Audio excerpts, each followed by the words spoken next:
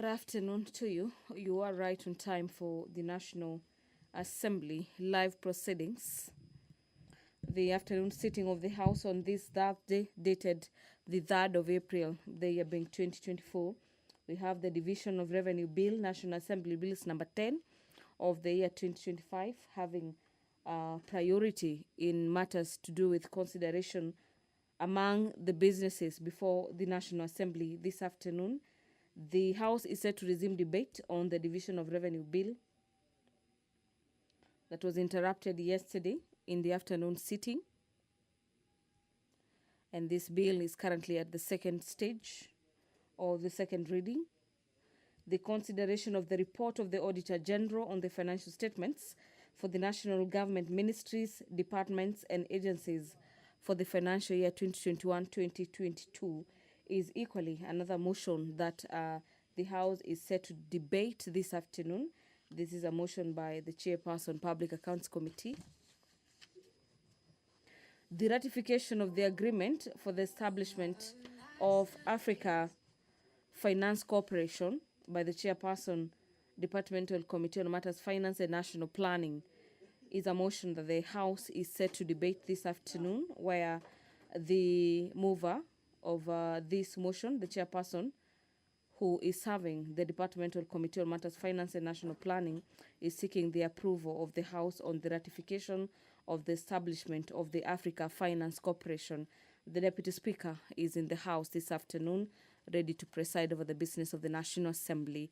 Allow me to hand over for this live broadcast. Enjoy your viewing. Honorable members, let us pray. Almighty God, who in your wisdom and goodness have appointed the offices of leaders and parliaments for the welfare of society and the just government of the people, we beseech you to behold with your abundant favor as your servants whom you have been pleased to call to important trust in this republic. Let your blessings descend upon us here assembled, and grant that we treat and consider all matters that shall come under our deliberation in so just and faithful a manner as to promote your honor and glory, and to advance the peace, prosperity, and welfare of our country and of those interests you have committed to our charge. Amen.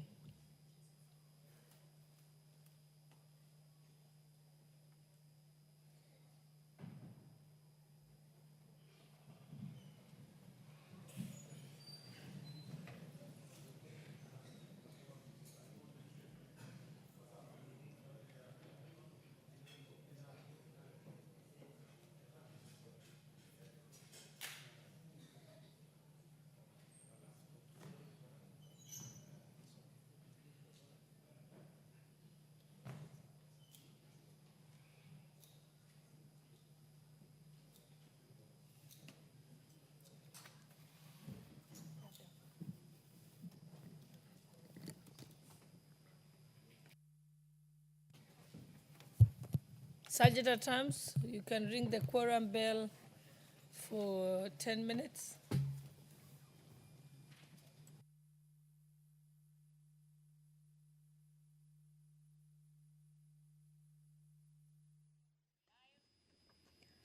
The Deputy Speaker of the National Assembly, Honorable Gladys Boss, currently presiding over the business of the National Assembly this afternoon, has, upon the commencement of business this afternoon, directed that the Sergeant at Arms ring the quorum bell for 10 minutes.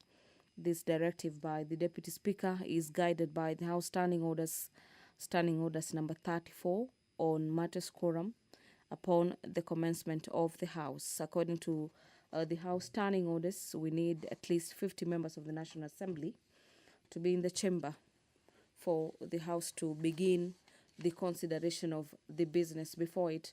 So as we await for that signal on the attainment of quorum, on Standing Orders number 44, subsection 2C, a number of members of Parliament will be requesting for statements.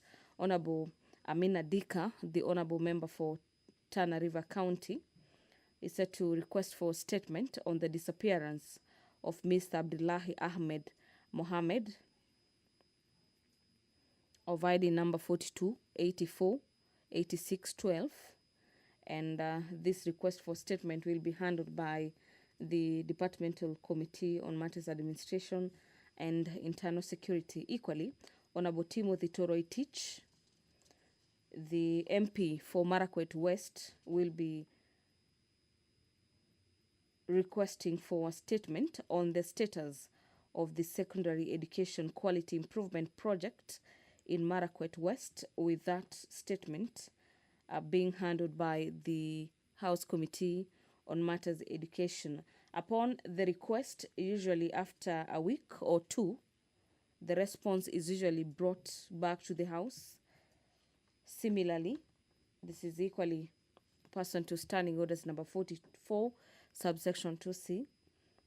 And the Departmental Committee on Matters Administration and Internal Security is set to respond to a statement that was sought by Honorable Christopher Seka, the Honorable Member for Huisero, on the scrapping of the application fees for the issuance of identity cards for the first-time applicants. The Committee on Security will equally be responding to a statement that was sought by Honorable Nol Fashion Barongo, the MP for Bomachoge Borabu, on the dismissal of Mr. Japheth Mochame of force number 9638 from the National Police Service. Lastly, under Standing Orders number 44, subsection 2C, the Committee for Internal Security will be responding to a statement that was sought on the escalating of banditry and insecurity within the Nachola and Niro wards in Samburu County. This is a statement that was sought by Honorable Eli Letipila, the MP for Samburu. Of oath. Order number 2, communication from the chair. Order number 3, messages. Order number 4, petitions. Order number 5, papers.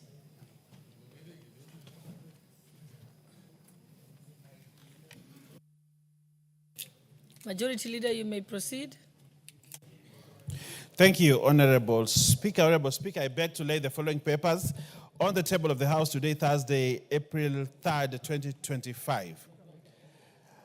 Legal notice number 61 of 2025 relating to the Public Service Commission, State Corporations and Public Universities Disciplinary Appeals Proceedings Regulations 2025 from the Public Service Commission. Honorable Speaker, this is a set of a very important legal notice that is coming to the relevant committee, Honorable Speaker.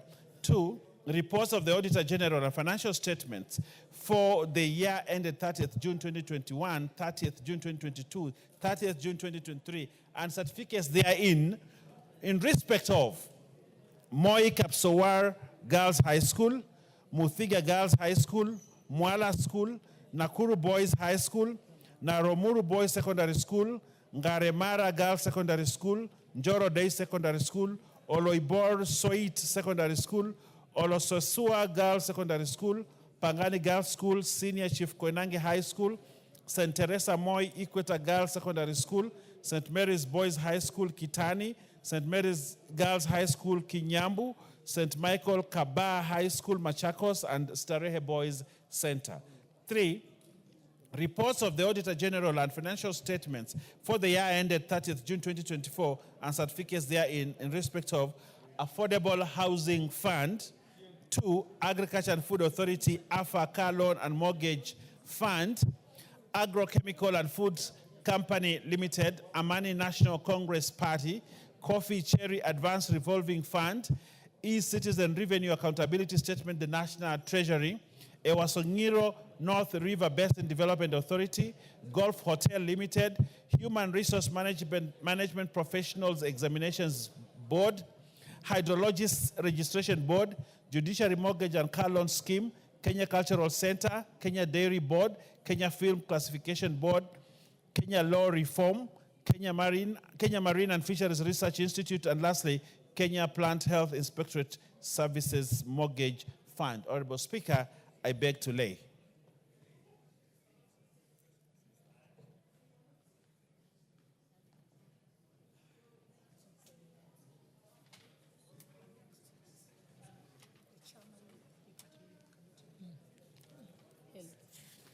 Yes, I don't have this list. Thank you.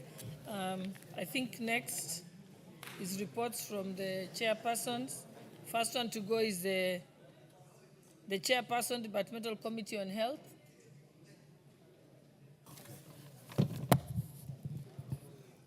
This is our new departmental chair, Honorable Nyikal. Yes. Yes. Proceed. Honorable Speaker, I beg to lay the following papers on the table of the House today, Thursday, 3rd April 2025. Reports on the Parliamentary Committee on Health on 1. Its consideration of Senate amendments to the Cancer Prevention and Control Amendments Bill number 2, the National Assembly Bill number 45 of 2022. 2. Its participation in the Africa TB Summit and Health Committee Chairperson's meeting in Lusaka, Zambia from 29th to 30th October 2024. 3. Its visit to Liverpool School of Tropical Medicine, feasibility engagement to discuss research and development of snake-bite treatments from 13th to 15th May 2024. And 4. Its attendance to the 7th World Health Assembly held in Geneva, Switzerland from 27th May to 1st June 2024. I therefore table.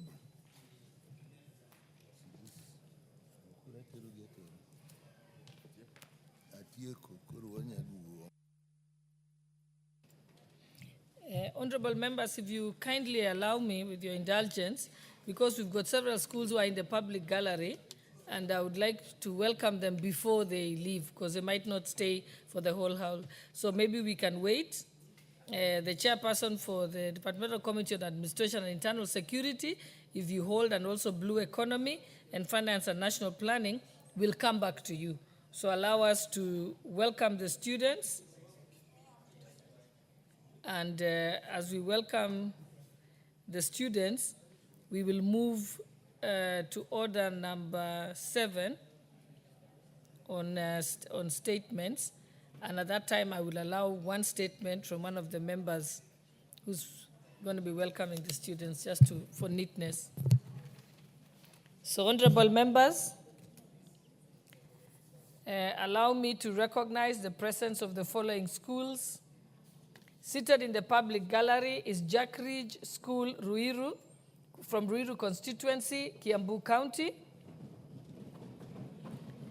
Regina Paces Elimu School from Nakuru Town East constituency, Nakuru County. Immaculate School from Eldama Ravine constituency, Baringo County. Kenyatta University Sociology students from Rosambu constituency, Nairobi County. And seated in the speaker's gallery is S.A. Wabukonyi Secondary School from Kabuchai, Bungoma constituency, Bungoma County.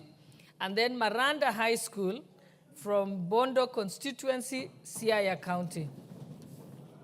And I will allow the Honorable Amola Otiende to be able to welcome the students on our behalf, and then we'll come to you, Honorable Kalasinga. Thank you, Madam Speaker. Madam Speaker, on behalf of myself, the MP for Bondo, Dr. Chanda, who's also here, where Miranda is, the women rep of Sierra, Dr. Mbaka, another old boy of Miranda, Dr. Oron, as an alumni, to welcome Miranda National School to the National Assembly of the Republic of Kenya, and together with them, all the other schools that have been mentioned. Allow me to tell the students that this is the Parliament of Kenya. As the Parliament of Kenya, we are the ultimate lawmaking authority, and we stand for legislation, we stand for oversight and representation. This house is varied. It has men and women from all parts of this country. It has people. Some are very rich, some are less rich. Some are very learned, some are quite learned. Some are very controversial, some are less controversial. But what unites us is representation of the people of Kenya. As future lawmakers, as future leaders, and as those who will take over after us, we welcome you to observe the proceedings. We welcome you one day to come and join us. Karibuni sana. Thank you, Madam Speaker.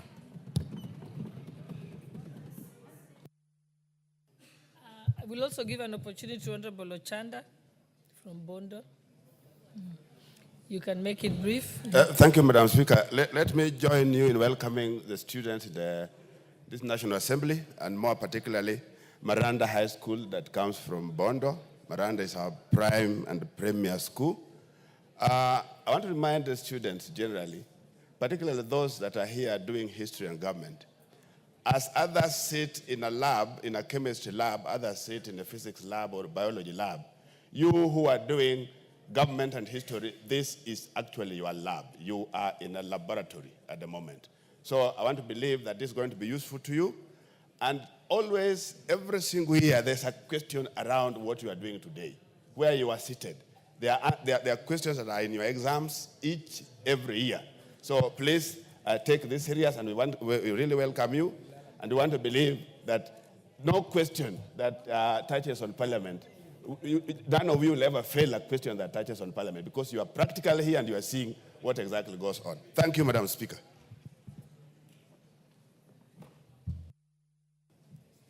Honorable members, like I said, because we value the students that come to the House to see the proceedings, and many of them have come a long way, and that is why I've adjusted the order paper just to give them an opportunity before they leave.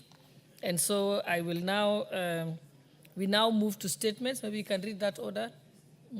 Hold on, Honorable Kalasinga. Order number 7, questions and statements. Okay, we now go to the statement of the Honorable Majimbo Kalasinga, Member of Parliament for Kabuchai. You can welcome the students and then go to your statements. Thank you very much, Madam Speaker, for that great honor to read my statement when my students are here. And I will also wish, Madam Speaker, to congratulate Maranda High School for also doing well here. But Honorable Amolo Tiende should know that the principal of Maranda High School, Mr. Edwin Amachanja, comes from Kabuchai. So we are proud to associate ourselves with Maranda High School. My statement, Madam Speaker, I rise now to request a statement of the theft of 25 million shillings belonging to Nakoyonjo Sacco Society in Bungoma County. Honorable Speaker, pursuant to Standing Order 44-2C, I rise to request for a statement from the chairperson of the Departmental Committee on Trade, Industry and Cooperatives regarding the theft of 25 million shillings belonging to Nakoyonjo Sacco Society in Bungoma County. Honorable Speaker, savings and credit cooperative society circles play a critical role in the economic empowerment of Kenyans, particularly farmers, small-scale traders, and other vulnerable groups. To this end, the Cooperative Society Act Cap 490B requires SACCOs to safeguard members' funds and manage their financial affairs prudently, especially Section 27 and 53 of the Act obligate cooperative societies to exercise diligence in financial transactions, comply with the regulations on prevention of financial mismanagement and losses, and the implementation of internal controls and risk management measures to protect members' deposits. Honorable Speaker, members of Nakoyonjo Sacco Society are concerned that its management purportedly withdrawn a large sum of cash amounting to 25 million from the Cooperative Bank of Bungoma and transported in cash all the way to Ushirika Bank in Kimilili town, where the cash is claimed to have been stolen from the Ushirika Bank staff at the bank's entrance. By opting For cash instead of a safer cashless transactions, the management of the SACCO disregarded best financial practices for minimizing the risks associated with the cash handling, raising serious concerns, Madam Speaker, about the financial security of cooperative societies and member funds. Honorable Speaker, it is against this background that I request the chairperson of the Departmental Committee on Trade, Industry, Cooperative on the following. 1, a report on the guidelines on large cash withdrawals and financial security measures for the SACCO and the reason why the management of Nakoyonjo SACCO Society withdrew 25 million in cash at once instead of using electronic funds transfers or withdrawing the money in smaller amounts for security reasons. 2, Madam Speaker, the circumstances surrounding the theft of 25 million at the entrance of Ushirika Bank, the status of investigations into the incident, the steps being taken to recover the stolen funds and hold the culprits accountable. And finally, 3rd, clarification on whether cooperative societies are required to have insurance covers against the theft, fraud, and other financial risks, whether Nakoyonjo SACCO Society was insured and that the stolen funds be indemnified. I thank you, Honorable Speaker. Thank you very much.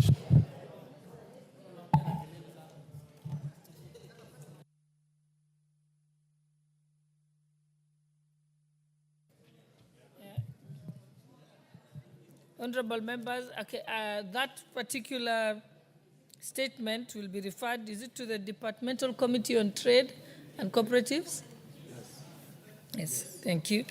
Okay, so honorable members, we will now go back to order number 5, which is papers. No, we are going back to order number 5.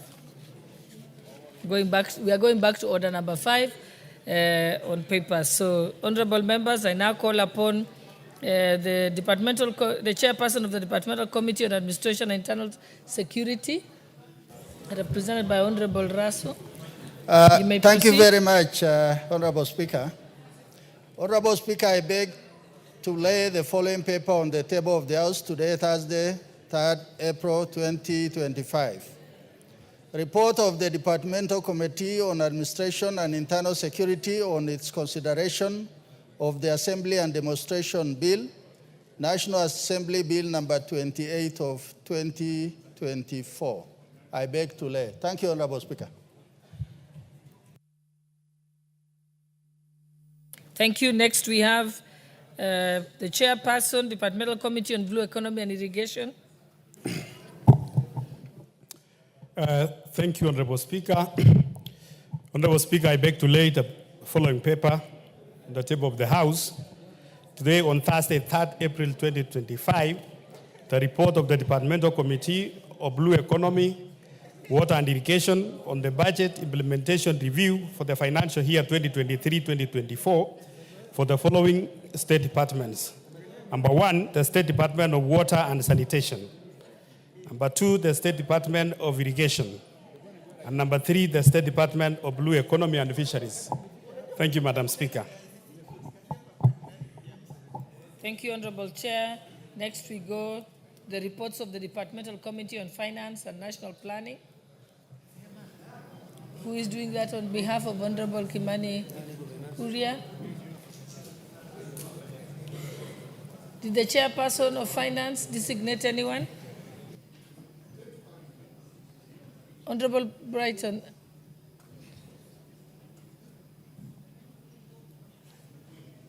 Okay, I think in the absence of anyone to do that on behalf of the chairperson, we shall defer it to a later time. Now, honorable members, let us then go back to order number 7, questions and statements. And now we go to the statement. Which one is order number 6? We haven't.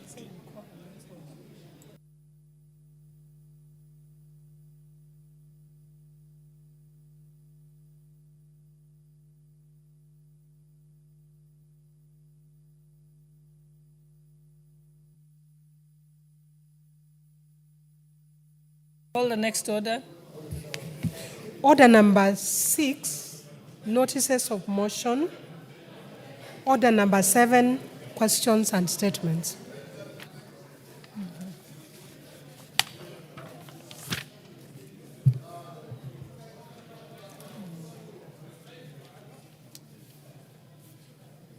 Okay, who's first on the notice of motion? Who's first on the notices of motion?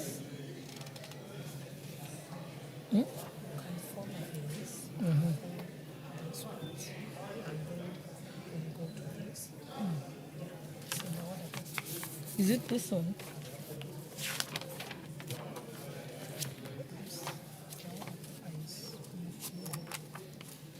No, so this, we are going here. Yeah. So these statements as are next. Yes. Okay. So honorable members, like I said, we are going back to statements, and I'm told it's as annexed in the order paper. I was looking for that order. So now we shall start with the statements request by the Honorable Amina Dika, member for Tana River County. Thank you, Madam Speaker. Honorable Speaker, in pursuant to Standing Order 44-2C, I rise to seek statement from the Chairperson, Departmental Committee on Administration and Internal Security regarding the disappearance of Mr. Abdullahi Ahmed Mohammed of ID number 42848612. Honorable Speaker, Mr. Abdullahi Mohammed of ID number 42848612, a resident of Ngumu Village in Tana River County, was abducted in Garsen on 5th of October 2024 at around 2 p.m. The victim was then bundled in a Toyota Hilux double cabin registration number KCU 5764 and driven away, and his whereabouts remain unknown.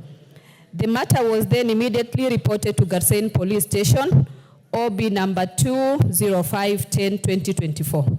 Honorable Speaker, the family of Mr. Abdullahi fears that their kin, who is 73 years old and suffering from high blood pressure, risks being exposed to life-threatening health challenges, and if he does not access timely and proper health care, since his disappearance 5 months ago, the family is yet to receive any reports from the security agencies about the circumstances surrounding his disappearance and whereabouts. The family is therefore anxious and in emotional distress owing to uncertainty regarding the well-being of their kin. Honorable Speaker, it is against this background that I seek statement from the Chairperson, Departmental Committee on Administration and Security on the following. 1, the step taken by the security agencies to address the matter of the disappearance of Mr. Abdullahi Ahmed Mohammed. 2, the report on the status of the investigation of the disappearance of Mr. Abdullahi Ahmed Mohammed and the effort taken to establish his whereabouts so as to unite him with his family. I thank you, Honorable Speaker. I think I will allow the Honorable Member for Bura to weigh in on this briefly. Thank you, Madam Speaker, for giving me this opportunity to add my voice onto this very important request for statement concerning Mr. Ahmed from Garsen constituency. This family, Madam Speaker, has undergone a lot of agony and pain for the last 6 months. He has been taken away on 5th of October last year. Now 6 months of pain and agony for the family, and all his kinsmen have come to Nairobi for the last 6 months just to knock every door to seek for help and to trace his whereabouts. Now, I wanted to bring to your attention, Madam Speaker, that I personally, as the MP for Bura, on behalf of the MP for Garsen, requested for a statement on 12th of November last year. That is close to 5 months ago. And up to today, there is no response from the committee or from the State Department. So I really want to bring to your attention, Madam Speaker, that I did a statement, read a statement on the floor of this House on 12th of November last year on behalf of the MP for Garsen, on the same matter, and there's no response that we have received until up to now. So we kindly request for the agencies concerned to take this matter very seriously and to furnish us with the whereabouts and possibly to give us the whereabouts of the said person. Thank you, Madam Speaker. Honorable Raso, on behalf of the Administration and Internal Security Committee, how long thank can you give very much, Honorable Speaker. Honorable Speaker, I believe Kenya is a law-abiding country and a country that works constitutionalism. I think the issue of people being held incommunicado, not in police stations, not in jails, anybody who is held outside the realm of law, I think in itself is unlawful. For that reason, we seek for 2 weeks to bring an answer to the House. Thank you, Honorable Speaker. And Honorable Raso, I think you should implore upon your committee, but as a member of Bura said, he already filed a statement in the last session in November, and nothing happened.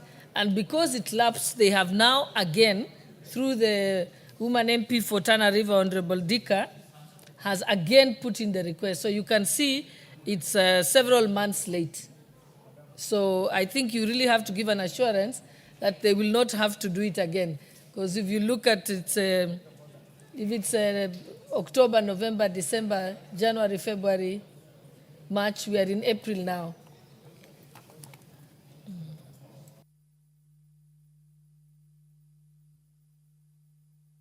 Honorable Raso, because I think the country thank needs you an very assurance. much, Honorable Speaker.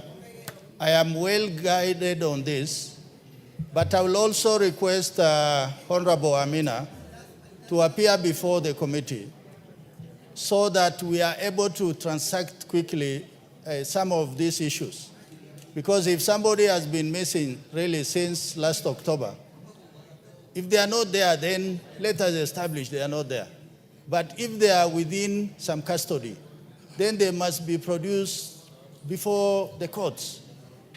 Thank you, Honorable Speaker. Okay. Honorable Amina Dika, I hope you're well guided on that issue. What's your point of order, Honorable Kainan? Thank you, Madam Speaker. It's not really a point of order. I really wanted to request the Vice Chair of this very important committee.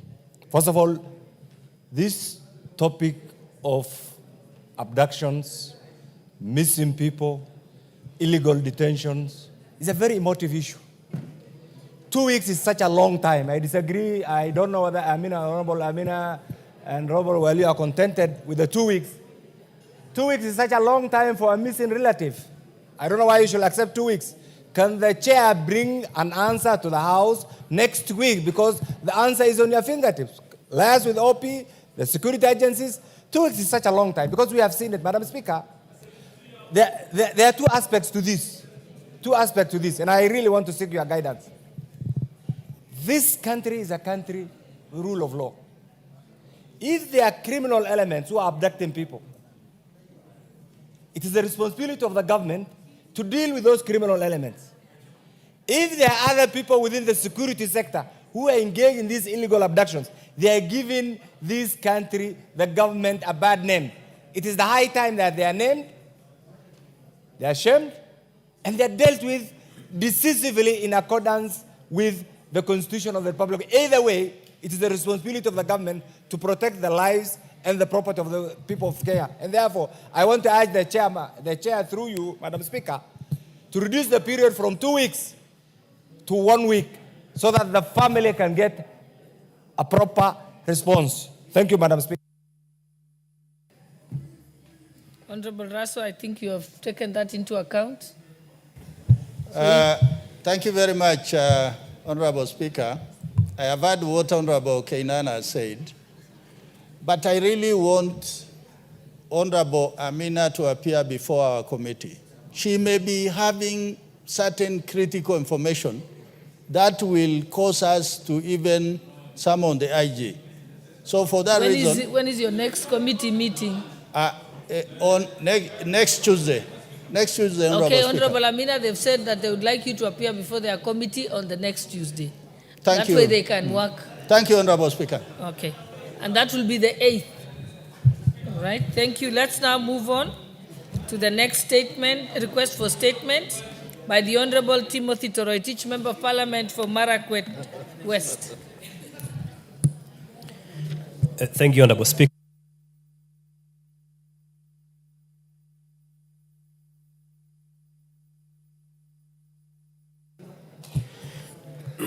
Thank you, Honorable Speaker. Honorable Speaker, I rise to request for a statement regarding the status of secondary education quality improvement project, SEQIP, in Marakwet West. Honorable Speaker, pursuant to the provisions of Standing Order 44.2c, I rise to request for a statement from the chairperson of the Departmental Committee on Education regarding the status of the secondary education quality improvement projects, that is SEQIP, in Marakwet West constituency. Honorable Speaker, the government, through the Ministry of Education, commenced the implementation of the Kenya Secondary Education Quality Improvement projects with support from the World Bank. The program aims to enhance equitable access to quality secondary education by expanding junior secondary education, JSS, improving teaching quality, and strengthening systems for equitable service delivery in both junior secondary schools, junior and senior secondary schools. SEQIP was implemented in Marakwet West in 2023 with the contract for the projects awarded to Daya Agencies Limited. The same was implemented in the constituency in 2023 with a contract for the projects awarded the aforementioned company. The contract covered 23 projects. However, only 13 projects have been completed and commissioned since 2023, with several others which have stalled or collapsed mid-construction, including the following. 1, Santa Maria Cheptulon, 2 classrooms and 1 laboratory. St. Teresa Koibarak Girls Secondary School, that is 1 laboratory. Chebara Girls Secondary School, 1 laboratory. Kapchero Boys Secondary School, 1 laboratory. Moi Girls Kapcherop Secondary School, 1 laboratory. Chebororo Girls, 1 classroom and 1 laboratory. Further, Honorable Speaker, sanitary facilities at Kaptek, Kaplongon, Boron, and Shoe for Africa primary schools have not commenced. Unfortunately, the contractor abandoned the projects without completing all works and left suppliers unpaid, with outstanding debts amounting to Kenya shilling 16 million as of September 2023. Honorable Speaker, it is against this background that I request for a statement from the chairperson, Departmental Committee on Education on the following. 1, a report on the status of SEQIP projects in Marakwet West constituency detailing the completed, pending, and collapsed projects. Number 2, reasons the contractor, that is Daya Agencies Limited, abandoned the project sites before completing all projects and before settling payments to suppliers. 3rd, measures the Ministry of Education is taking to ensure that the unfinished projects are completed and the affected suppliers are paid the outstanding dues. And finally, plans by the Ministry to review its contractor selection and monitoring processes in future projects to prevent similar occurrences. I thank you, Honorable Speaker.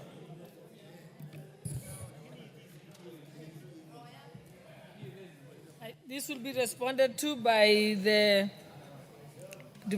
committee, Education Committee. Is Honorable Meli here to confirm how long it will take? Yes, Honorable Mbaka?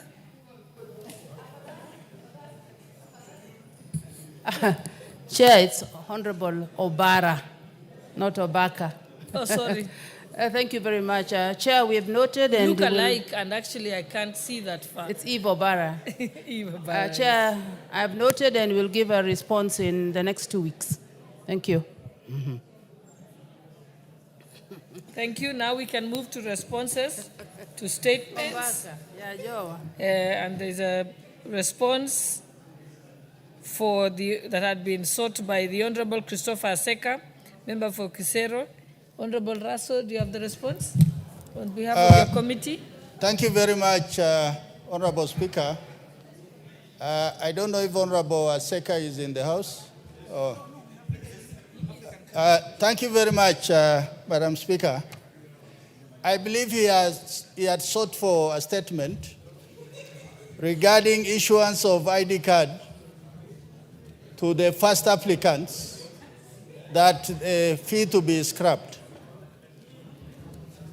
I believe, Honorable Speaker, without really going through all this literature, I will share with Honorable Aseka the response from the ministry. And I want to read as follows. Despite the foregoing, the ministry has, following extensive consultation with the stakeholders, members of public and parliament, regarding issuance of ID cards, taken significant steps to address concerns raised about prohibitive practices associated with ID application fees. As a result of this discussion, a presidential directive was issued on March 13, 2025, mandating the discontinuation of all charges and fees for first-time ID card applicants. In compliance with this directive, the ministry is in the final stages of preparing a Gazette notice of formally implementing this policy change. We are committed to ensuring that the Gazette notice is issued within a week, thereby fully effecting the directive and facilitating the easy access to IDs for all eligible citizens. The ministry remains dedicated to making the ID issuance process more accessible and efficient, and will continue to engage with Parliament and other stakeholders to implement necessary reforms. With this response, Honorable Speaker, I believe what Honorable Aseka has sought really solves the problem across the country for the first-time applicants of ID card to be issued with it free. I hope Honorable Aseka has heard that statement clearly. Thank you, Honorable Speaker. Aseka, I think you're properly assured. We move next to the response that had been sought by the Honorable Barongo, Member of Parliament for Bamachoge Barabu. Again, it's Administration and Internal Security. Honorable Russell. Thank you very much, Honorable Madam Speaker. This is a response from the National Police Service.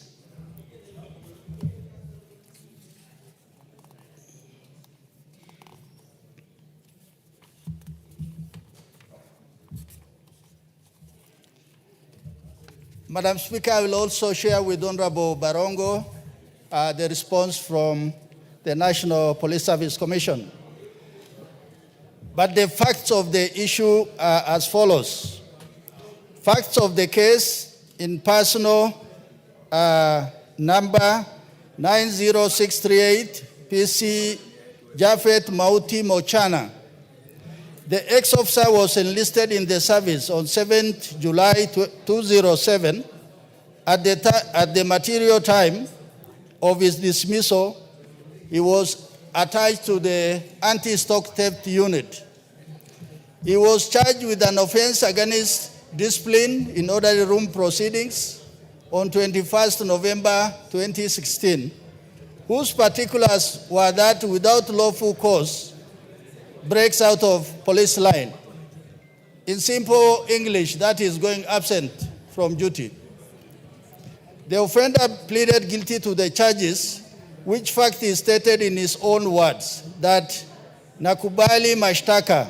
The presiding officer observed that the offender had 2 previous disciplinary counts and noted that he had inadequate powers to pass sentence and thus recommended the penalty of dismissal to the Police Service Commission. Consequently, the officer was suspended in accordance with Section 89(6)(a) of the National Police Service Act, pending recommended summary dismissal from service. The service standing order requires that officers file the proceedings be transmitted to the Commission through the respective service channels. Honorable Madam Speaker, it is also noted that the ex-officer's disciplinary records reveal 2 convictions for the following offenses. On 6 October 2008, officer was charged that without reasonable cause, discharged a weapon on at Morop Patrol Base, where he pleaded guilty on his own account, and he was fined, and he stated he did not wish to appeal. On second count, in 2012, the officer was charged that he did leave his place of duty before he is regularly relieved, contrary to 4 standing orders, when he should have been on night guard duties along Telecom Wire Patrol along Gilgil Town and ASTU headquarters.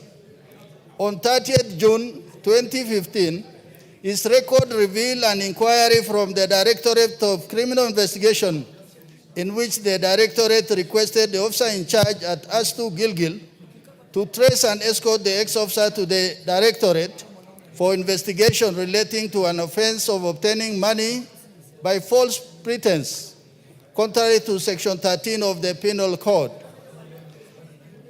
Court case against ex-officer Webuye Magistrate Court, case number 885 of 2016. At the material time to the issue of disciplinary conduct of the ex-officer, the officer was arrested and charged at the Principal Magistrate Court at Webuye on 19 November 2023 in criminal case number 885 of 2016 for the following. On 19th November 2016, accused was charged with being in possession of public stores contrary to Section 324(2) Cap 361 laws of Kenya, namely gun oil, amounting to 5 liters, the property of government of Kenya. Second count, on 19 November 2016, accused was charged in being possession of ammunition contrary to Section 34(1) of the Firearms Act, Cap 114 laws of Kenya.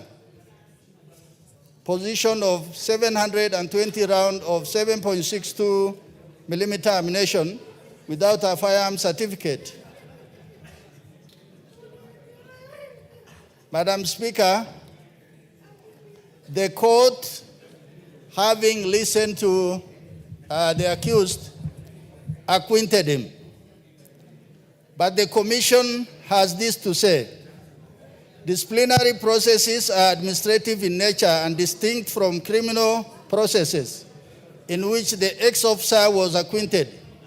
Courts have held that disciplinary processes are the prerogative of the employer, as in the case of Professor Gidie Naiture versus University Council of Multimedia University College, and another 2003 Kenya Law Review. In light of the aforementioned prerogative, courts will rarely interfere with the employer's disciplinary process. This position was reiterated in the case of Jeffrey Moora versus Water Resources Management Authority in 2015, where the court stated that the court will very sparingly interfere in employers' entitlement to perform any of the human resource functions, such as recruitment, appointment, promotion, transfer, disciplinary control, redundancy, or any other human resource function.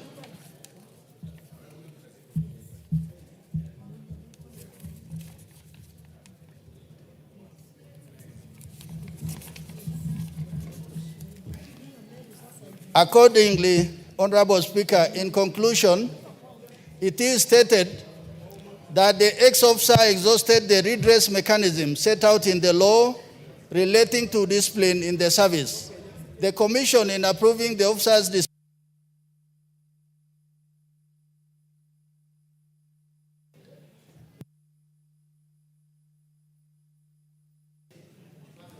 We seem to be having challenges with the system.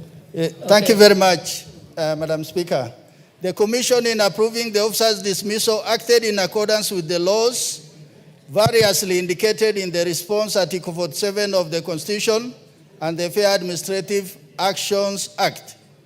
2, the ex-officer admitted in the disciplinary proceeding, as well as his appeal, that he was not at his place of work, his absence was without official leave. Additionally, the officer was not at Eldoret, where he had purportedly gone to withdraw money. The ex-officer contentions against the disciplinary proceedings leading to his dismissal or reinstatement can only find remedy in the Employment and Labor Relation Code, which is mandated to settle disputes between employers and employees. Finally, the Commission has demonstrated through this submission its commitment to uphold the tenets of Constitution by ensuring that members of the service comply with Article 10, Article 232, and Article 243A of the Constitution to uphold discipline and professionalism and discharge their function in national security without most devotion. Honorable Speaker, I beg to respond. Thank you. Honorable members, before we proceed, allow me to welcome some schools that are here to recognize them. Honorable members, seated in the public gallery, we have Mangu Comprehensive School from Ruiru constituency, Kiambu County. We also have Kulamawe Junior School from Isiolo South constituency, Isiolo County. We also have Emining Boys High School from Mogotio constituency, Baringo County. And seated in the speaker's gallery, we have Lucy Emen Junior School from Naivasha constituency, Nakuru County. And we also have Effort Junior School from Kirinyaga Central constituency, Kirinyaga County. And I will give an opportunity to the Honorable Member for Isiolo South, Honorable Bindu Tubi, and Honorable Ibrahim Sanei from Wajir North to welcome the students on our behalf in that order. Thank you, Madam Speaker.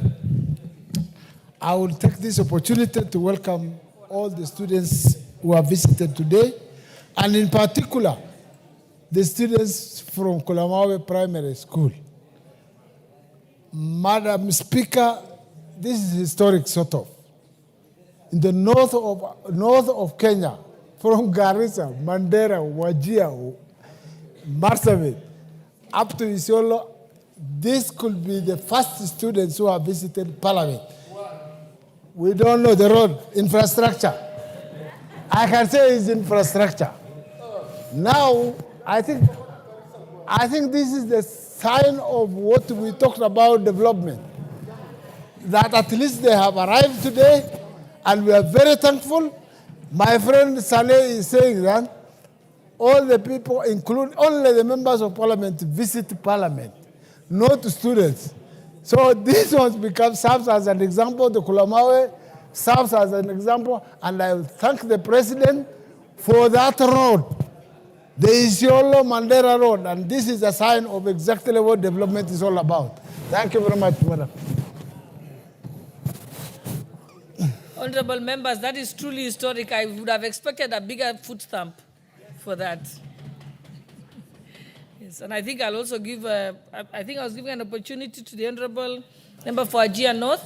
And then Madam after Speaker. that, an old student from the school, I will also give you an opportunity.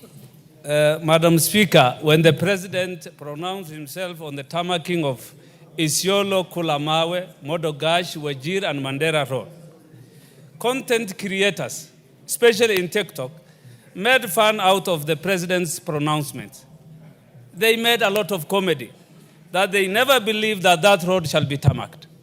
Today, the visit of Kulamawe Junior Secondary School in Parliament is a testament that the president really means what he says. Kulamawe, before that road was tarmacked, Madam Speaker, was a God-forsaken settlement. That is why it's named Kulamawe. Roads were not motorable. I'm happy today the first school from the Northern Frontier District, Kulamawe Junior Secondary School to be specific, a representation of the largest swath of Kenya from Turkana all the way to Garissa and Mandera. We have the first secondary school, junior secondary school visiting Parliament, the August House. Even for me, it was quite a disbelief on my part that I thought this is only the house of members of Parliament. I never thought that our students will be somewhere privileged to see the proceedings of this House, Madam Speaker. Mine is to congratulate the President first, to congratulate him for meaning what he said. And I'm sure those TikTokers will know that the road is to Wajir, it's on its way to Mandera. And we will have students from Mandera visiting Parliament, Madam Speaker. Without much ado, mine is to welcome these youngsters. They represent the larger Northern Frontier District, not only Kulamawe. And I'm happy that their presence today is an eye-opener for the rest to follow. Thank you, Madam Speaker.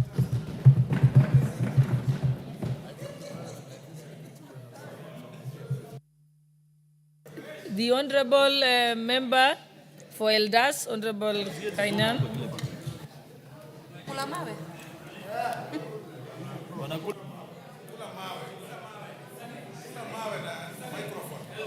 Madam Speaker, I went to school at a place called Garbatula, not very far from Kulamawe. Garbatula High School. Madam Speaker, from Cielo to Garbatula, we used to take almost 3 days. The road was almost impassable when it rains. But right now, Madam Speaker, since independence, since 1963, one group of Kenyans have been enjoying the benefits of our independence. But under the leadership of President William Ruto, every part of the Republic of Kenya is right now seeing the fruits of our independence. For those who want to hear, for those who want to see, for those who want to sense, for those who want to apply telepathy, for those who want to apply their sixth sense, I want to tell you, the road from Isiolo to Madogash to Wajir to Mandera is a reality. And the first patch from Isiolo to Madogash is on track and the tarmac is there. So I want to join my colleagues. Madam Speaker, when we were in the school, I'm on a point of order, I think he doesn't understand the procedure. When we were in school, we used to define black. Madam Speaker, when we were in school, we used to define tarmac as a black substance. I want to get the attention of the Madam Speaker. When we were in school, we used to define tarmac as a black substance found in down Kenya. And then we used to ask ourselves, where is down Kenya? And then we used to say, down Kenya is anything north of where we used to live. That black substance now is a reality in our midst. It's in Wajir, it's in Cielo, it's in Madogash, it's in Mandera. And I want to ask Kenyans, this reality must be appreciated. So for the youngsters who are here, this is your time. You are under the watchful care of your government that understands, that appreciates, that sees you, that brings development to wherever you are. Feel appreciated. Welcome to the National Assembly. This is where the legislation of the Republic of Kenya has been taking place for the last 60 years. This is your privileged day. Welcome. And when you go back, tell your parents down there, you have seen down Kenya. And down Kenya now is a reality. Thank you, Madam Speaker. Thank you. That was a good testament. I think the Honorable Member for Bamachoge Barabu, I think you mentioned to me that you had wanted to have a response to the Honorable Raso, and I skipped you. So please proceed before we move to the next statement. Thank you, Madam Speaker, for this opportunity. Madam Speaker, I would like to acknowledge the response that has been given by the Chair for the Committee of Internal Security around the dismissal of Japheth Mochama. Madam Speaker, Mochama, in his conscience, if indeed he made the admissions that the chairman has recounted, would not be pursuing this matter through his elected member of parliament. I disagree with the chairman's report. However, I note that the National Police Service has referred this case to the Employment and Labor Relations Court. And so I think Mr. Mochama will try and seek legal redress through that particular court. Thank you, Madam Speaker.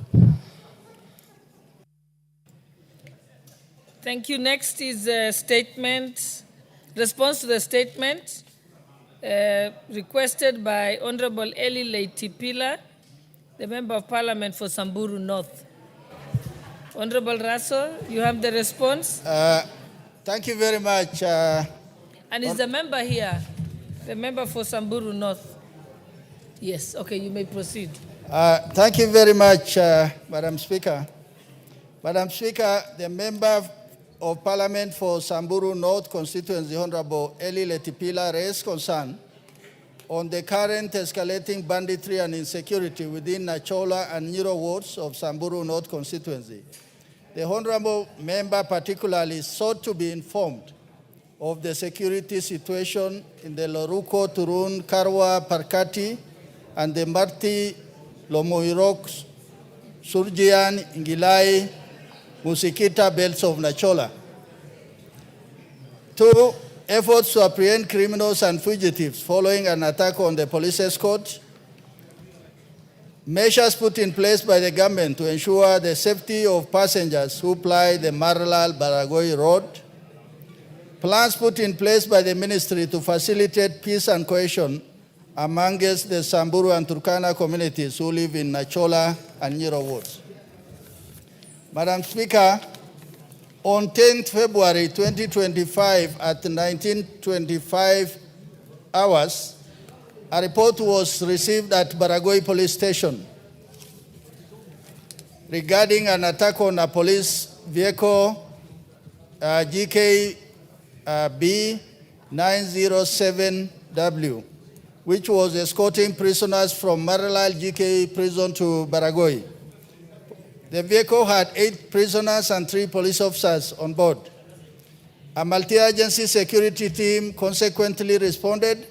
As they approached the scene, unknown assailants hiding in the hills along the road opened fire on them.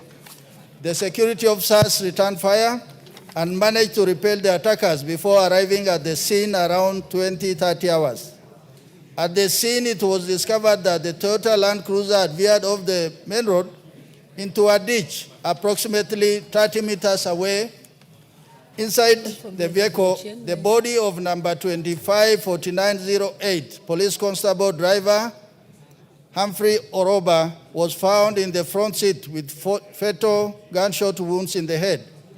His issued firearm, serial number 590-14079, was missing. Additionally, 2 police officers, number 107741, Police Constable Nicholas Yegon, and number 250710, Police Constable Kitasho Oloimada, who are part of the escort team, were unaccounted for, along with all 8 prisoners. The vehicle windows had been shattered and the cabin bore multiple bullet wounds. After securing the scene, the multi-agency team initiated a search operation to rescue the missing officers and rearrest the prisoners. DCI officers processed and photographed the scene before transferring the deceased body to Baragoi Sub-County Hospital mortuary. Investigation on the attack commenced on 11th February at 1000 hours. 2 of the escaped prisoners, Nkolong Ari and Saul Lekisat, were arrested. The scene was revisited by DCI officers who recovered a mobile phone suspected to have been used for communication and a Bible containing phone numbers believed to be linked to the prisoners. Investigation are on by the DCI. Madam Speaker, on 27th February 2025, an attack on public transport, a bus KCH 872N at Timbukoi area along Maral-Baragoi Road. At around 11:20 hours, a distress call was received at both Marti Police Station and Baragoi Police Station from a member of the public reporting an attack on a public transport minibus. The bus, which is registered under Ngarua Sacco and plying the Baragoi-Mara route, was ambushed by armed criminals at Timbukoi area, approximately 10 kilometers from Marti Corner. The incident was recorded at Marti Police Station. Investigation commenced under DCI. At the scene, inside the bus, 2 spent cartridges were found near the location, and 2 individuals lost their lives. During the attack, the victims were identified as Kelvin Compel and George Lochuch, the latter being the conductor of the bus. Their bodies were transferred to the Samburu County Referral Hospital mortuary for autopsy, which confirmed they succumbed due to gunshot wound. So far, no suspects have been arrested, but several proactive security measures have been implemented to prevent future attacks along this particular road. Madam Speaker, the third issue is on cattle rustling raid between Samburu and Turkana in Tum location of Samburu North sublocation. On 14 February 2025 at around 1600 hours, Baragoi Police Station received a report from Area Chief Alfred Leriano of Tum location regarding cattle rustling incident.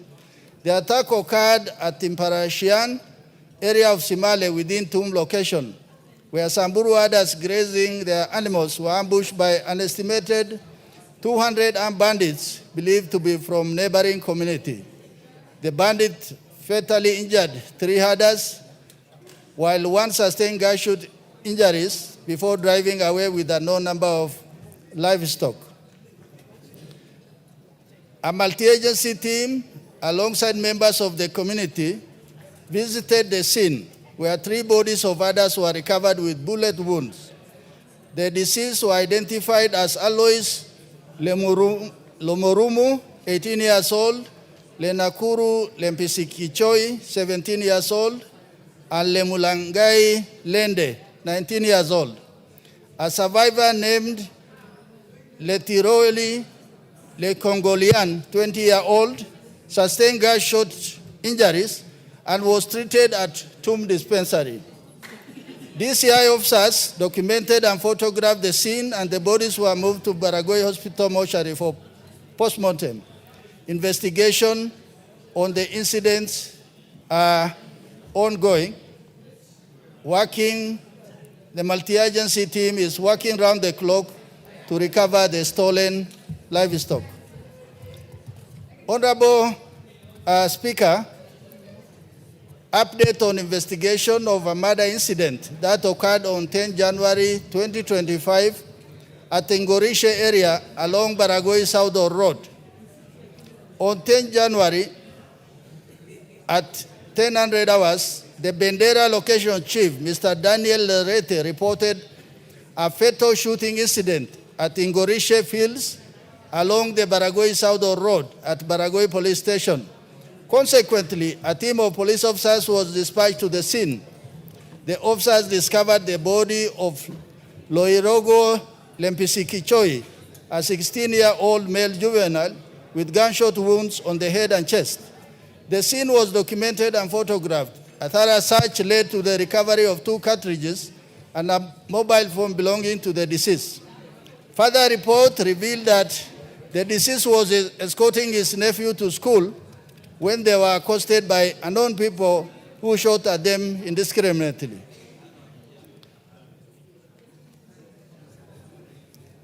Effort to apprehend the criminals and fugitives following the attack on police escort, including the recovery of missing firearm. Honorable Speaker, the ministry has taken the following measures to apprehend the criminals. One, they appeal to the community for information that could lead to arrests of the suspects, and many barazas and meetings have been made within Baragoi in the area of Samburu North. Investigation into the incidents at an advanced stage. Press appeals have been made and portraits of the escaped remandees have been circulated.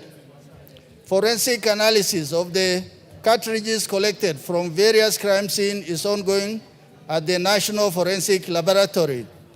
Measures put in place by the government to ensure the safety of passengers who ply the Maralal-Baragoi Road. Honorable Speaker, the government is implementing following measures to ensure the safety of passengers who ply the Maralal-Baragoi Road and other trunk roads like the Oripoi-Baragoi Road, providing security escort to public service vehicles. Armed police officers have been deployed to escort vehicles along routes with a history of criminal activities and highway banditry through proper coordination with transport operators. Enhanced highway patrol by multi-agency security team, strategic mounting of roadblocks, sharing of information between police officers and public service vehicle operators, plans put in place by the government to facilitate peace and cohesion among the Samburu and Turkana, to combat the escalating cases of banditry between the two communities. Security agencies have adopted a multifaceted approach that includes security intervention and peace-building effort as follows. First, security strategies. Enhance security operation, increase patrol and surveillance, disarmament campaigns, community policing and intelligence gathering as part of security strategy. Then the next strategy is peace-building and reconciliation effort. Inter-community dialogue forum, organizing regular meetings between rival communities to foster understanding, promote peaceful coexistence, and resolve historical grievances. Traditional conflict resolution mechanism, engaging elders, religious leaders, and local leaders in mediation effort. And finally, rehabilitation and reintegration program, supporting individuals willing to abandon banditry through counseling, skills training, and employment opportunities. Honorable Speaker, I beg to respond, and I would also like Honorable Letipila to look at the report that is already on the floor of the House on banditry and insecurity in the North Rift, which is the debate is going on. Thank you, Honorable Speaker. I beg to respond. The Honorable Tapila, you have a right of reply. Yeah, thank you, Mr. Speaker. First of all, I must appreciate the committee for getting back to me on the statement which I requested from them 2 weeks ago. Mr. Speaker, I have, however, noted glaring inconsistencies and half-truths from the statement from the response from the committee, especially on response times and specifically on the attack of the Land Cruiser where the policeman was killed and dangerous fugitives freed, and also on the attack of the passenger bus. I would recommend that the committee validates the information which they present to this August House, because I would shudder to imagine what the victims of this attack would think, especially if they are watching on live television, the sequence of events as is narrated by the chairman of the committee. Of course, we know that the response came from the security agencies. And of course, we know that they must put it in such a way that the responsibility does not properly fall on them. Therefore, I must request the committee to validate some of this information. I appreciate the complexities of the security situation, especially in northern North Rift counties. And I also appreciate the difficulty sometimes of the terrains where these incidences happen. Mr. Speaker, the Minister or the CS for Interior was here yesterday responding to various questions from members, especially relating to insecurity incidences and other related issues. And I commend him yesterday for putting a very good job in front of this House. I am also aware of the report from the committee about the security situation in the 6 North Rift counties, including Samburu. I support the recommendations from the committee, especially the recommendation number 1 about disarmament, because Mr. Speaker, there can be really no peace when small arms. Order members, we can have those consultations in fairly lower voices so that we can hear the Honorable Letapila. Order members. Order. Thank you, Mr. Speaker. Proceed. Yes, Mr. Speaker. I was saying that I support the recommendations of the committee, especially the recommendation number 1, where they talk about intelligence-led and disarmament of communities which live in those 6 North Rift counties. Mr. Speaker, we have been told severally here that there is no sufficient resources to conduct this kind of disarmament operations. Mr. Speaker, I wonder at somebody who puts cost on the lives of thousands of people who we have lost over the past 4 or 5 decades, Mr. Speaker.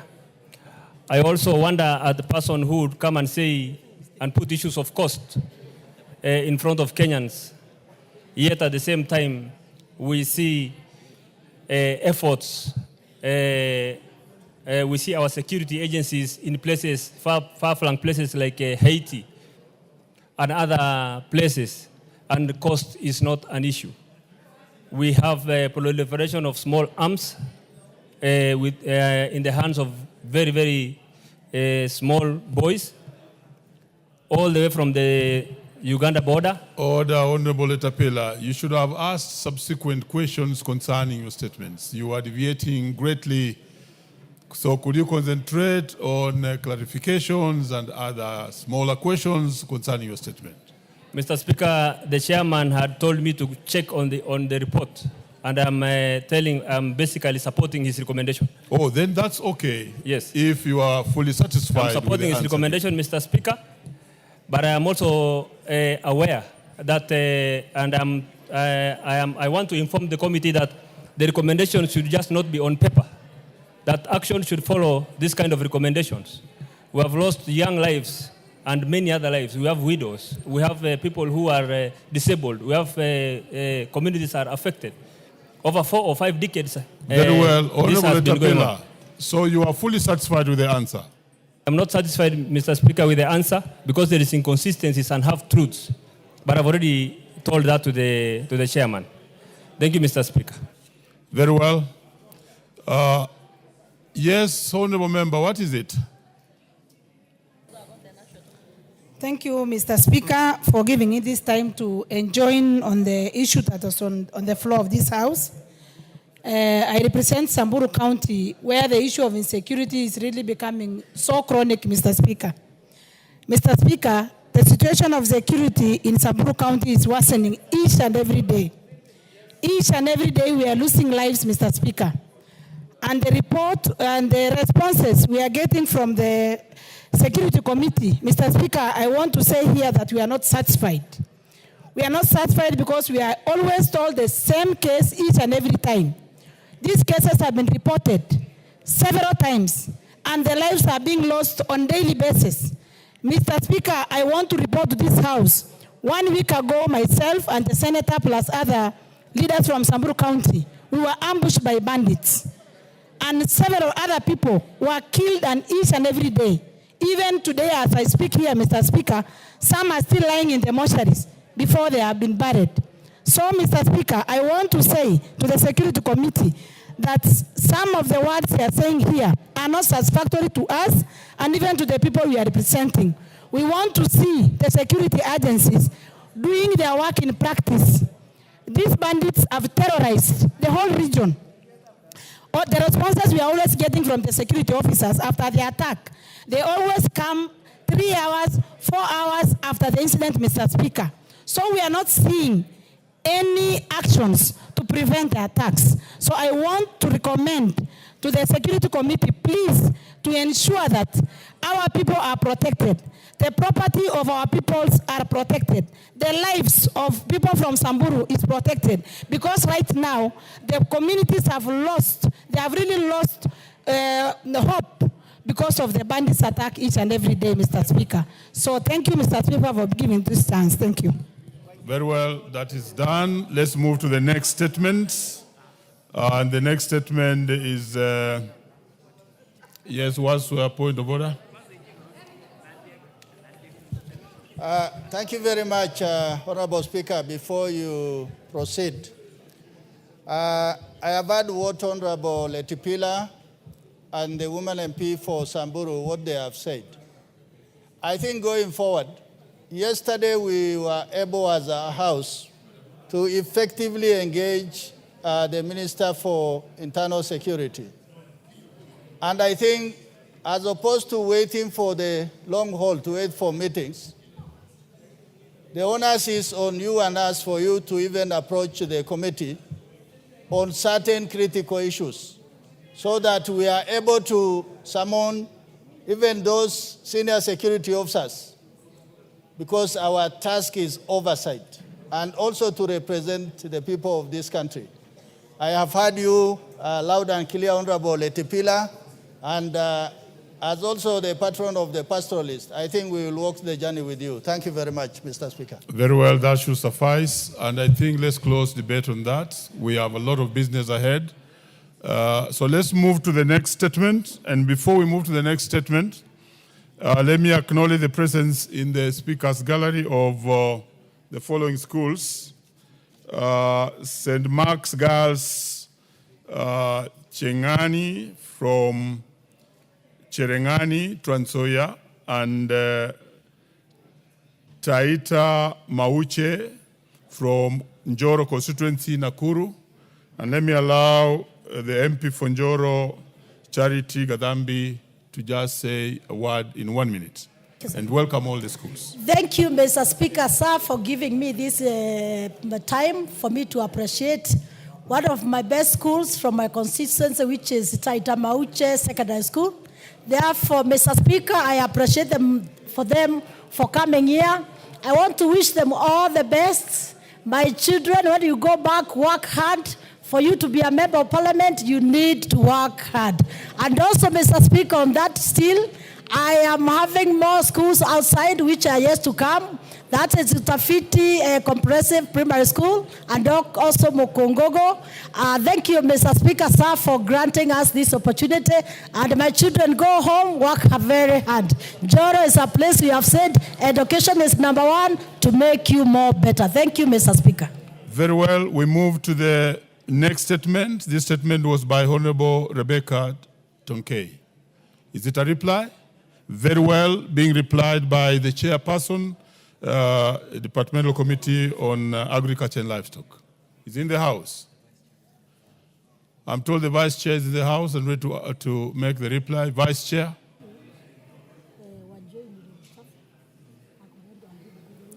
Proceed. Thank you very much, Mr. Speaker. I want to respond to the statement by Honorable Rebecca Tongei. Honorable Speaker, pursuant to Standing Order number 44-2C, Honorable Rebecca Tongei MP requested for a statement on 26th of February 2025 regarding an alleged violation of the 2008 agreement between the Cereal Growers Association and Cereal Millers Association on wheat uptake. The Ministry of Agriculture and Livestock Development responded as follows to the issues raised in the statement. Number one, a report on the national wheat demand, the quantity of wheat harvest in the current season in the country, including Narok County vis-a-vis CMA uptake. The national wheat demand is between 2.2 and 2.4 million metric tons. The annual wheat production in 2023 was 135,000 metric tons, while in July 2024 to March 2025 was approximately 153,932 metric tons, which were harvested. Millers had mopped up 124,989 metric tons from August 2024 to March 2025. The total wheat held by farmers and marketing agents was about 28,944 metric tons. Some farmers in the Upper Narok and Timau, too, had not harvested their wheat. The projected amount of wheat to be harvested in these regions was about 800,000 bags, which translates to 7,200 metric tons. In the last 8 months, the total amount of wheat imported was 1,407,129 metric tons, against the projected allocation of 3,246,000 metric tons. Question number two, or statement number two sought, was steps the ministry is taking to cause millers to adhere to the 2008 wheat agreement and the purchase locally produced wheat in the current harvesting season before importing more wheat to bridge the deficit. The Cabinet Secretary, Ministry of Agriculture and Livestock Development, held meetings with stakeholders on 26th of February 2025 and on 3rd of March 2025 to discuss and resolve the issues of wheat uptake. During the meetings, the Cabinet Secretary directed farmers and aggregators to deliver their wheat stocks to the National Cereals and Produce Board. Farmers will be paid within 30 days by the NCPP after millers have paid for the wheat collected from the NCPP depots. To ensure the adherence and compliance to the 2008 wheat agreement, the ministry, through AFA, was monitoring compliance by all the millers. The millers will be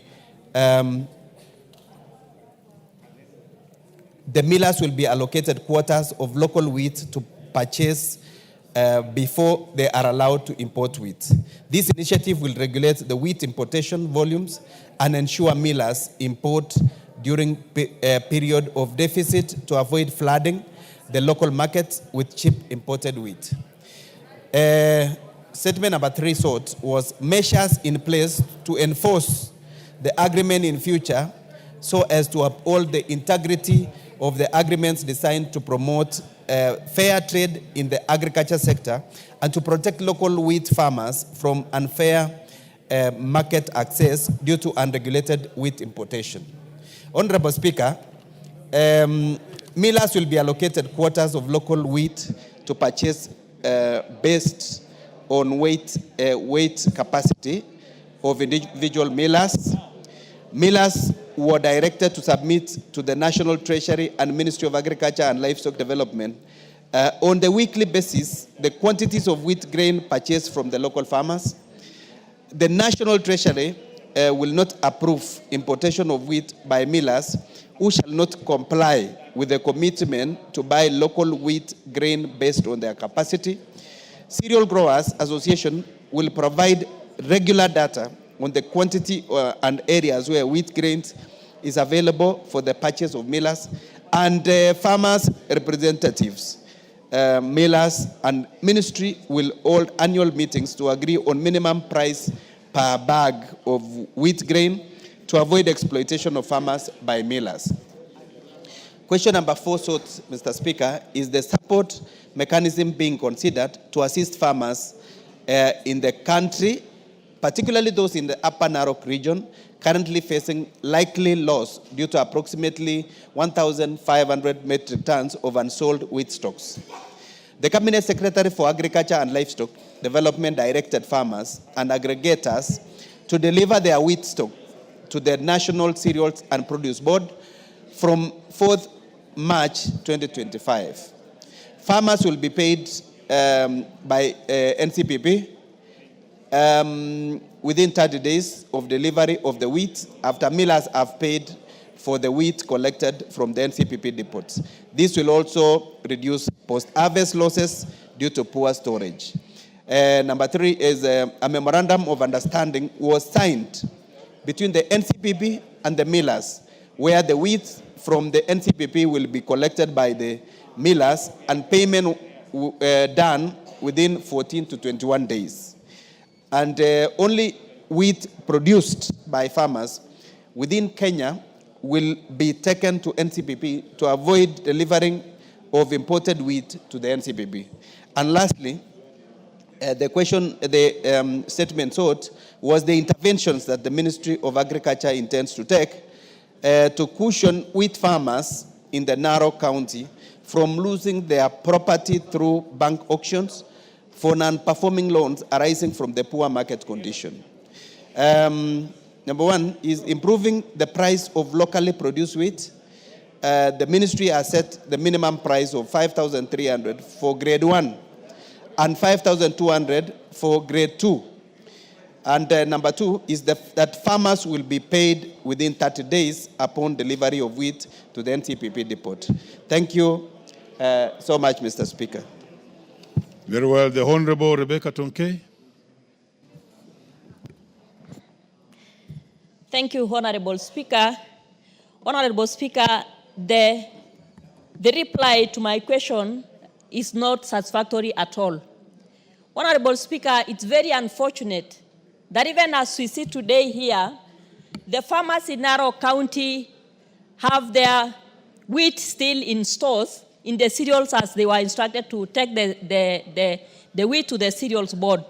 Honorable Speaker, the minister sat with the farmers and an agreement was struck that that wheat will be picked from the cereal boards, and the farmers took their wheat to the cereal boards, and up to date, Honorable Speaker, only 4 lorries were only picked from the cereal boards. So it is very unfortunate that our CS can sit with the farmers, and after that, after 2.5 months, nothing has happened. I do not know where the farmers will run to. I don't know where people who are struggling, picking loans from banks, will run to. If at the end of the day, Honorable Speaker, people can take their wheat to the millers and they have loans in the banks and nobody can buy that wheat. Honorable Speaker, my people in Narok County are suffering. The farmers have loans and nobody can pay. And up to date, Honorable Speaker, they are a desperate lot. They can't even prepare for their farms because they do not have money to do farming in the next season. So that answer is not satisfactory at all. And we would wish that when our CS speaks, what should be said, Honorable Speaker, should be facts, so that we don't just get answers that do not even answer anything, Honorable Speaker. It is not fair to the people that we represent. It's not fair even to us as members of Parliament. Thank you, Honorable Speaker. Yes, Chair. You know, that question was quite emotive when it was that statement. I was here seated in my usual place. Is it true that nothing is happening in terms of the marketing of the wheat after all? We saw the farmers on the road with their tractors. Yes, Chair. Mr. Speaker, there was an intervention, and the minister have met the concerned parties or stakeholders twice, on 26th of February 2025 and on March 3rd, 2025. And there was agreements that were made. As to whether the agreements that were made have been honored, we shall revert back to the concerned party, because there is a comprehensive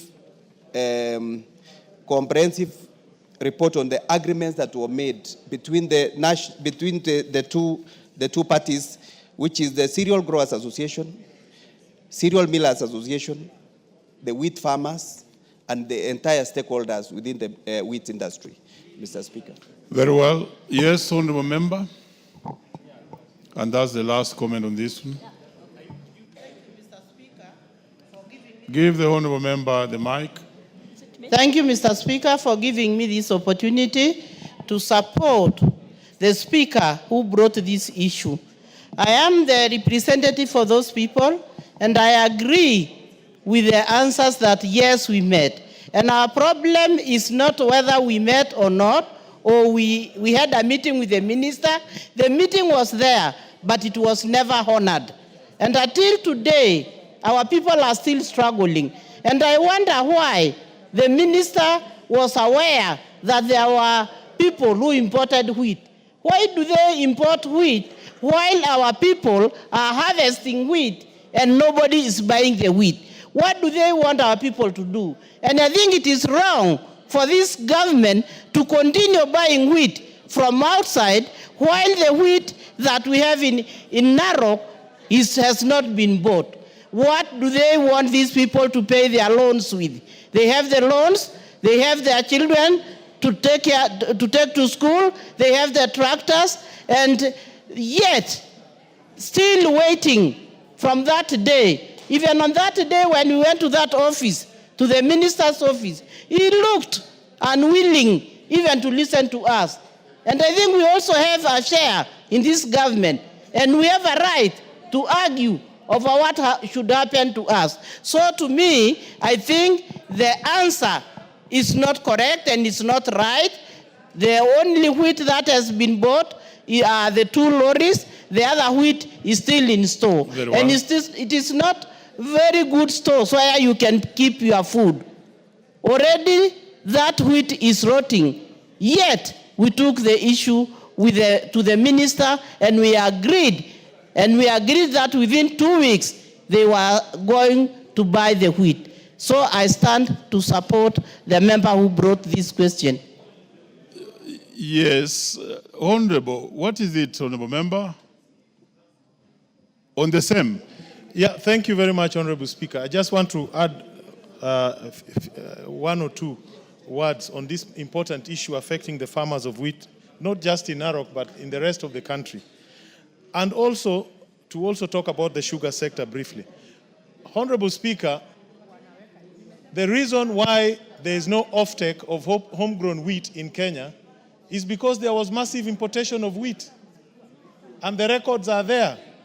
And this House, in giving an answer to this House, we should have been given the records of all the wheat that was imported through the port of Mombasa. This is why the farmers of Narok are unable to sell their crop. And they will not be able to salvage the wheat crop because the storage facilities are not there. Aflatoxin will set up. The moisture content will be different. But there's somebody somewhere importing grains, sugar, and certain grains when the prices are low in the international market, flooding it in Kenya, and then rendering our farmers without an option where to sell their crop. And I think I agree with my sisters from Narok. The answer is unsatisfactory. There should be a clear indication to this House how much wheat has been imported in the last 12 months into the Republic of Kenya through the port of Mombasa. Kenya Bureau of Standards should give us their records. Kenya Ports Authority should give us their records. KEFIS should give us their records. And we know. Let them not think we don't know. We know. Yes, and we know. It is the same with the sugar sector. There's something happening. We know. So let them give us that record in answering that question. Thank you, Mr. Speaker. Oh, we shall raise the matter there. But that was a very serious emotive issue here. And Majority Leader, I want you to actually call the CS Agriculture to deal specifically with that wheat in Narok and other cereals which are being claimed that there's importation while the farmers, and remember the president took time to subsidize fertilizers, and that's why we are where we are. So please put him on order so that he comes here to deal with that matter. We cannot allow as a house the farmers of Narok and other farmers in the country to suffer while we don't have clear answers on what's happening. We move to the next order. Much obliged, Honorable Speaker. We'll ask the Minister to come in the subsequent week after next. So that, because next week we have 2 cabinet secretaries coming, probably the other week I will ask the Minister for Agriculture to be here. Very well. Give satisfactory answers. Thank you very much.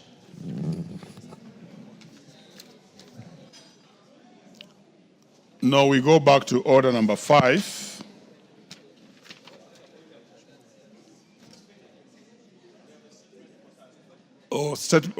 Very well. So let's get the ordinary statement, the normal statement on Thursday before we go to order number 5. Okay. Thank you. Thank you, Honorable Speaker. Honorable Speaker, I am glad and the pleasure, in pursuant to the provisions of Standing Order 44.2a, I rise to give the following statement on behalf of the House Business Committee, which met on Tuesday, 1st April 2025, to prioritize business for consideration during the week. Honorable Speaker, with regard to business schedule for Tuesday next week, the House is expected to consider the following bills at various stages as follows. A, Committee of the Whole House on the Division of Revenue Bill 2025. B, second reading of the following bills should they not be concluded today. 1, the Division of Revenue Bill 2025. 2, the Anti-Money Laundering and Combating of Terrorism Financing Laws Amendment Bill 2025. The Learners with Disabilities Bill, Senate Bill number 4 of 2023. 4, the Treaty Making and Ratification Amendment Bill number 2, Bill 2024, and the Assumption of Office of President and Transition of Executive Authority Bill 2025. Additionally, Honorable Speaker, debate will also be undertaken on the following motions, some of which are listed on today's order paper. A, report of the Committee on National Government Constituency Development Fund on the nominees to 37 National Government Constituencies Development Fund committees. B, report of the Public Accounts Committee on financial statements for the national government ministries, departments, and agencies for the financial year 2021-2022, and C, report of the Departmental Committee on Administration and Internal Security on the inquiry into the state of security in 6 counties of North Rift of Baringo, Elgeyo Marakwet, Turkana, West Pokot, Samburu, and Laikipia declared as disturbed. And D, report of the Departmental Committee on Finance and National Planning on the ratification of the agreement for the establishment of the African Finance Corporation. Honorable Speaker, we have this on the card which we must dispose of today. Honorable Speaker, in accordance with the provisions of Standing Order 42A, 5, and 6, I wish to convey that the following cabinet secretaries are scheduled to appear before the House on the afternoon of Wednesday, 9th April 2025, to respond to the questions as follows. The first one, Honorable Speaker, is the Prime Cabinet Secretary and Cabinet Secretary for Foreign and Diaspora Affairs will respond to concerns regarding the criteria used by the government to ratify hardship areas and payment of hardship allowances to teachers and other civil servants in the country raised in the House during the sitting of Tuesday, 1st April 2025 by the member for Nyando, the Honorable Jared Okello, MP. Honorable Speaker, this is a very important report we've been waiting for long, and therefore the Cabinet Secretary will be here to respond to this. That is the Prime Cabinet Secretary to respond to this. Honorable, we've taken steps to ensure that we dispose of this. Secondly, Honorable Speaker, the Prime Cabinet Secretary is also scheduled to respond to the following questions. Question number 034 of 2025 by the member for West Mugirango, the Honorable Stephen Mogaka MP, regarding measures taken by the government to assist Mr. Chris Ayuga Barake of passport number B203878, who was arrested and detained in India on 6 October 2023 on allegations of online fraud. And the second question to be answered by the Prime Cabinet Secretary, Honorable Speaker, is question number 35 of 2025 by the member for Nandi County, the Honorable Cynthia Muge MP, regarding details of children born to Kenyan mothers in the Kingdom of Saudi Arabia and steps being taken by the ministry to process their exit and return to Kenya. Honorable Speaker, the second Cabinet Secretary we shall have or host on Wednesday next week is the Cabinet Secretary for Education, who will respond to the following questions.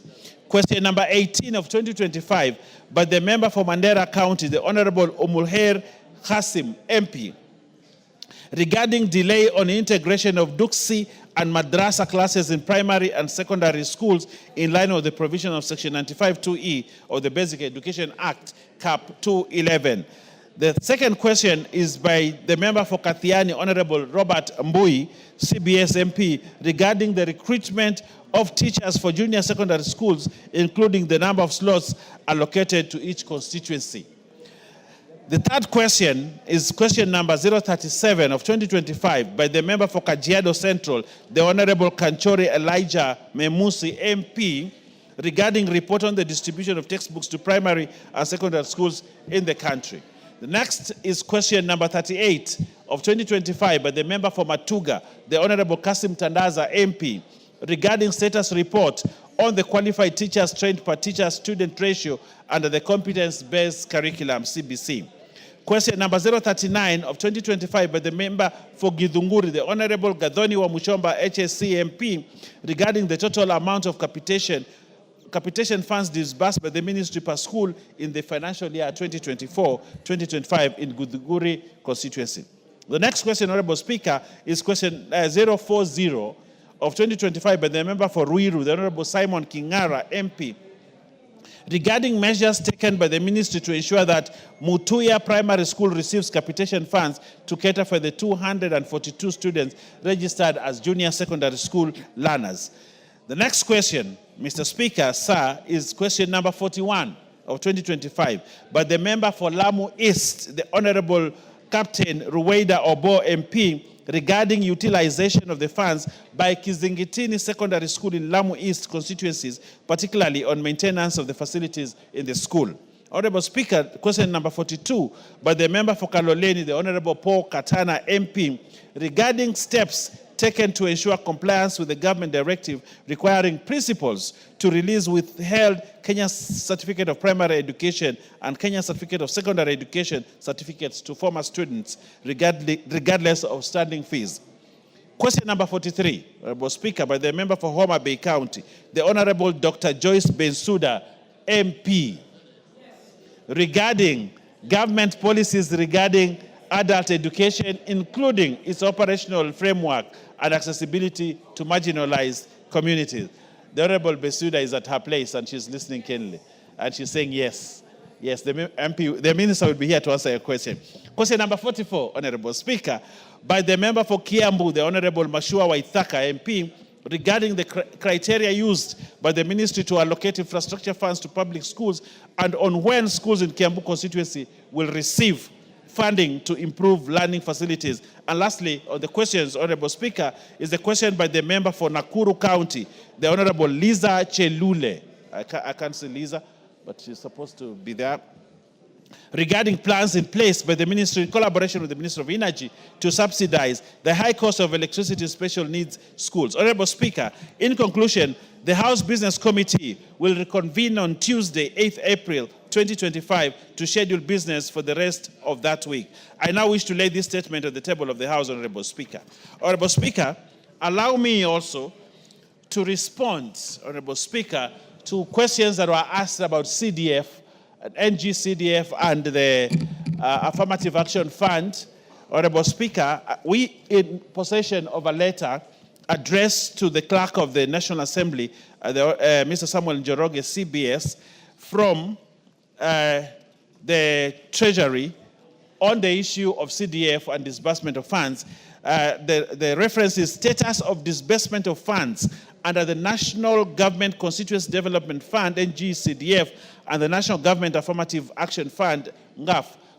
The Speaker ordered that today we provide a response to it, and I think we have a letter, and we will present the letter as is, so that for the consumption of members. Honorable Speaker, I would like to read the letter as such. Reference is made to your letter reference number that, dated 2nd April 2025 on the above subject.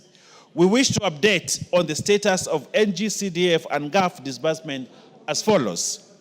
1. The National Government Constituency Development Fund.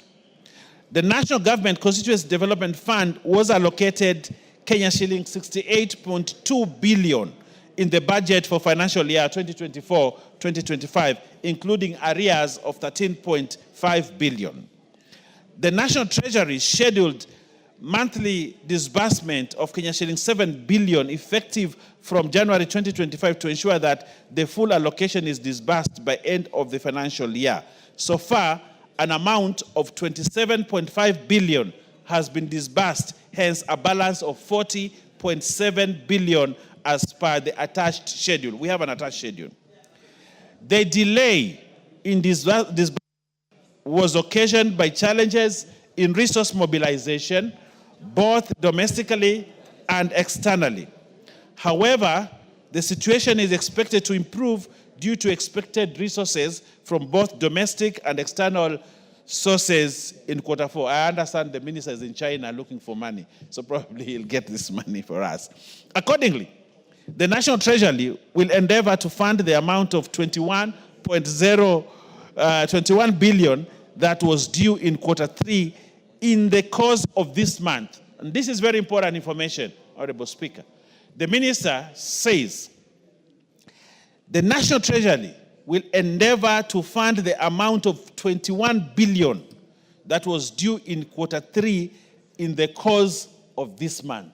21. So we expect 21 billion this month, so that that covers for 3 months. That is 7 billion, so that we have that money, Honorable Speaker, to cover for the issues that we are having, and especially on the issues of bursaries that many of our students have not received.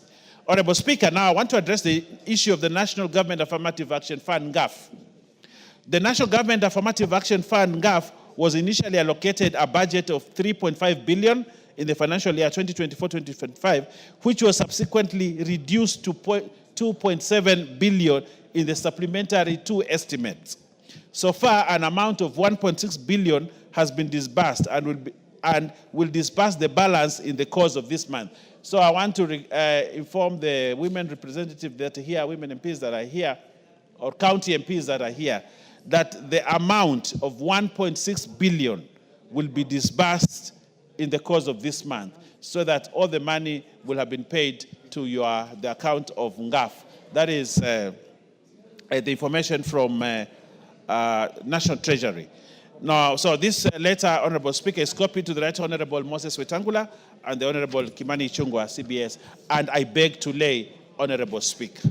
Thank you very much, and that's the information. I will request, Honorable Speaker, if you allow me, the chairman of NGCDF, who He's not in the house. He was here, but he left.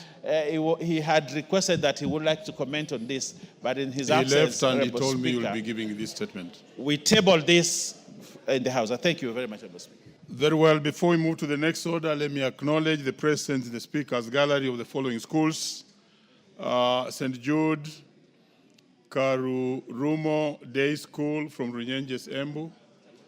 Also, we have Entaretoi Comprehensive School from Kajiado East, and we also have PCEA Mararal Samburu Central, also in the Speaker's gallery. The Honorable Sunkuya is in the house? Very well. In his absence, we acknowledge the president of those schools on the behalf of this house in Parliament. Yes, we have the women rep. Please, 1 minute.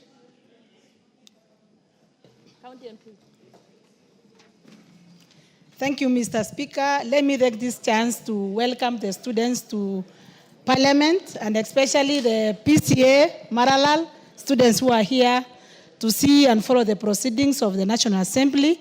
I think this is their first time to be here, and I want to welcome them with their teachers to come and see what is happening in the National Assembly.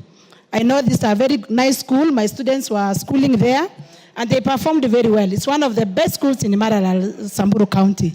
So I want to welcome them, plus all the other students who are here to come and learn and follow the proceedings of the National Assembly. Thank you, Mr. Speaker. Next order. So we go back to order number 5, Chair Finance. Honorable Speaker, I beg to lay the following papers on the table of the House today, Thursday, the 3rd of April of 2025. Reports on the Departmental Committee on Finance and National Planning on its consideration of the following. 1, the Pensions Amendment Bill, National Assembly Bill number 25 for 2024. And 2, the Kenya National Council for Population and Development Bill, National Assembly Bill number 72 of 2023. Thank you, Honorable Speaker.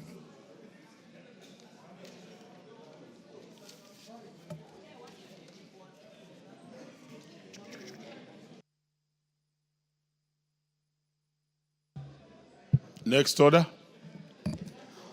Order number 8, the Division of Revenue Bill, National Assembly Bill number 10 of 2025, second reading, resumption of debate. Very well, we go back to Division of Revenue Bill. And I think the Honorable Sunkuya was on the floor. You may proceed. Thank you, Honorable Speaker. On the onset, I want to take this opportunity to congratulate the Honorable Sam Otandi for being elected to that position as Chair for Budget and Appropriation Committee. Mr. Speaker, on the Division of Revenue is an important, vital document to the people of Kenya, their national government, and their county. In this bill, there is an increase of 17.6 billion compared to the last year, where this fund will be an important to the counties that will benefit on this. I want to echo the sentiment of the honorable members who supported this bill, that I also support this bill. The Honorable Speaker, and on addition for the equalization fund, that the 34 counties will share the other equalization fund.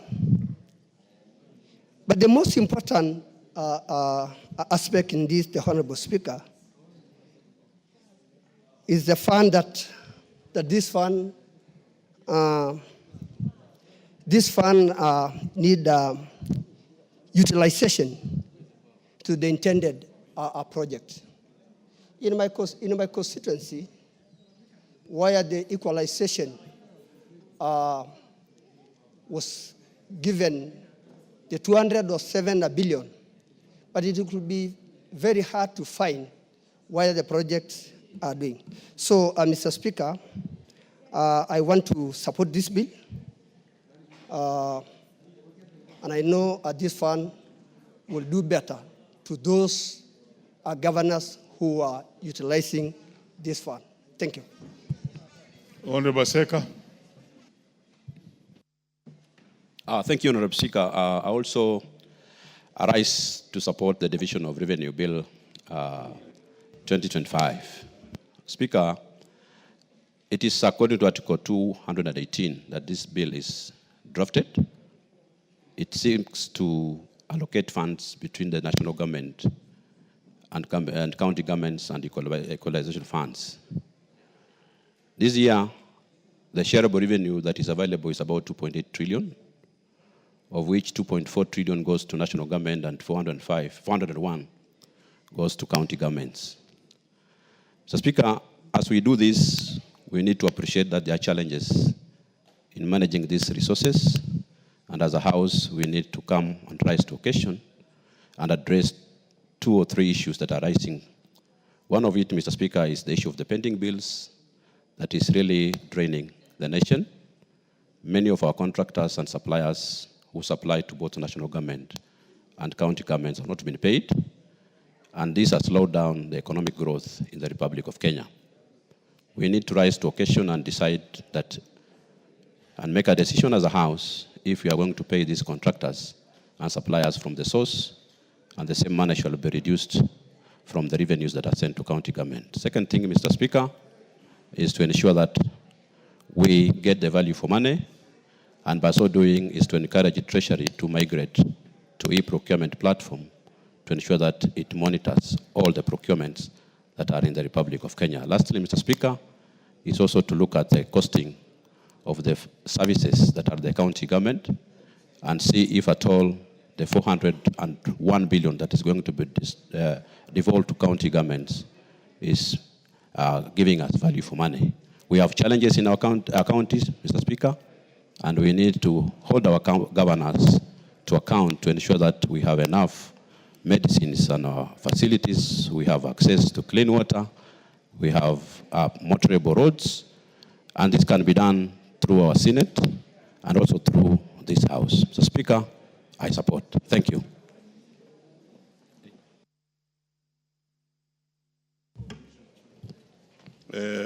It's important that we acknowledge the schools that have visited Parliament, so allow me, before we proceed, to acknowledge in the Speaker's gallery, Maguma Day Mixed School from Mara, Tharaka Nithi County. We all also have Muisiringiri Primary from Naivasha in the Speaker's gallery.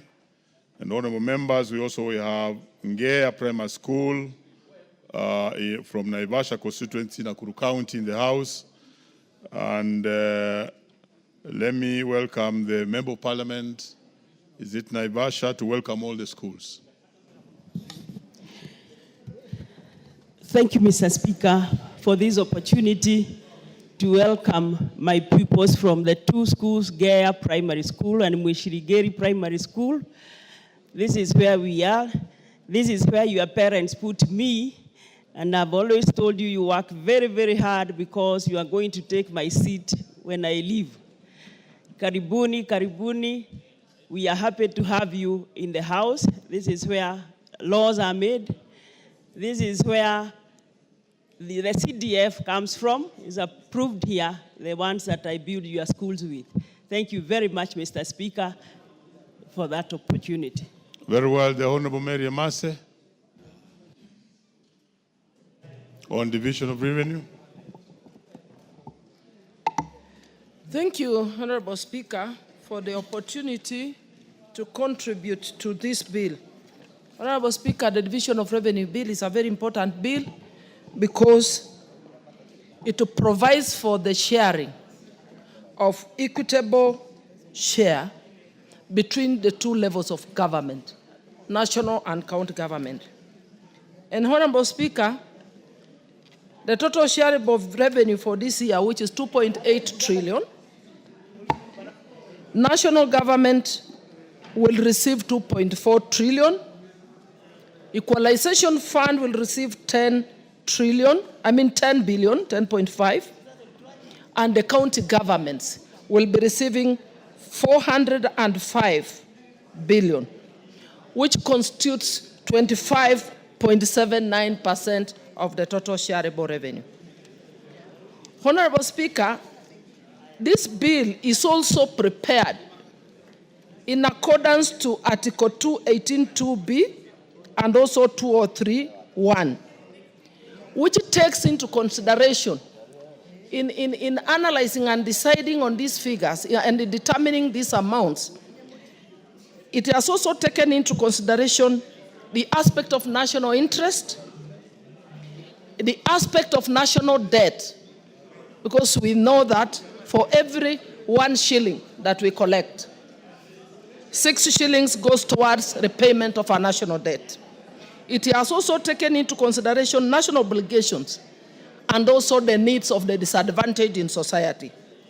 So, Honorable Speaker, it is my hope that we shall not get into mediation as it has been the trend in the past, because both levels of governments need to appreciate the challenges, even in terms of revenue, the revenue that we estimate, the shortfalls in the revenue that is collected. So we have to live within our means so that we are realistic even in our demands as we demand for additional allocations to what has already been proposed by the Budget Committee. Honorable Speaker, I support. And I want to say that county governments must learn to utilize this money efficiently, effectively, for purposes intended for the benefit of the people they represent. Thank you, Honorable Speaker. Very well. The new chair for budget, Honorable Batandi, had done a very good job in moving this particular bill, and the general mood in the House is that the mover be called upon to reply. So let me call upon the mover to reply. Thank you, Honorable Speaker. Honorable Speaker, in reply, let me begin by thanking members of this House for the vigorous debate that we had yesterday up to 9 p.m. when members stayed behind to look at this, to discuss this bill. Honorable Speaker, out of the discussions that happened yesterday, I was able to come up with 3 fundamental factors, issues that were raised by members that we need to look at as a committee. Honorable Speaker, the first issue which came out prominently is the question of pending bills in counties. Honorable Speaker, pending bills in counties are mostly caused by failure by counties to meet their own source revenues. Honorable Speaker, this is something which is affecting performance of counties, and we want to urge our counties to ensure that as national government, we seek to meet our own revenue projections. Counties equally must also seek to meet their own source revenues as they project them. Honorable Speaker, the other issue that came out was the fact that as a House, we are lagging behind in approving our audited accounts. Honorable Speaker, as you are aware, that the audited and approved accounts that we have used for the sake of this year's allocation of shareable revenues to counties are audited and approved accounts of financial year 2020-2021. Honorable Speaker, as you can see, this is about 3 years really behind. So, Honorable Speaker, I want to plead with our audit committees, the ones in charge of auditing and approving these revenues, to really work hard and fast-track the approvals so that we can be able to give counties what is really due to them. Honorable Speaker, the last issue has to do with also fast-tracking the 4th equalization fund policy. Honorable Speaker, as you are aware, this issue was raised up by most members here, that the new policy needs to be enacted so that it can be used to properly implement the equalization fund. Also, Honorable Speaker, you are also aware that we are also lagging behind in the arrears. To date, we have not been able to pay about 46 billion into the equalization fund. Honorable Speaker, this is a real drawback that this House and Treasury must work hard to fast track. In the subsequent financial years, Honorable Speaker, we need to be able to allocate more resources to this fund so that in the next 5 years, when this fund is supposed to expire, we should be able to have met the allocations. Honorable Speaker, let me conclude by saying that I thank members again for their insightful input. I believe that from here, this bill will be processed in time. Honorable Speaker, I reply.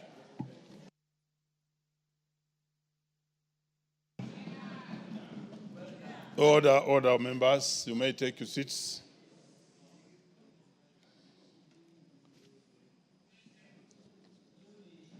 Order. Honorable members, I now put the question, which is that the Division of Revenue Bill, National Assembly Bill number 10 of 2025, be now read a second time. Will as many as without opinion say aye? Aye. Will as many as with contrary opinion say nay? The ayes have it. A bill for an act of parliament to provide for the equitable division of revenue raised nationally between the national and county government in the 2025-2026 financial year and for connected purposes.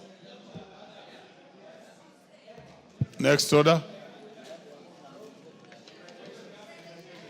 Order, members. Order.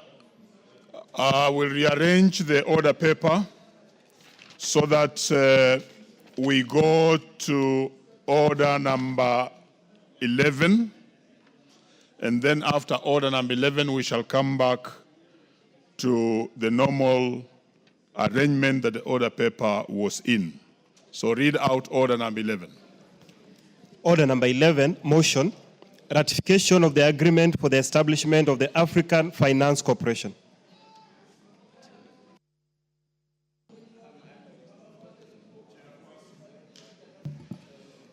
Chair, Finance. Thank you, Honorable Speaker. Honorable Speaker, I beg to move that this House adopts the report of the Departmental Committee on Finance and National Planning on its consideration of the agreement for the establishment of the Africa Finance Corporation, laid on the table of the House on Friday, the 14th of March, 2025, and in pursuant to the provisions of Section 8.4 of the treaty, making the Ratification Act Cap 4D that approves the ratification and establishment of the Africa Finance Corporation. Honorable Speaker, honorable members, I want to present the findings of the Departmental Committee that regarding the accession to the agreement for the establishment of the Africa Finance Corporation. This is a critical step in strengthening our financial and investment landscape, and I will take the next few minutes to walk you through why this really matters to the Republic of Kenya. Africa Finance Corporation, Honorable Speaker, is a multilateral financial institution that was established in 2007 with a clear mandate to bridge Africa's infrastructure and industrialization gaps by providing long-term financing, risk management, and advisory services. Since inception, Honorable Speaker, Africa Finance Corporation has invested over $10 billion in energy, in transport, in natural resources, and heavy industries across the continent. What makes AFC, Honorable Speaker, unique is a hybrid model that is combining both public sector backing with private sector efficiency. It is not a donor institution. Rather, it is a commercially driven entity that invests in projects that generate returns while creating sustainable development. Why should Kenya join AFC, Honorable Speaker? Kenya's economy is growing, but our infrastructure financing gap remains a great challenge. To realize our national goals, whether it is Vision 2030 or our bottom-up transformation agenda, we must secure sustainable and affordable financing. Acceding to AFC will provide Kenya with 3 capital advantages. 1, access to long-term, low-cost capital. AFC, Honorable Speaker, prioritizes investments in member states, meaning Kenya will gain access to cheaper and more flexible project financing. And second, Honorable Speaker, is going to lead to a stronger regional influence. The membership ensures that Kenya has a say in which projects receive AFC funding, which will allow us as a country to push for investments that align with our national interests. And thirdly, Honorable Speaker, there will be enhanced private sector growth. Kenyan companies, especially infrastructure and energy, will have a direct pathway to AFC funding. And this, Honorable Speaker, will spur job creation and industrialization. Our quick question is, what does this mean for our finances? Joining AFC, Honorable Speaker, requires a capital contribution, though the exact amount will be determined through negotiations. However, it is important to note that this is not a debt burden. Rather, it is an investment in a strong financial institution that has proven track record. Legally, Honorable Speaker, AFC operates under an international governance framework that ensures there is transparency, there is accountability, and risk management. This structure, Honorable Speaker, will protect Kenya's financial interests while ensuring that AFC remains an effective investment vehicle. Honorable Speaker, our committee is recommending the following: that after consideration, that this House, Honorable Speaker, accedes to the AFC treaty, Honorable Speaker, and we have the following three recommendations: that this Parliament to ratify the agreement to formalize Kenya's membership, and two, that the government must negotiate favorable terms so that we ensure we maximize on Kenyan benefits, and then, Honorable Speaker, that a structured engagement with the private sector be necessitated to ensure that Kenyan businesses fully leverage on AFC opportunities. In conclusion, Honorable Speaker, AFC is presenting to us an opportunity and not a liability. It is a platform for Kenya to tap into billions in development financing, strengthen our regional influence, and accelerate our infrastructure and industrialization goals. By saying yes to AFC, Honorable Speaker, we are saying yes to progress, we are saying yes to economic resilience, we are saying yes to sustainable development, Honorable Speaker. I urge this House to support this ratification, Honorable Speaker. And as I conclude, we've seen how our sources of financing through Britain institutions have done to this country, Honorable Speaker. Some of the conditionalities that come with those Honorable Speaker, are too steep, so steep for this country, Honorable Speaker. But by now being shareholders of the African Finance Corporation, we have a chance to negotiate for better terms for our loans. We have a chance to reap dividends from the contribution that we are going to make, because AFC is a very profit-making entity, Honorable Speaker. And most importantly, through their long-term financing that finances long-term projects like energy, like infrastructure, Honorable Speaker, it is going to lead to spur economic growth, Honorable Speaker. Lastly, the challenge we've had with some, so for example, contractors being given very huge projects, Honorable Speaker, and not being able to do because of lack of financing, Honorable Speaker, this is going to be a solution to them. Because this, the framework of the relationship between the bank and the private sector will now mean that we can build the biggest fish market and have a private contractor access financing from that AFC, and so that project is completed in a record time and gets now to yield economic growth, Honorable Speaker. Just to give an example of that fish factor, Honorable Speaker. And with that, I beg to move, and I request Honorable Mboni, one of the members of the committee, to second. Member for Kitui Central. Kitui Rural it is. Honorable David Mboni. Thank you. Thank you very much, Honorable Speaker. Honorable Speaker, as I second this motion, this is a very important motion, I want to say that Africa has really suffered under the hands of multilateral and bilateral lenders. Multilateral lenders like IMF, World Bank, have given conditions to African countries to access loans, like downsizing of public service, reforms in various sectors of the economy. And Speaker, if you recall last year during demonstration on the finance bill, IMF program on financing was based on tax revenues. And for us to access the revenue, the loans, we had to increase taxes as a condition. Because IMF are telling every countries, you have to raise your own revenues before we give you our money. And therefore, some of these conditions have brought a lot of problems in Africa. Bilateral lenders, you realize that bilateral lenders like China and other countries, they give us loans which are very expensive. And these loans have brought a lot of suffering to the economy, because we are paying very high interest rates, and the debt servicing has increased, therefore suffocating economic growth in this country. So AFC is actually a solution to financing challenges facing Africa, because there is no conditionalities. Countries can negotiate favorable interest rates and repayment periods, because AFC is financing infrastructure projects which has a very long gestation period, and therefore the interest rates has to be low so that countries will not really suffer from this. Kenya has already received $370 million since joining AFC in 2007 to finance various projects in energy, transport, and natural resources, among others.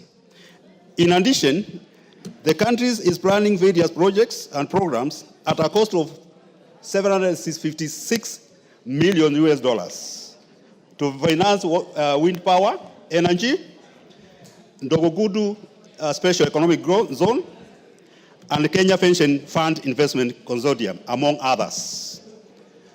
Based on the intentions of AFC, I hand you this Honorable House to support this noble initiative. Mr. Speaker, I second. Hello, members. The motion on the floor, which I now proceed to propose, is that this House adopts the report of the Parliamentary Committee on Finance and National Planning on its consideration of the agreement for the establishment of the Africa Finance Corporation, laid on the table of the House on Friday, 14th of March 2025, and pursuant to the provisions of Section 8.4 of the Treaty Making and Ratification Act, Cap 4D, approves the ratification of the establishment of the Africa Finance Corporation. And I see the majority whip, the deputy majority leader, the Honorable Bayer. Thank you very much, Honorable Speaker. Honorable Speaker, I stand to support this motion. Honorable Speaker, the motion to, if you allow me to just refer to the correct title of the motion, ratification of the agreement for the establishment of the African Finance Corporation. Honorable Speaker, as a country, for many years, we have relied on a lot of multilateral and bilateral agreements and financing to spur our development and growth of this country. Honorable Speaker, the multilateral agreements that we have had have been with institutions that are outside Africa, the IMF, the IDB, and many other institutions, Honorable Speaker, that we've relied on for financing of our projects. But there has been, from 2007, a key institution that were established in Africa that can help this country grow without necessarily taking our money or getting money outside the continent. Africa is a very rich continent, Honorable Speaker. Rich in such a way that if we put our resources together and we pull together as a continent, we can finance our projects, we can take care of the money that we need without having to go to China, without having to go to other countries, the Bretton Woods institutions, or any other institution. We can look inside Africa and get funding and get resources. But one of the things that Kenya has not done is to ratify this treaty to ensure that Kenya is a member of the African the African Finance Corporation.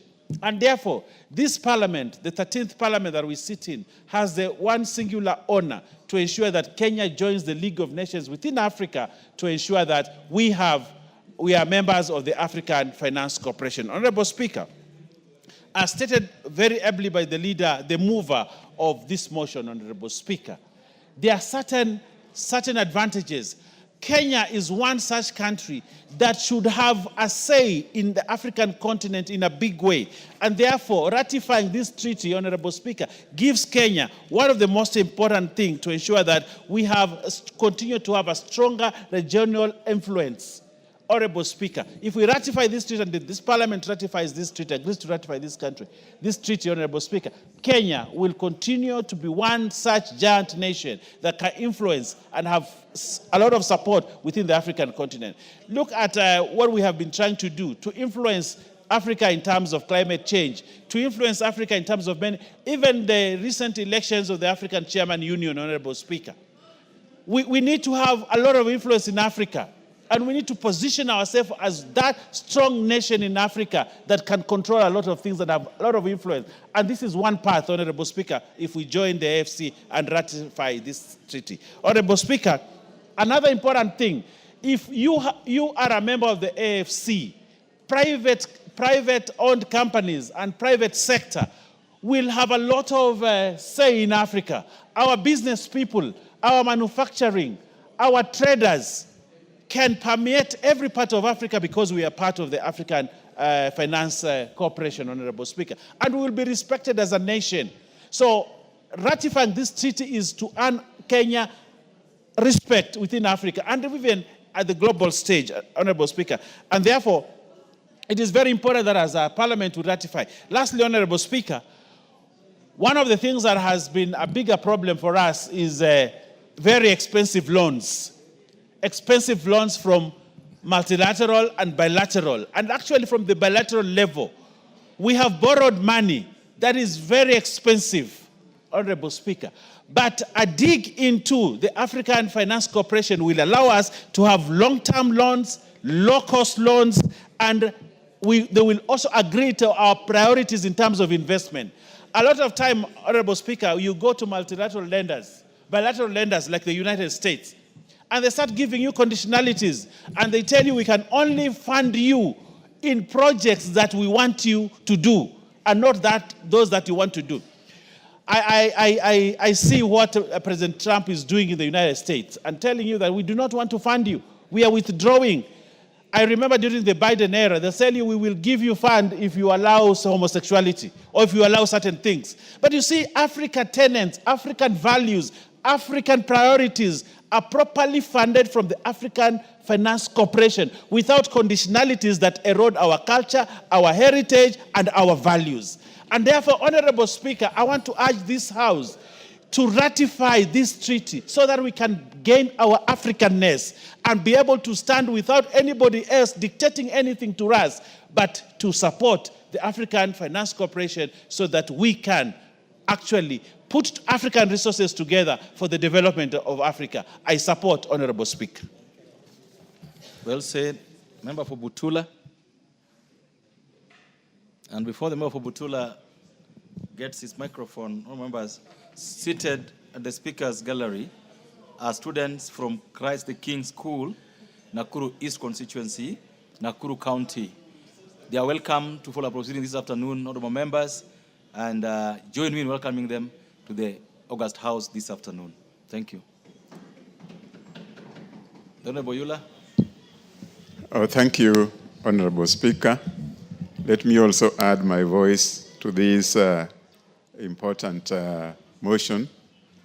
Oh, Mr. Speaker, I stand to support the ratification of the agreement on the African Finance Corporation. Mr. Speaker, Africa has had only African Development Bank for a long time, and the African Development Bank has not been able to satisfy the requirements or the needs of the African countries. So this African Finance Corporation is going to support the gap that has been remaining where African Development Bank has never been able to fill. Mr. Speaker, African Finance Corporation is a development finance institution, and it's going to support African countries in the infrastructure development, power, and other development activities. Honorable Speaker, this finance corporation is owned by the African countries. So far, it has 43 members, and the headquarters is based in Lagos, Nigeria. So, Honorable Speaker, with this formation of the African Finance Corporation, the reliance on multilateral or other bilateral expensive loans will now go down. We should ratify this so that Kenya can be a free member and be able to raise financing for our infrastructure development. It is important, Honorable Speaker, that we move away from those expensive loans. We move away from the conditions that are always provided by IMF, World Bank, before we get any financing. This is homebred institution which will not have so many conditionalities like the ones we go through with the IMF and World Bank. So, Honorable Speaker, I want to urge this House to support this ratification agreement so that Kenya becomes a free member and starts borrowing from the African Finance Corporation. I support this motion, Honorable Speaker. Thank you. Member for Gatanga.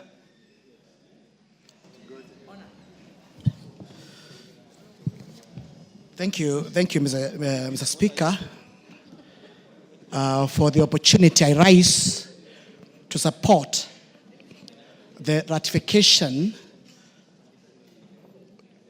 of the Kenya accession of the agreement for establishment of the African Finance Corporation. Mr. Speaker, I had an opportunity to peruse the report of the Finance Committee,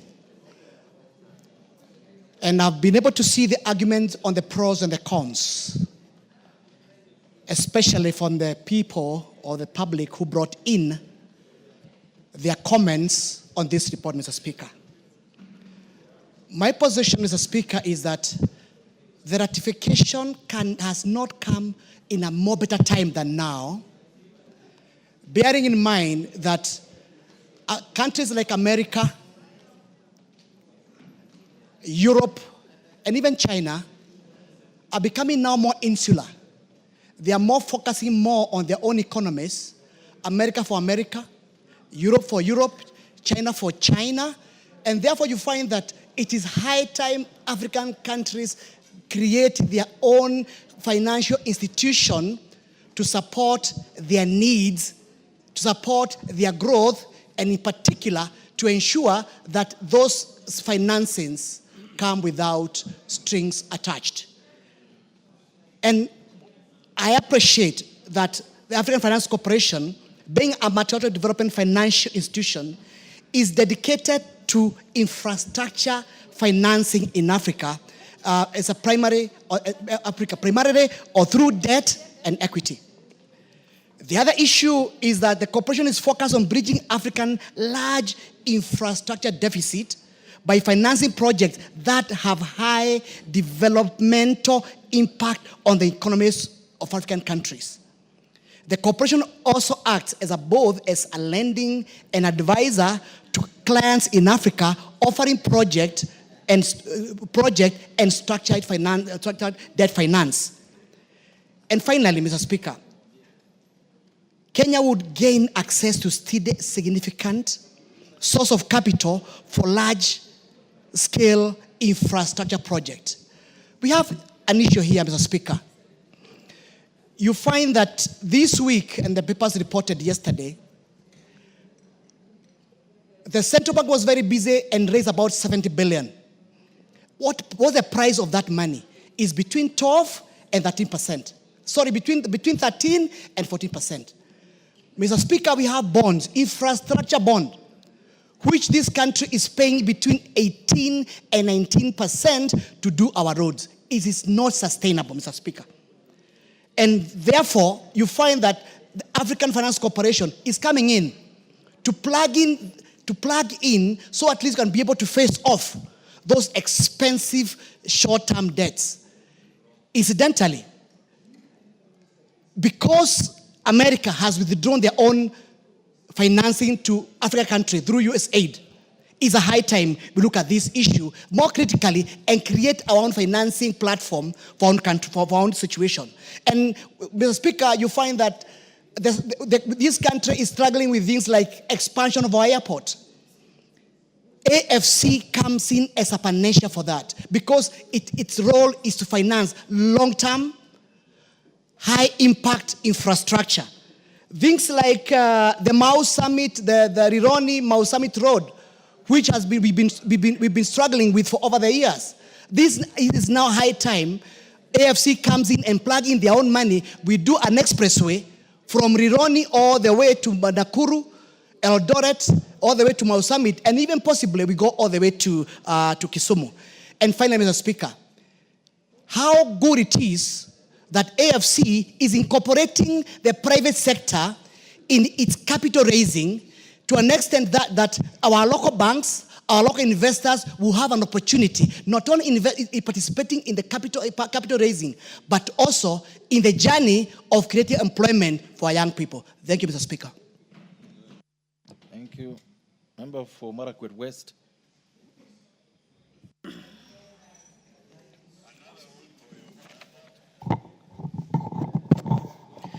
Thank you, Honorable Speaker, for giving me an opportunity to comment on this very important document that is before this House. Honorable Speaker, I rise to support the ratification of the Kenya's ascension of the agreement for establishment of the Africa Finance Corporation. Honorable Speaker, in this country we have a very progressive constitution. And Article 2, 5, and 6. Member for Gatanga, what is that?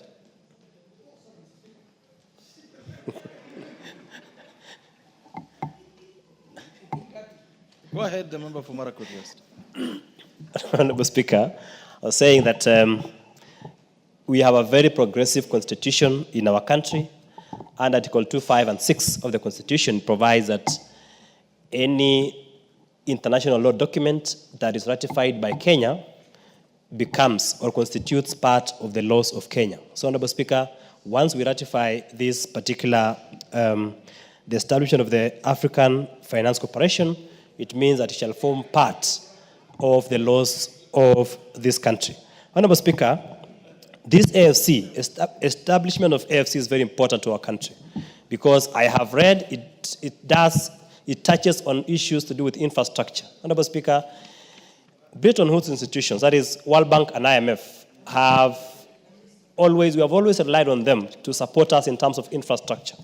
But Honorable Speaker, if you compare, for example, the support that we get from AFDB, that is African Development Bank, AFDB, in terms of, for example, last mile connectivity, Kenya as a country would not be able, under the exchequer, to be able to fund the issue of last mile connectivity in this country, but AFDB has played a very significant role in supporting our country to fund certain projects. So, Honorable Speaker, AFDB so far, if you read this document, has given us 488 billion shillings, the highest in Africa. So, Honorable Speaker, we cannot be left behind. If you run through this document, Honorable Speaker, so far, 43 African countries have ratified this particular, have ratified the establishment of AFC. So, Honorable Speaker, we cannot be left out as a country. Kenya is a very progressive country in Africa. It is known for its, in terms of development that we've achieved as a country, and therefore there is absolutely no reason why we should be left behind. The only issue that I have, Honorable Speaker, if you look at page 2 of the document, in the second last paragraph, it indicates that Kenya's AFC membership was ratified by the Cabinet on 7th of April, 2017. I think that should be expunged from record because I don't think that the Cabinet ratifies such instruments. It is the National Assembly that is mandated by the Constitution and other laws to ratify. I think, in my opinion, the Cabinet approves, then Parliament ratified. Thank you, Honorable Speaker. I submit. Thank you. Member for Butere.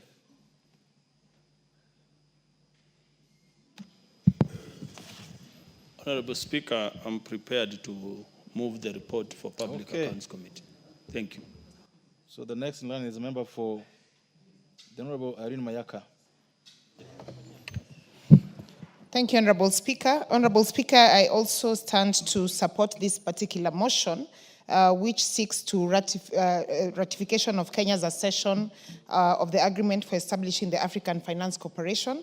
And Honorable Speaker, this is something that is actually long overdue because this particular ratification will be able to give us consent to be legally bound by the decisions, by the terms, and also become a beneficiary of this particular treaty.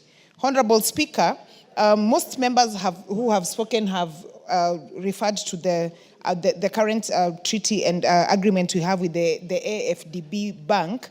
And Honorable Speaker, AFDB has been very significant for us because AFDB has 5 pillars. One of them being Light Up and Power Africa, Feed Africa, Industrialize Africa, Integrate Africa, and improve the quality of life. And Honorable Speaker, when you look at the Light Up Africa pillar of the AFDB, Kenya is said to have been the highest beneficiary of an amount equal to 488 billion. Honorable Speaker, this has enabled us to be able to actually push one of the key projects, which is the last mile connectivity. And Honorable Speaker, I have seen evidence of what this has been able to do. The other day, when the Minister for Energy visited Nyamira County, and some of the areas where they got last mile connectivity, we had old women who said since the day they were born, they have never seen electricity. So you can actually see the direct benefit of our associations with these financial institutions to the Kenyan people, because it goes directly to the people who are affected.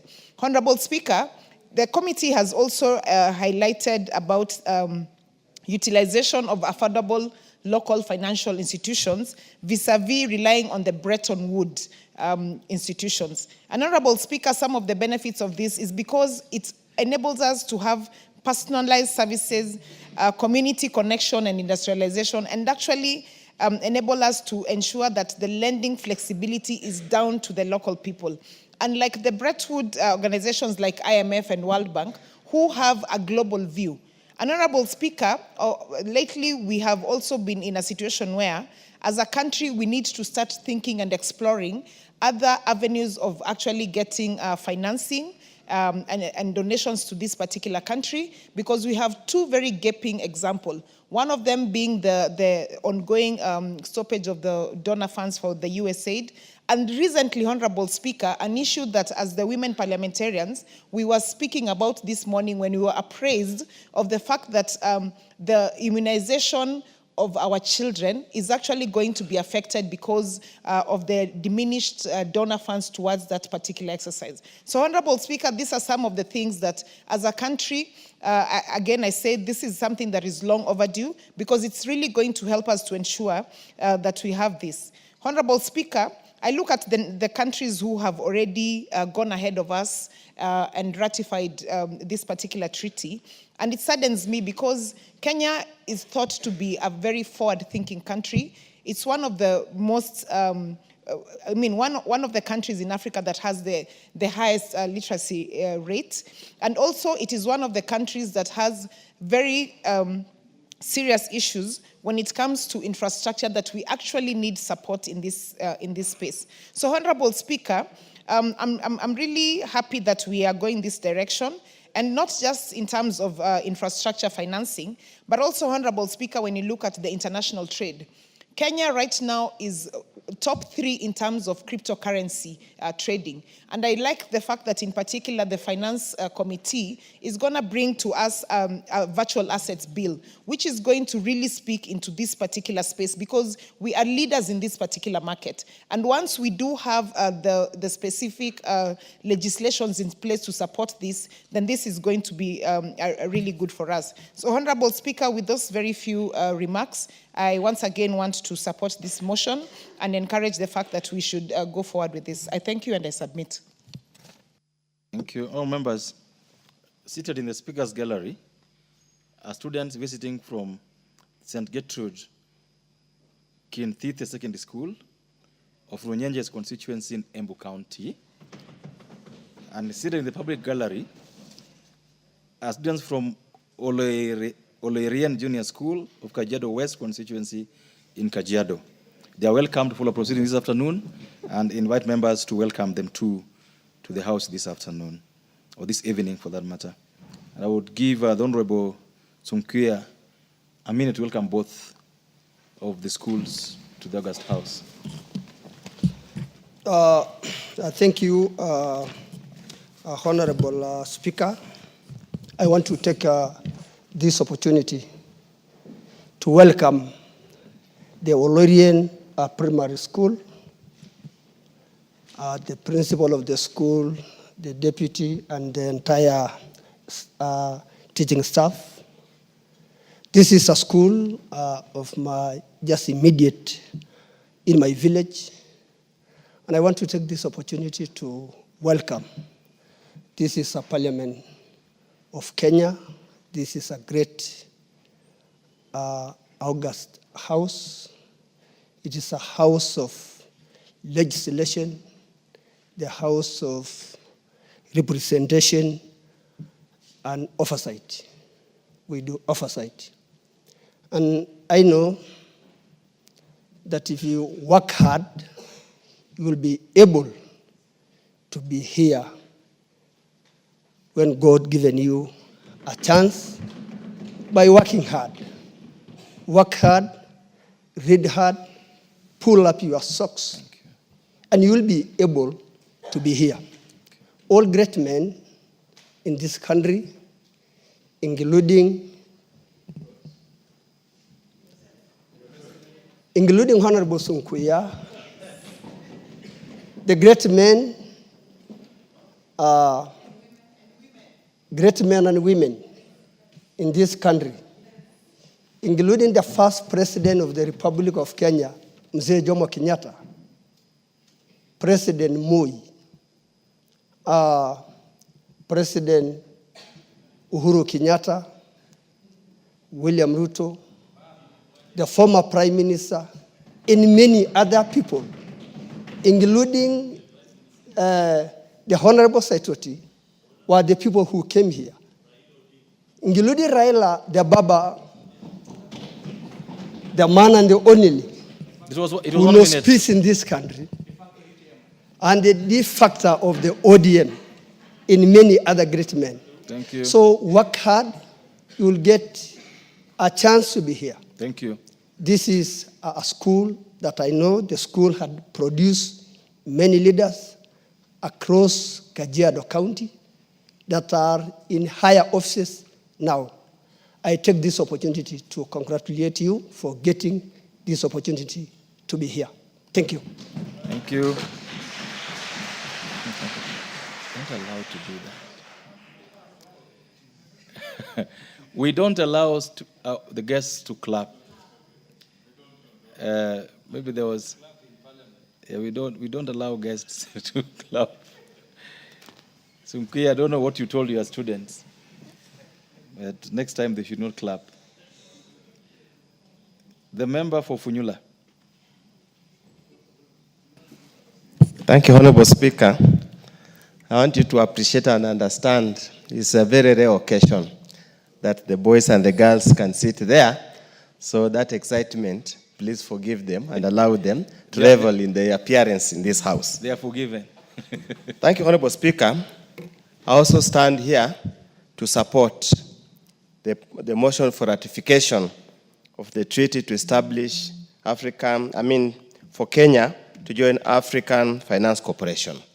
Honorable Speaker, as the mover has put it very clear, the development needs for Kenya are far too much, and we are unable to finance them using local exchequer and local generated resources.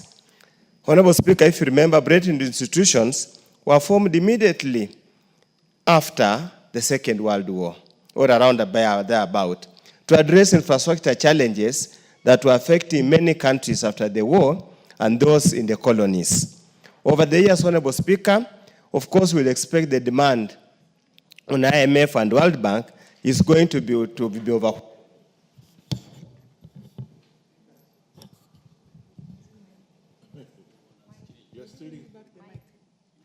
My enemies.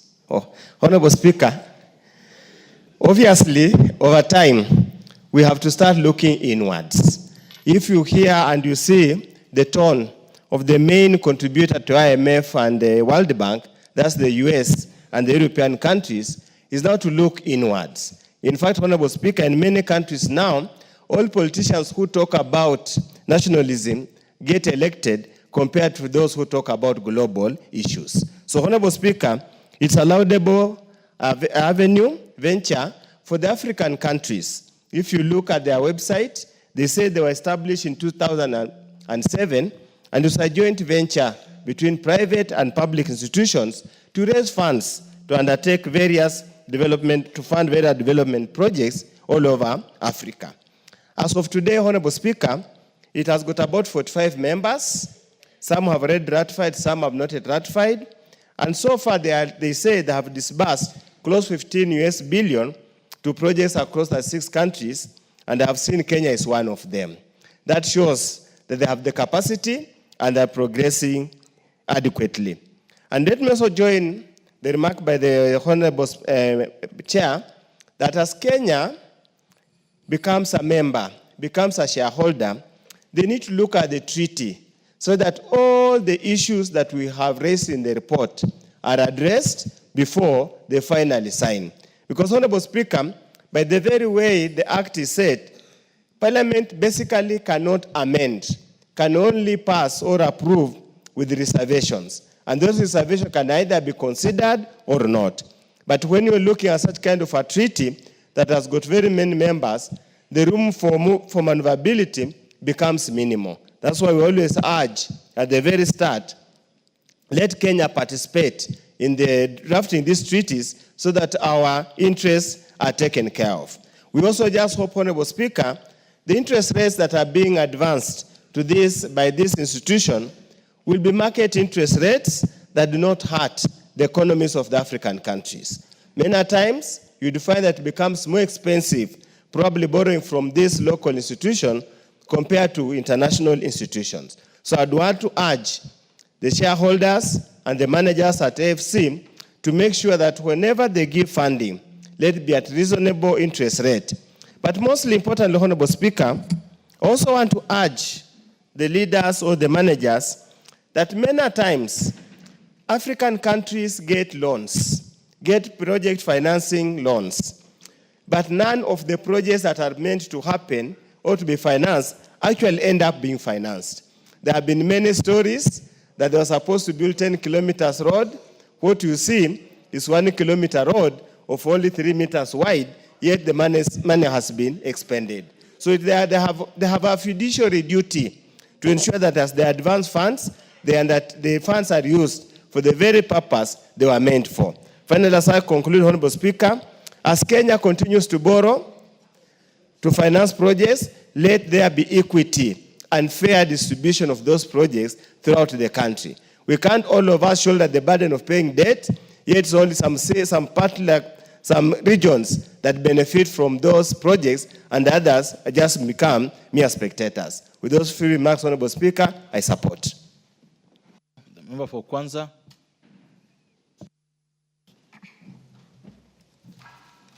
Thank you, Mr. Speaker, for giving me the opportunity. I think I want to first and foremost thank the Committee for Finance for coming up with this very important motion, because our country is actually a developing country. And I can tell you, I think, thinking outside the box, we, as many members have said, it's been very expensive for us to be able to develop. And historically, Kenya is the best actually country in the region in terms of development. But we have been relying on actually foreign aids, which, as mentioned several by members who have contributed to this, Mr. Speaker, has been very expensive. And therefore, we have to think outside the box. And I want to therefore thank the Finance Committee for coming up with this particular, because it's outside the box. And I want to thank the chairman who is passing in front of me, that he has done very well to think outside the box and come up with this, because already we have 43 countries. And therefore, we are actually joining our brothers and sisters to be able to do what is required for our country. Because you go out there and if you go, Mr. Speaker, I think you have traveled outside the country, you go out and say you are from Kenya. Oh, you are from Kenya. And you know, most people, we admire to come to this country. Why? Because of the past records. But I think we'll be able to be affirming our development. And therefore, I think this particular motion should be passed yesterday, not today, not tomorrow, yesterday, so we can be able to move faster and rectify this agreement so that Mr. Speaker, so we joined this and be able to, and as you know, the rates, they give us loans, and the loans are, unbearable. And therefore, Mr. Speaker, again, this is a very good thing. Chairman, I think you have done a very good, and congratulations for having thought outside the box, because we have been sitting here the last, I don't know how many terms, and this has not come up. So we're now rectifying this, and we want to move very fast so that can be able to benefit from this, because the rates are very good, and of course the interest rates, once they are low, of course the economy will grow faster than what it is today. And of course that again means creating more jobs and developing even further and doing things that actually the other European countries are doing. So we want to surpass countries like Germany, China, not China, but Germany, whatever, France. We want just to be equal, so that at least, Mr. Speaker, we are mentioned. Today you travel out there and you say you are coming from Kenya. I said, oh yeah, we were in Kenya some years back and you are doing very well. How are you doing now? We have nothing to say, because most of the work that we have, most of the projects we have are actually based on importation, based on foreign exchange, renting us at very expensive. And that's why, in fact, now you go to a place and they give you the exchange rate, and you can't do it. So with those few remarks, I want to agree with this rectification, and please, the department should move faster so they can be able to move on and see what you can do on this particular motion. And I hope when it comes in third reading, we'll pass it like we have never, there will be no need even to discuss about it. I want to support this particular motion. Thank you very much. Thank you. Member for Yatta.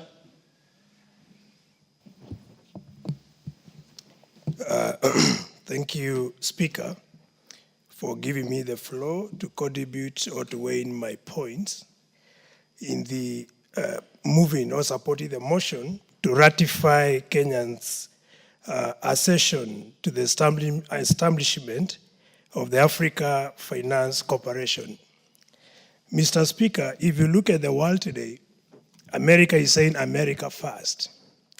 Trump is even cutting aid to the rest of the world, and as a result, even Europe is actually regrouping and is trying to protect itself from the effects of Trump and what is happening in the United States.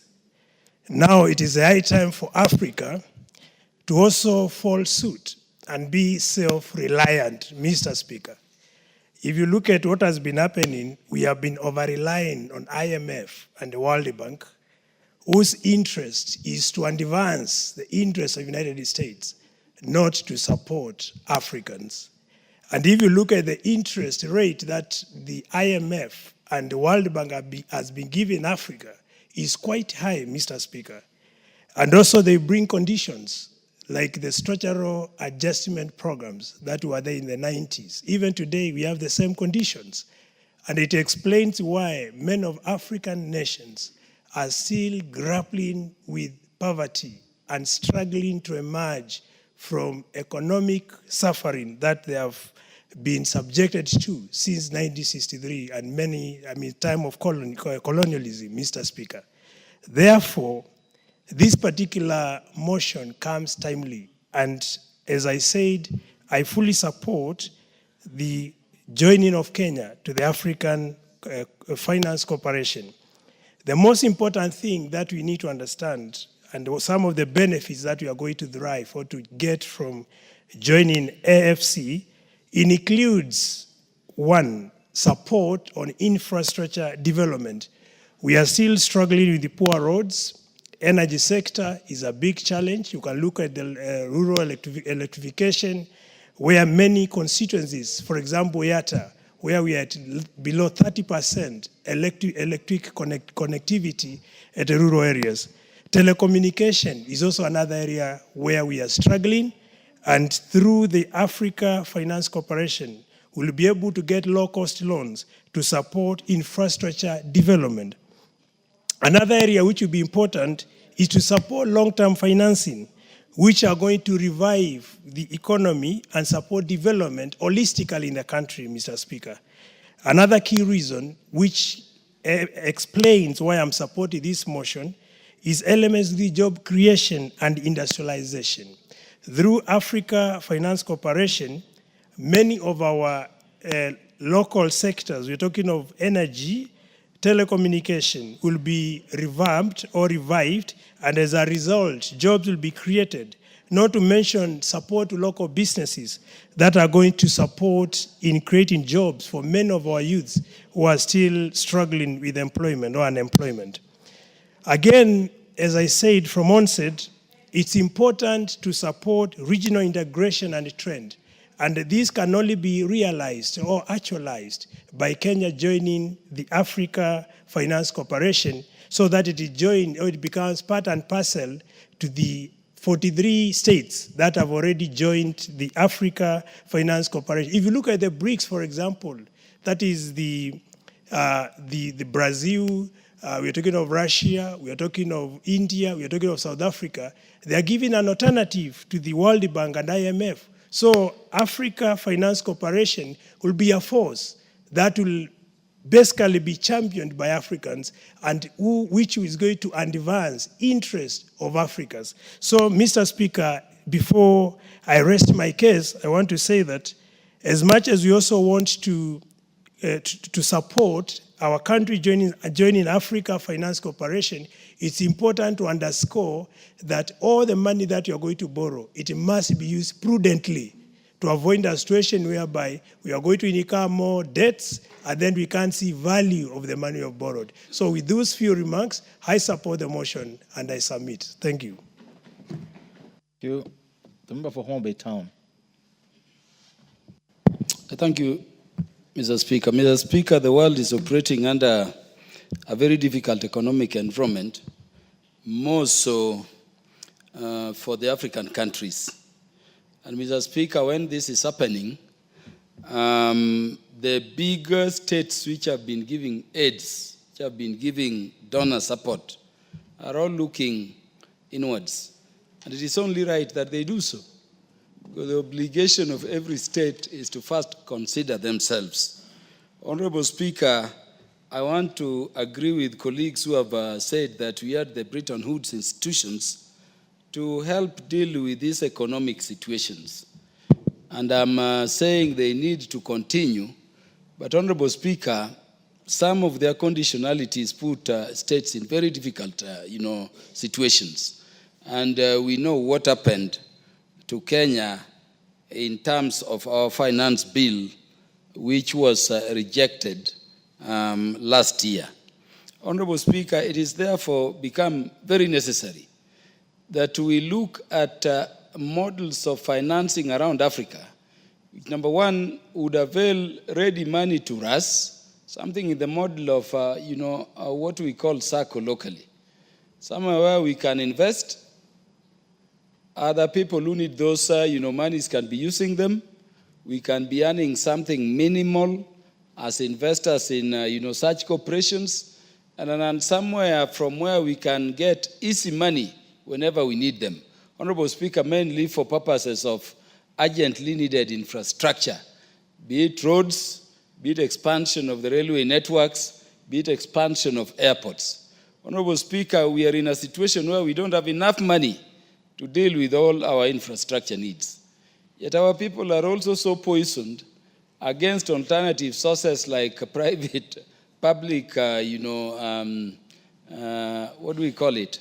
The PPIs, the PPPs, where the private and the public bring money together. So the other time we were thinking of a private-public partnership on the reconstruction of Jomo Kenyatta International Airport. And you saw, without due understanding, people are making noise all over saying this amounts to selling the airport. In these circumstances, Honorable Speaker, the African Finance Corporation comes in handy. I know some of us have spoken about the African Development Bank, but even those give loans on very high and exorbitant, conditions. Honorable Speaker, if we don't model these financial institutions around ourselves, our cultures, our currencies, we will always have problems. People are forgetting, Honorable Speaker, but there is a time before President Trump came in when any organization which was giving money to any state, be it a loan, be it a grant, be it aid, had to condition it upon recognition of LGBTQ as a human rights and, undertaking to support it. And that was an executive order signed by President Obama. I'm happy President Trump has now come, and now we don't have, such conditions coming from there.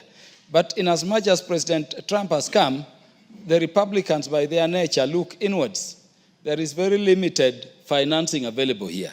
When we have the African Finance Corporation, Honorable Speaker, we have an institution into which we can invest, from which we can get, borrowing on terms which are acceptable, terms which do not impose, changes to our cultural norms, and we can be borrowing on the currencies we dictate. We can borrow in Kenya shillings. Honorable Speaker, just the foreign exchange alone, you remember when the dollar moved from 110 Kenya shillings to 169. It means if you took that loan, it has moved in terms of our denomination by that amount.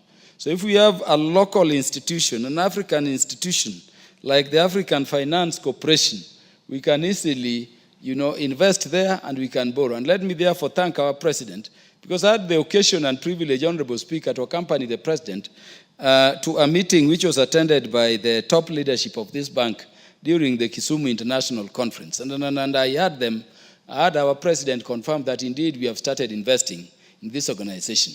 With that, Honorable Speaker, I therefore want to request the membership of the House. Allow the Honorable Koloma 1 minute. Yeah. I want to join the chair of the committee in charge of finance and national planning, where I also serve as a member now, in urging the members of the House that we move expeditiously and we become those African states which can be seen to be investing there as fast as possible, so that in this environment, with the developments we need, we can have them expedited for the development of the country. And I want to agree with Honorable Ferdinand Wanyonyi that this one is long overdue. The faster we pass it, the better in terms of the ratification. Therefore, support the ratification of the agreement for the establishment of the African Finance Corporation. Thank you, Honorable Speaker. Thank you. The Honorable Jackson Kosgei, you want to say something on this? Thank you, Mr. Speaker. On the onset, I support the ratification of the African Finance Corporation. Mr. Speaker, it has been prosecuted by colleagues who have spoken before me, giving details on the content of the bill itself.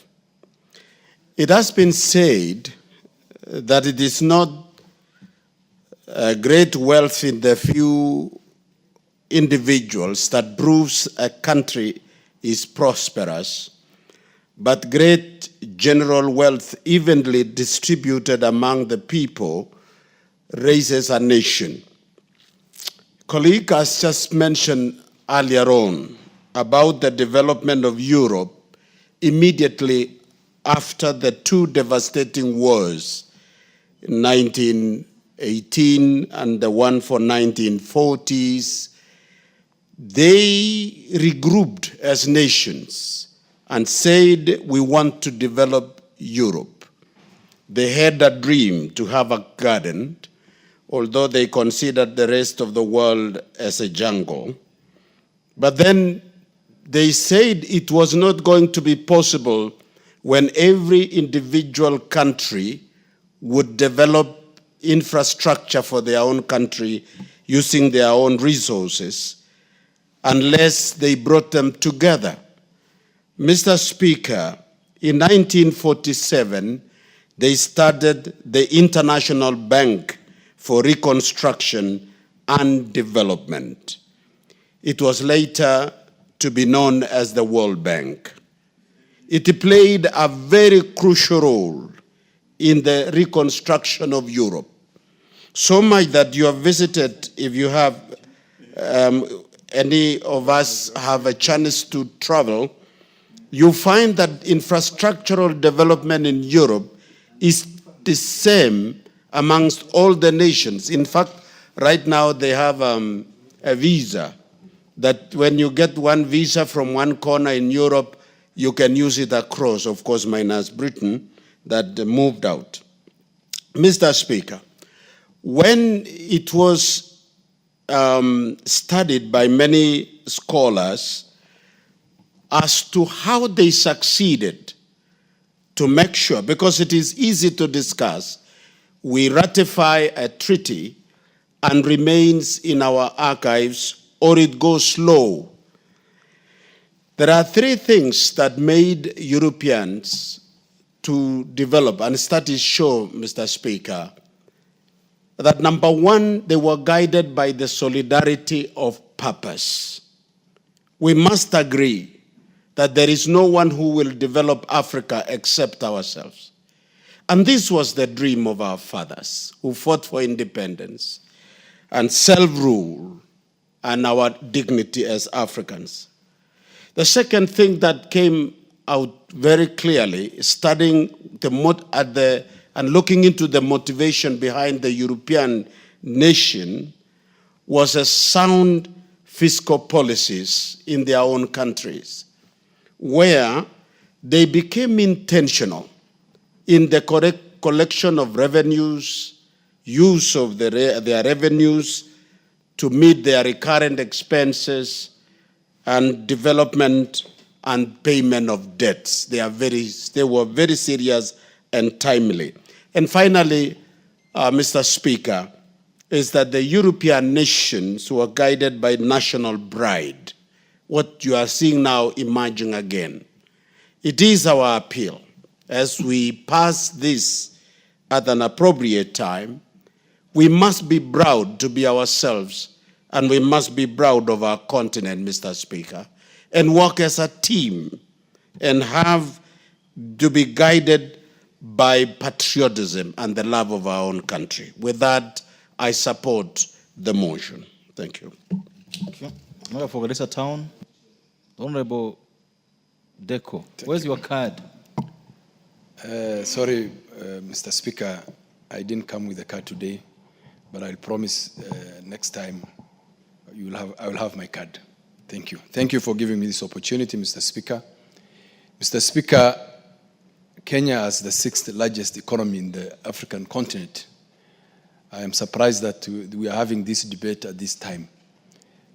Having established this cooperation in 2007, this debate should have happened a long time ago. So it is timely, and although late, but never late. If you look at the institutions, finance institutions of the world, World Bank, IMF, which America is the major shareholder of of those funds, they still borrow from those funds to develop their infrastructure, to develop their country, to develop their roads, their electricity, their communication systems, their railways, and their health systems, the water systems. We need to be in this kind of grouping or organization, and we can influence as the 6th largest economy. We should be contributing almost the largest amount into that fund, so that we are able to benefit from it. America itself borrows from China and other countries and other finance institutions. The other day they joined the Asian Bank as one of the shareholders. So for us as a country, this is a very timely decision, and we want to thank the chairman and his team for bringing this. And for sure, I think we will pass this this motion, and it will be actualized. For us to develop as Africans and in the region, we must pool our resources together, both from the private and the public sector, so that we can develop joint infrastructure programs that will cut across all the continent. We are endowed with a lot of resources as a region, as an African continent, but we lack these kind of organizations to put into place support systems for us as a region to develop. IMF, World Bank, and other borrowing institutions we borrow from have very high interest rates. US give United States borrows at maybe 0.5% of what they borrow. But at the same time, at the World Bank, they charge us double-digit percentage borrowing to borrow from them. They are using our money, that the interest they gain from us, to develop their regions and their countries.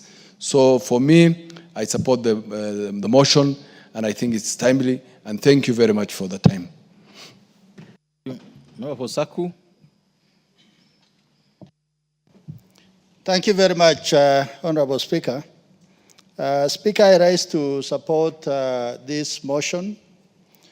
Article 2(6) of our Constitution is very clear that ratification is a constitutional issue.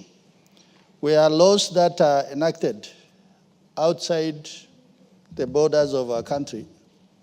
Once we agree as a House, then it forms the body of laws of this land. And Article 94(5) is very clear. And on that, the executive know that nothing will have a force of law unless it is passed through this House. So for that reason, I want to thank the Chair of Finance. Like what honorable colleagues have said, it is very strange that one of the largest economies in Africa, the largest in East Africa, in this region, in the Horn Central, and yet 45 other countries out of 53 had already made this part of their laws, but we were still sitting on our hands. To this, I want to really thank the President of Kenya. Because like Clinton, in the 90s when he became the president, he said economy is stupid.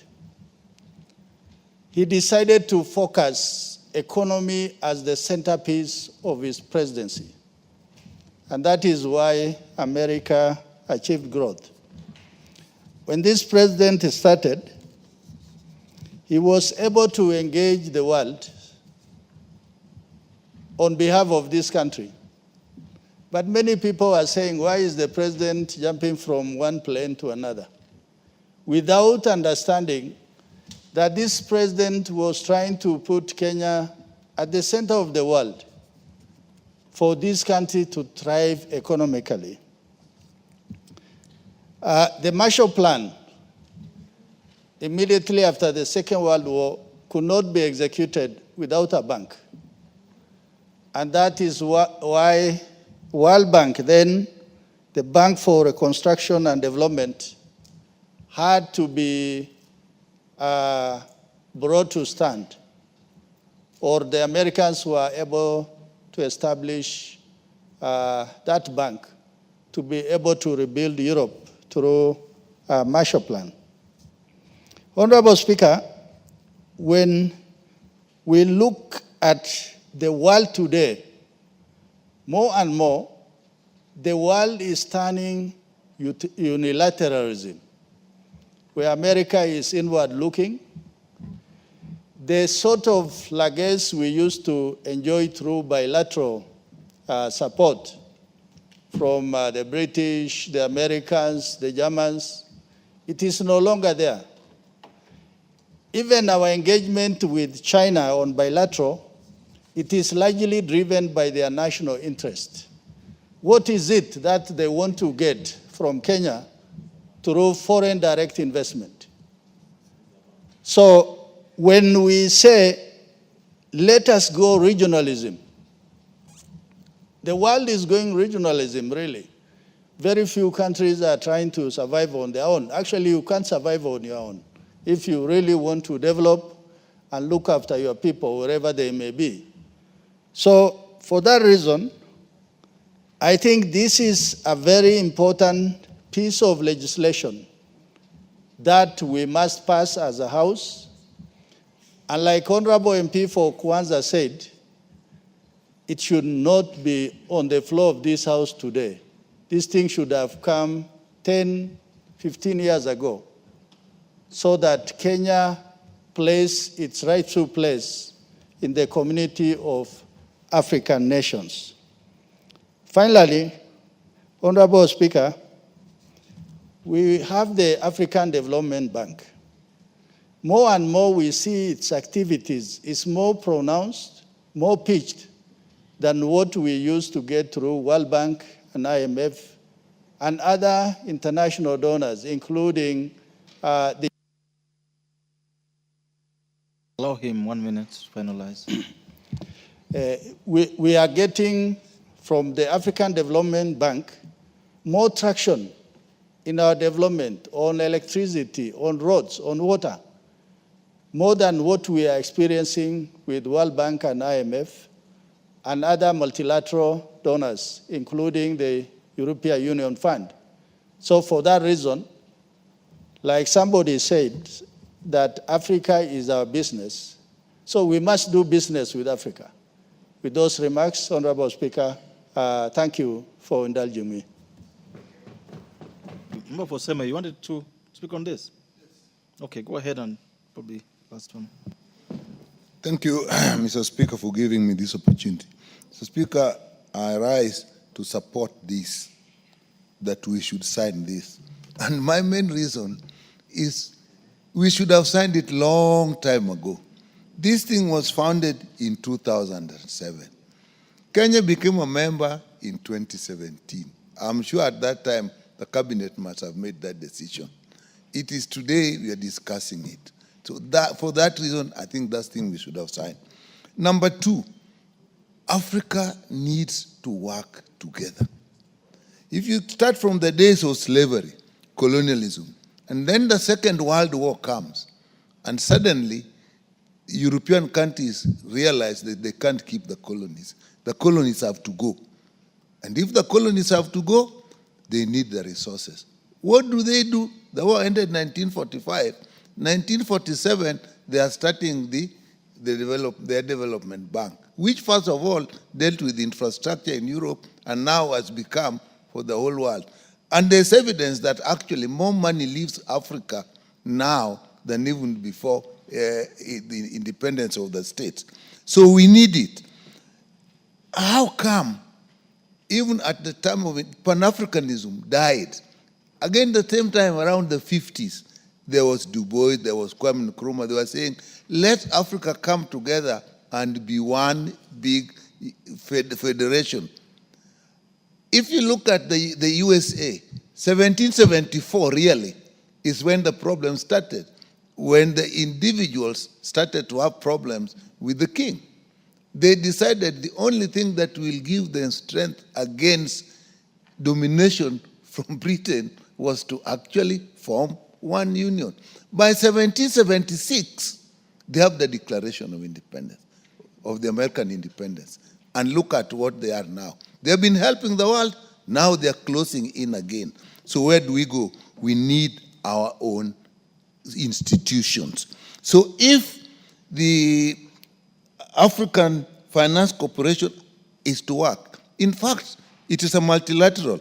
You had African Development Bank there, you have the African Export-Import Bank there, even have the Islamic Development Bank there. It is all our institutions that are putting together, and the member states are the shareholders. What can be more homegrown for Africa? So I think we should really sign, and again, it is targeting development. Me, I'm hoping for the time that our young people will want to come from Cape Town and say they'll move all the way to Cairo without anybody asking them anything. They move from Mombasa to Senegal on a clean, nice road. They drive. Then we'll have one Africa. And at that time, it is this that will take us there.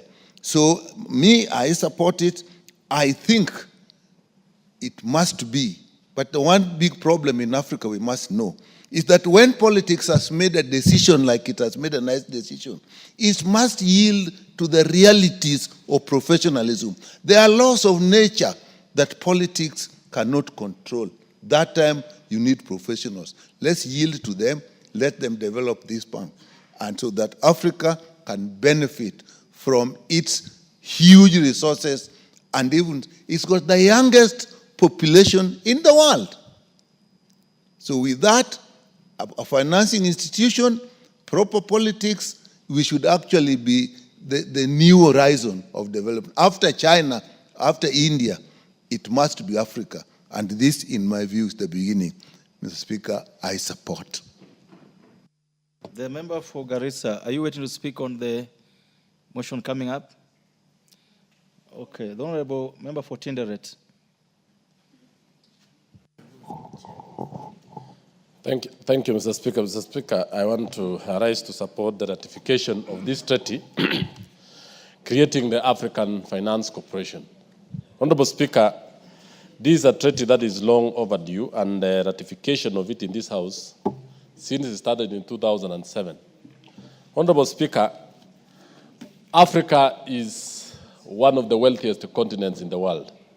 In terms of population, it has a very young, energetic, and very educated society. Two, it has a large extractive resources, gold, all the minerals, oil, iron ore, cobalt, and all these others. Honorable Speaker, one of the problems facing Africa today is lack of strong financial institutions.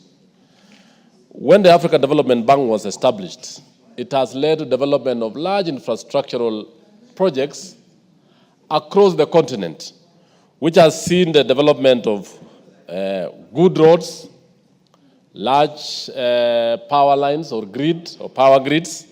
It has also led to development of institutions, research centers, and many others. That Africa sat down and saw the need to establish Africa Finance Corporation was actually aimed at establishing a lending financier and advisor to clients across Africa, offering structured debt finance, trade finance, and expansion equity.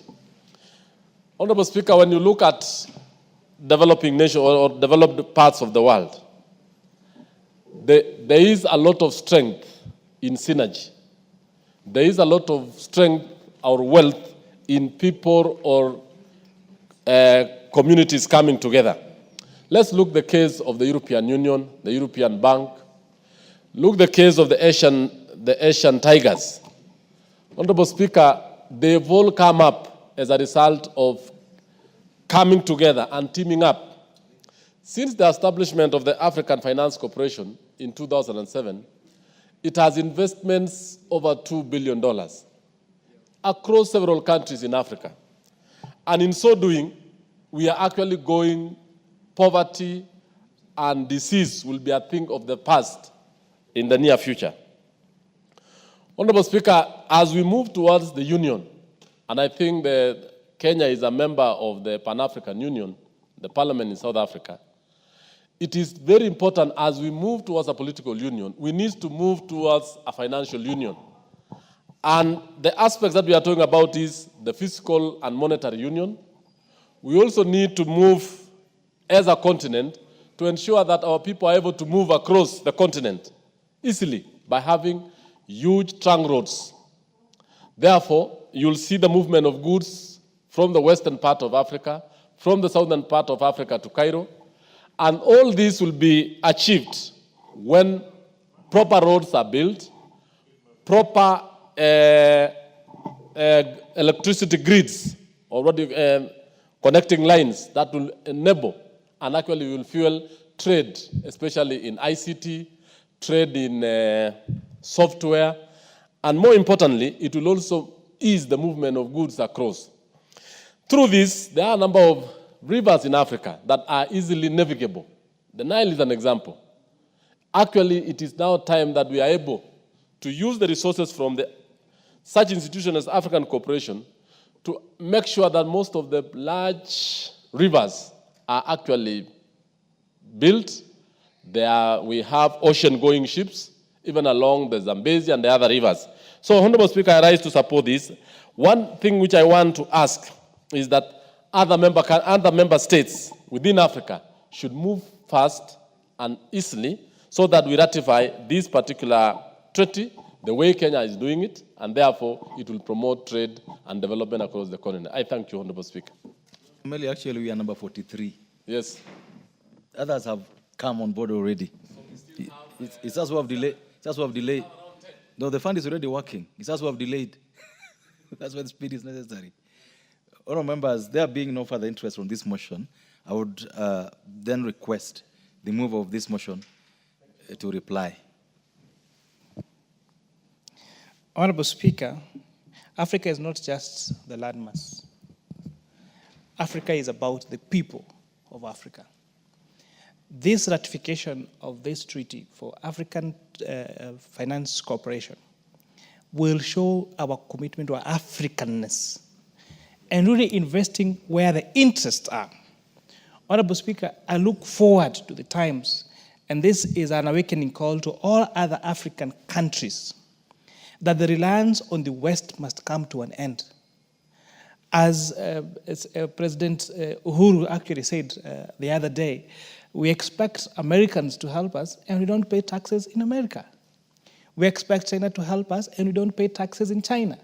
So that support that they're going to give us from the taxpayers of those particular countries come with conditionalities, come with interests.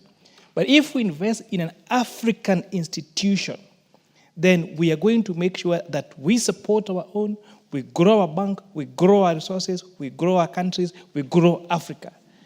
You know, Africa, Honourable Speaker, has a potential of outgrowing all these Western countries, Honourable Speaker. We have a much younger population. We have a better skilled population. We have one of the best skilled populations globally, Honourable Speaker. So if we leverage on what brings us together as Africans, if we leverage on having institutions like this that are built by Africans for Africa, then that is the only time we are going to see development, not just in Africa as a continent, but most importantly, in this great country that we love called Kenya. In those few remarks, Honourable Speaker, I beg to reply. Thank you. All members, the decision on this motion will be made the next time it's listed on the order paper for obvious reasons. Next order. Order number 9, motion, consideration of the report of the Auditor General on the financial statements for the national government ministries, departments, and agencies for the financial year 2021-2022. The Honourable Tindi Mwale, I'm sure you've been taking enough water waiting for this. Go ahead. Yes, thank you very much, Honourable Speaker. Honourable Speaker, I rise to move that this Honourable House adopts the report of the Public Accounts Committee on the examination of the report of the Auditor General on the financial statements for the national government ministries, departments, and agencies for the financial year 2021-2022, laid on the table of this House on 14th March 2025. Mr. Speaker, I want you to note that this is the second report that this House, that this committee has brought in this 13th Parliament. And Mr. Speaker, it is the first report to be tabled after the reconstitution of the committees. And I want to thank the honorable members of the committee for having made it a priority, first priority, that they peruse through the report which had been done by the other committee before the constitution, and largely supporting and appending their signatures and adopting the report to be brought to this House. Mr. Speaker, before I indulge so much into the report, observations, and recommendations, I would like, first of all, to bring a correlation between the prudent use of public resources and how it can spur economic growth and also bring better living standards to the common Kenyan. Mr. Speaker, this committee is mandated under Standing Order number 205 to scrutinize and examine all the expenditure that is appropriated to state departments by this House, Mr. Speaker. And therefore, Mr. Speaker, if we don't get it right on the use and prudent use of resources in this country, then we are not getting, then, Mr. Speaker, we're not going to get it right when it comes to the economic growth of this country. Mr. Speaker, when we talk about economy, you talk about GDP, Mr. Speaker, and not just nominal GDP, but real GDP, Mr. Speaker. Mr. Speaker, from the formula of GDP, which is C, Mr. Speaker, plus I plus G, plus in bracket X minus M, where X minus M is the net export. And Mr. Speaker, the component which I want to pay a lot of respect on before I go to the recommendation of the committee is the component of G, which is government investments. Mr. Speaker, much of government investments is done and appropriated by this House. And this investment is given to state departments, agencies, and much of this investment, Mr. Speaker, is the one that the Auditor General goes and audits to find out if we have prudent use of these funds, Mr. Speaker. And therefore, Mr. Speaker, if we don't get it right on prudent use of government resources, if we don't get it right on prudent use of taxpayers' money, then there's no way the economy shall grow, because we are going to get a situation where the economy is going to be affected and the common mwananchi is going to have difficulty in terms of affording essential goods and services. Mr. Speaker, when you talk about GDP, I want to narrow down and talk about real GDP, because real GDP, Mr. Speaker, is the one that is going to give us the true standing or standards of living of the common mwananchi, Mr. Speaker. And Mr. Speaker, for us to get the real GDP, we have to factor in the GDP deflector, which we compare it with inflation, Mr. Speaker. And this inflation, if we are not careful, if we have mismanagement of public funds, which brings about corruption, which brings about illicit trade, Mr. Speaker, this is going to affect the prices of commodities and services, and this, in the long run, affects the consumer price index, which is used to gauge the inflation rate of an economy, Mr. Speaker. And therefore, Mr. Speaker, I want to assure this House that the committee has done a good report, and this report is going to address so many issues which had been raised by the Auditor General in terms of looking at the financial statements of state corporations, agencies, and other state departments. Mr. Speaker, when I go back to the report, this report, Mr. Speaker, had guiding principles. And one of the guiding principles, Mr. Speaker, is Chapter 12 of the Constitution of Kenya. Chapter 12 of the Constitution of Kenya, Mr. Speaker, deals with the principles and the framework of public finance. Mr. Speaker, also the guiding principle number 2 was the Public Finance Management Act 2012, which stipulates on how accounting officers are supposed to utilize and manage state resources. Mr. Speaker, the other guiding principle which we based on was on Public Procurement and Asset Disposal Act 2015. As you are aware, Mr. Speaker, all government resources are spent through procurement. And therefore, if those laws and regulations under the Public Procurement and Asset Disposal Act 2015 are not followed, then we are going to have a problem when it comes to getting a prudent use or having value for money when we talk about using public resources. Mr. Speaker, the other principle we used was the Public Act 2015. The other one is the Accounts Act 2008 and International Public Sector Accounting Standards, IPSAS, among other provisions of the law that empowers Parliament to oversight public institutions.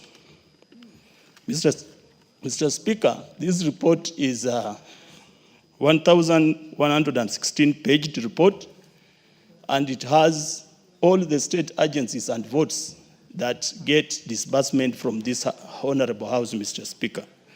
Mr. Speaker, the Auditor General had to brought forward 326 audit opinions, Mr. Speaker, and I want to refer members to page 13 of the audit report, Mr. Speaker.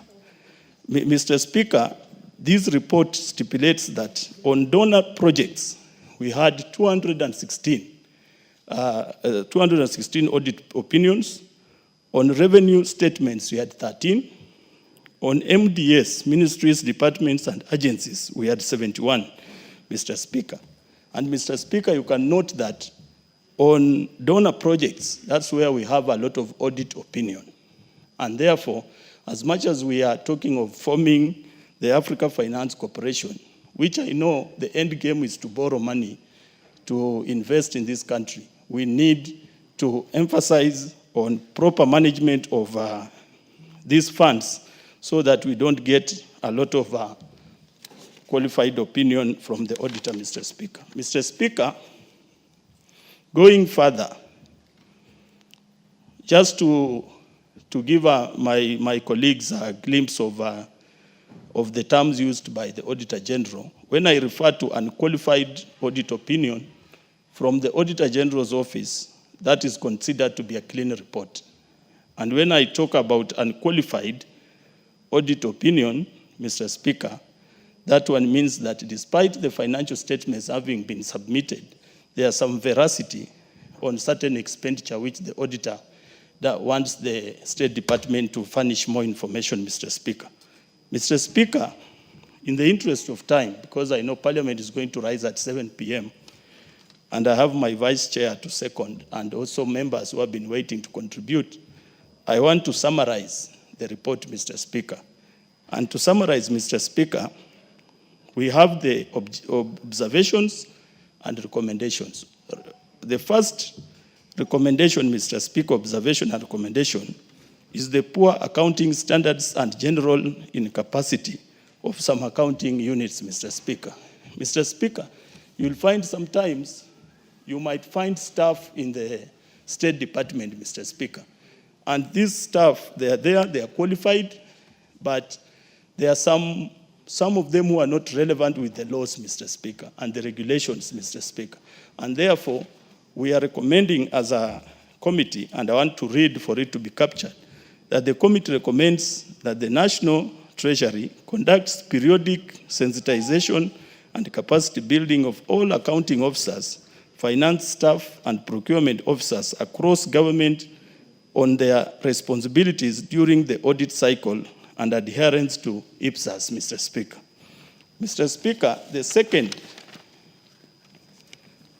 recommendation and observation is on the late submission of supporting documents, Mr. Speaker. Mr. Speaker, you'll find that for the Office of the Auditor General to be able to come up with an unqualified opinion, Mr. Speaker, you have to furnish relevant documentation and supporting documentation to prove that this is what the funds were used for. We have seen in many of the audit opinions, Mr. Speaker, the Office of the Auditor General has not been furnished requisite documents as requested from the Office of the Auditor General. And therefore, Mr. Speaker, we are recommending that Section 68(2)(k) of the Public Finance Act be adhered to by the state agencies so that information is provided on time for the auditor to do the scrutiny. Mr. Speaker, the other observation is non-existent or weak internal audit function. Mr. Speaker, as you're aware, every state agency is supposed to have an internal audit function, but the audit opinion have shown clearly that many of these state agencies lack the internal audit committees, and therefore the function is not practiced in many state agencies. Mr. Speaker, the committee reiterates its previous recommendation that Treasury submits proposal to the National Assembly within 3 months of adoption of this report, delinking internal audit function in terms of appointment, facilitation, and reporting from accounting officers to an independent office. Mr. Speaker, the other issue, which is an observation and a recommendation under number 4, is the long outstanding construction works and stalled projects. Mr. Speaker, we have seen in many cases a lot of projects have stalled in this country, and these stalled projects end up wasting public funds because of harsh climatic conditions. Some of them are subjected to inflation, and Mr. Speaker, the variations that are done actually end up making the projects very costly. And therefore, Mr. Speaker, we are recommending as a committee that the committee recommends that the National Treasury should only approve projects that it can guarantee funding and completion within the medium-term expenditure framework. No new project should be commenced by an agency before all existing ones are completed and fully funded, Mr. Speaker. Mr. Speaker, there is the issue of budgetary control and performance. And Mr. Speaker, this one has arose from all ministries, state departments, and this has made the budgetary and the performance predominantly attributed to late exchequer release, Mr. Speaker, and supplementary budgets or in capacity to collect AIA, Mr. Speaker. So, Mr. Speaker, the committee recommends that Treasury and the Budget and Appropriation Committee and the Departmental Committee on Finance and National Planning make realistic revenue projections and attainable expenditure estimates, Mr. Speaker. Mr. Speaker, the elephant in the room is the pending bills, Mr. Speaker. Mr. Speaker, we have seen so many companies and so many Kenyans suffer because of government not paying for services that was rendered to government institutions and even projects, Mr. Speaker. Mr. Speaker, pending bills is a major issue when you talk about economy being revived and surviving, Mr. Speaker. And therefore, the committee recommends that Treasury only rationalizes budgets that have not been committed. Further, borrowing by the National Treasury to plug budget deficit should be done uniformly across the financial year to avoid the end-year rush of disbursement and procurement in an effort to beat the deadline. Mr. Speaker, we have the issue of accrual and cash basis of accounting, and I'm very sure that many members are familiar with it. It's a basic principle of accounting, Mr. Speaker. Many national government institutions and state agencies are using the cash basis, and this one, Mr. Speaker, has a lot of disadvantages and drawbacks when it comes to accountability and keeping financial records, Mr. Speaker. Mr. Speaker, the committee recommends that the National Treasury expedites the full rollout of accrual basis of accounting, as this one is going to give the true picture of a finance state of our state departments and agencies, Mr. Speaker. Mr. Speaker, the other issue, I'm looking at time, Mr. Speaker. We are heading to 7 p.m. That's why you see I'm summarizing, that I give my vice the ample time to second and also members to contribute. The 9th issue on our observation and recommendation, Mr. Speaker, is the dual implementation of projects between county and national government, Mr. Speaker. The duplication of projects, where you find the county government is doing a project and the same project is being done by the national government, Mr. Speaker. So the committee reiterates its recommendation that such funds be wholly issued to the implementing agency as conditional grants rather than mongrel arrangement that currently subsists, Mr. Speaker. And Mr. Speaker, we have failure / delay to compensate landowners. We have had this issue all along, where especially under the Ministry of Energy, you find a state agency wants to do a power line, but compensating the landowners the way they live becomes an issue.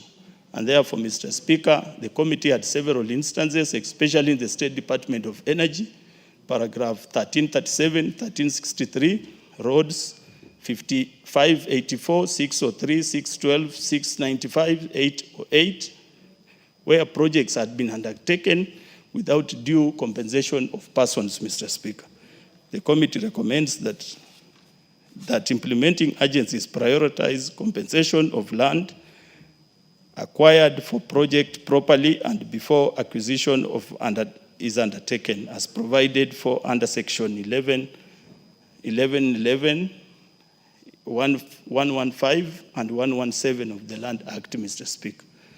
So, Honorable Speaker, in a nutshell, the committee wants to assure this House that that this report is going to address major issues that have led to the mismanagement of resources.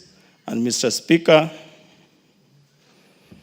just for a nutshell, just to go further to state some of the recommendations which the committee has done, is that the committee did not shy away from prescribing punitive sanctions to gross violation of the law. For instance, the committee has referred paragraph 216, 222, 294, 1476, 1471 to the Ethics and Anti-Corruption Commission to investigate, Mr. Speaker. Mr. Speaker, as I wind up, as I had earlier mentioned, the centrality of this report in the division of revenue bill during the 2021-2022 financial year, total revenue recorded under various revenue statements as received by the national government amounted to Kenyan shillings 2,028,236,839,950, representing an increase of Kenyan shillings 314,593,858,437, or about 18% when compared to actual collection of Kenya shillings 1,713,642,981,513, realized in the previous year 2020-2021. The total revenue of 2,028,839,950 comprised of Kenyan shillings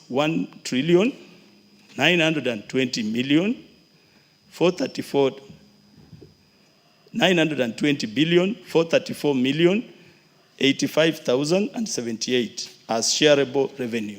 Kenyan shillings 46,756,750,697 as receipts from government, invest, and public enterprises, and Kenyan shillings 61 billion 46,046,004,175 relating to development revenue. In the 2021-2022 financial year, the total shareable revenue of Kenyan shilling 1,920,434,085,078 increased by 22% when compared to the shareable revenue of Kenyan shilling 1,570,562,945,014 in the 2020-2021 financial year. And therefore, Mr. Speaker, the final statement, the reason why I gave those figures, is that the committee recommends that the total nationally collected revenue amount of Kenyan shilling 1,920,434,085,078 shillings forms the basis of sharing of revenue between the national and the county government as contemplated in Article 203 3 of the Constitution, Mr. Speaker. I want to stop there because of interest of time, but I want to assure members that this committee has done a good job and that members should support this report and adopt the report, and will endeavor to make sure that public resources are utilized in accordance with the Constitution, in accordance with the Public Finance Management Act, and that, Mr. Speaker, the committee shall continue to execute its mandate to oversight state agencies as recommended by the Office of the Auditor General through audit opinions presented to the National Assembly, Mr. Speaker. Mr. Speaker, with those few remarks, I want to invite the committee's Vice Chair Lady, Honorable Amina Udgon, MP, to second the motion. Thank you very much. Yes, proceed, Honorable Udgon. Thank you, Mr. Speaker, for this opportunity. Honorable Speaker, I rise to second the motion that this Honorable House adopts the report of the Public Accounts Committee on the examination of the report of the Auditor General on the financial statement for the national government, ministries, departments, agencies for the financial year 2021-2022, laid on the table for this House on the 14th March 2025. Honorable Speaker, in addition to the general observations and recommendations given by the Chairman, who is the mover, allow me to expound on a few others. Honorable Speaker, my chair spoke of the pending bills. Honorable Speaker, as already mentioned, pending bills are a thorn in the flesh of government records. Other than the already stated budget cuts, some MDAs lack proper documentation, leading to accumulation of these bills. It is unbelievable, Mr. Speaker, that a government agency could procure a product or services, but it is unable to document the same. This is an avenue for corruption, Honorable Speaker, and all the procurement officers holding incomplete documentation must be put on notice, as this has the effect of frustrating genuine suppliers. Mr. Speaker, we all know the frustration Kenyans go through because of the pending bills. Many people were led into depression because of pending bills.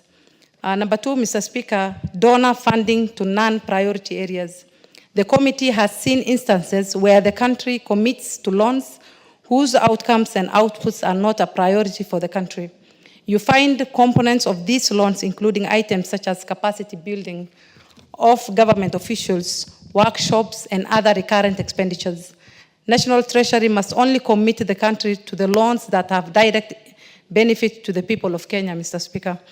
Honorable Speaker, allow me to also highlight a few challenges witnessed by the committee in execution of its mandate that's delaying production of this report. One of the challenges is, Mr. Speaker, perpetual request for reschedules. Some accounting officers have a habit of requesting for rescheduling of their appearances and hence hampering the committee's calendar. It is instructive to note that these same accounting officers, Mr. Speaker, never miss meetings for appropriation of budget, which also have strict timelines. Accounting officers are therefore put on notice that failure to appear will lead to recommendation like carried as it is. Honorable Speaker,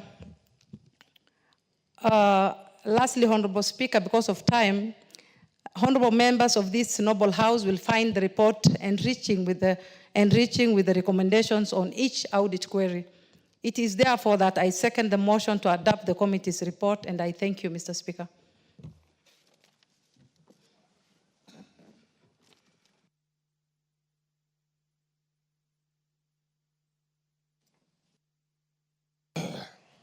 Honorable members, I now propose the question that this House adopts the report of the Public Accounts Committee on its examination of the report of the Auditor General on the financial statements for the national government ministries, departments, and agencies for the financial year 2021-2022, laid on the table of the House on Friday, the 14th March 2025.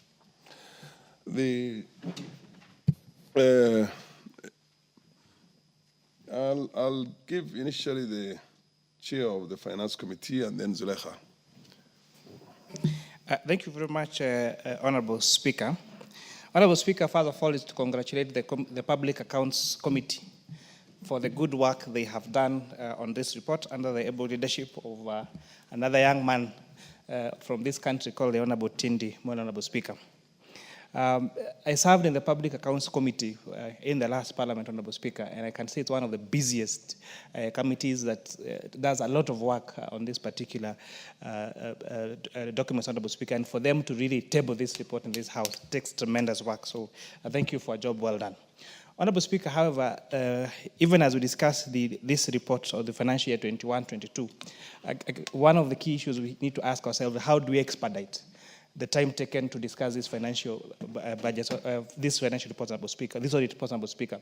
Because sometimes the challenges that we encountered when I was serving in that committee, Honorable Speaker, is sometimes by the time you are getting to the core matter, it is water under the bridge. You want to interview the accounting officer who was there during that particular time.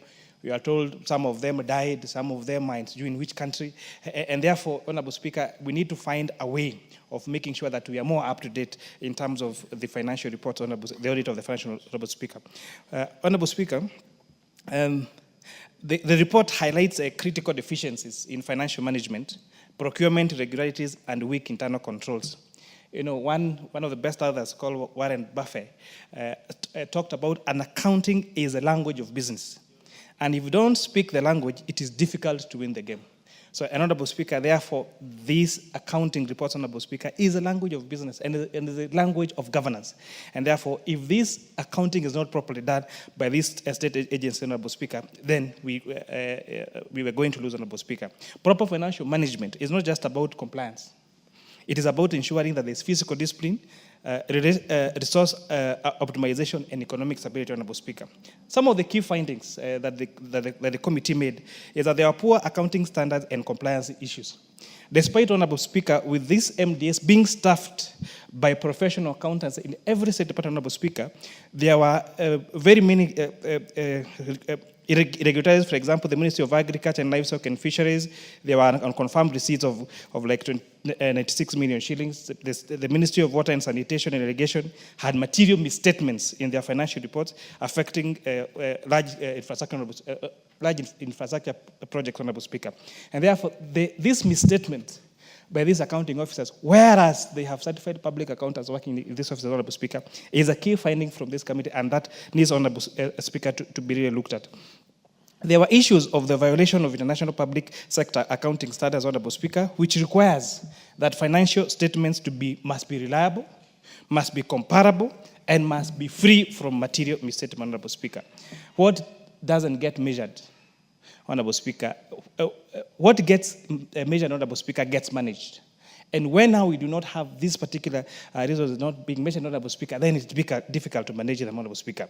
Without proper accounting and reconciliation, then definitely there will be mismanagement, and that would definitely be inevitable, Speaker. Financial transparency requires that we have real-time record keeping and timely submission of documents for audit. However, Honorable Speaker, as noted in the committee report, for some of the State Department, for example, State Department for Early Education, it failed to submit procurement documentation for a construction of CBC classrooms, Honorable Speaker. And this raises serious concerns about financial capacity in the education sector, Honorable Speaker. Section 68 of the PFM Act mandates that there must be timely reports, yet these institutions ignored this requirement, Honorable Speaker. This late submission by these financial statements, Honorable Speaker, led to unnecessary delays, Honorable Speaker, and that's something that needs to be looked at, Honorable Speaker. The Public Procurement and Asset Disposal Act of 2015 provides a clear guideline on competitive bidding and value for money. However, we still see very many entities, and just to quote the State Department for Public Works, where they single contracted one soya blend mill, Honorable Speaker, bypassing a competitive procurement process, Honorable Speaker. There must be strict adherence to the Public Procurement and Disposal Act. And again, because we have professionals that work in this particular area and they understand the law, they know what they need to do, Honorable Speaker, but they don't get to do it, Honorable Speaker. Government spending to be effective, it must be subject to strict financial discipline, or then it just becomes a source of waste and corruption, Honorable Speaker. So we're saying that there must be strict adherence to procurement controls, that government risks huge financial hemorrhage and a lot of reduced service delivery to the people, Honorable Speaker, when this is not adhered to. A matter that again repeats itself every year, we have this particular report, Honorable Speaker, is unresolved prior year audit issues. You know, you find that even in this particular case, Honorable Speaker, in the report we have so many entities, and we had a discussion with the Auditor General a few weeks ago, and she will say, as per my other report, as per my other report. So you find that issues that are debated in this House, issues that are raised by this committee, Honorable Speaker, will end up recurring in the following, Honorable Speaker. So my urge to all accounting officers is to make sure that those unresolved audit issues are resolved before the next financial, Honorable Speaker.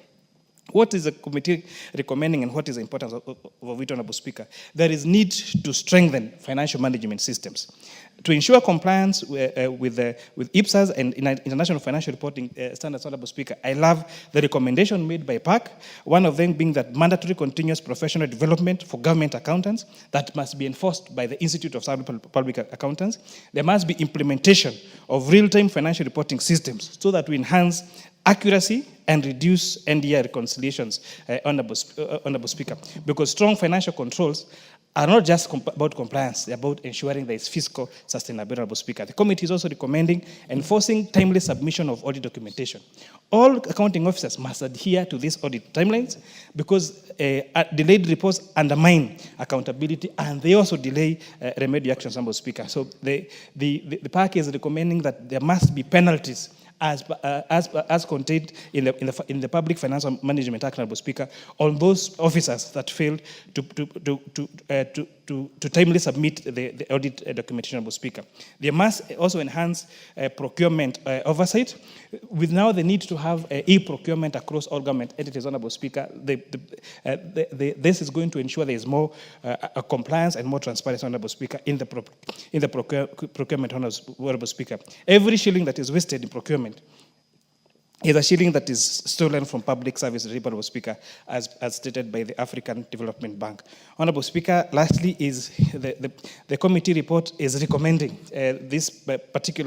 some particular individuals to be investigated by EACC and the DCI, Honorable Speaker. And I hope that these two bodies, the EACC and the DCI, will jointly collaborate, Honorable Speaker, to expedite these investigations as contained by the report, Honorable Speaker.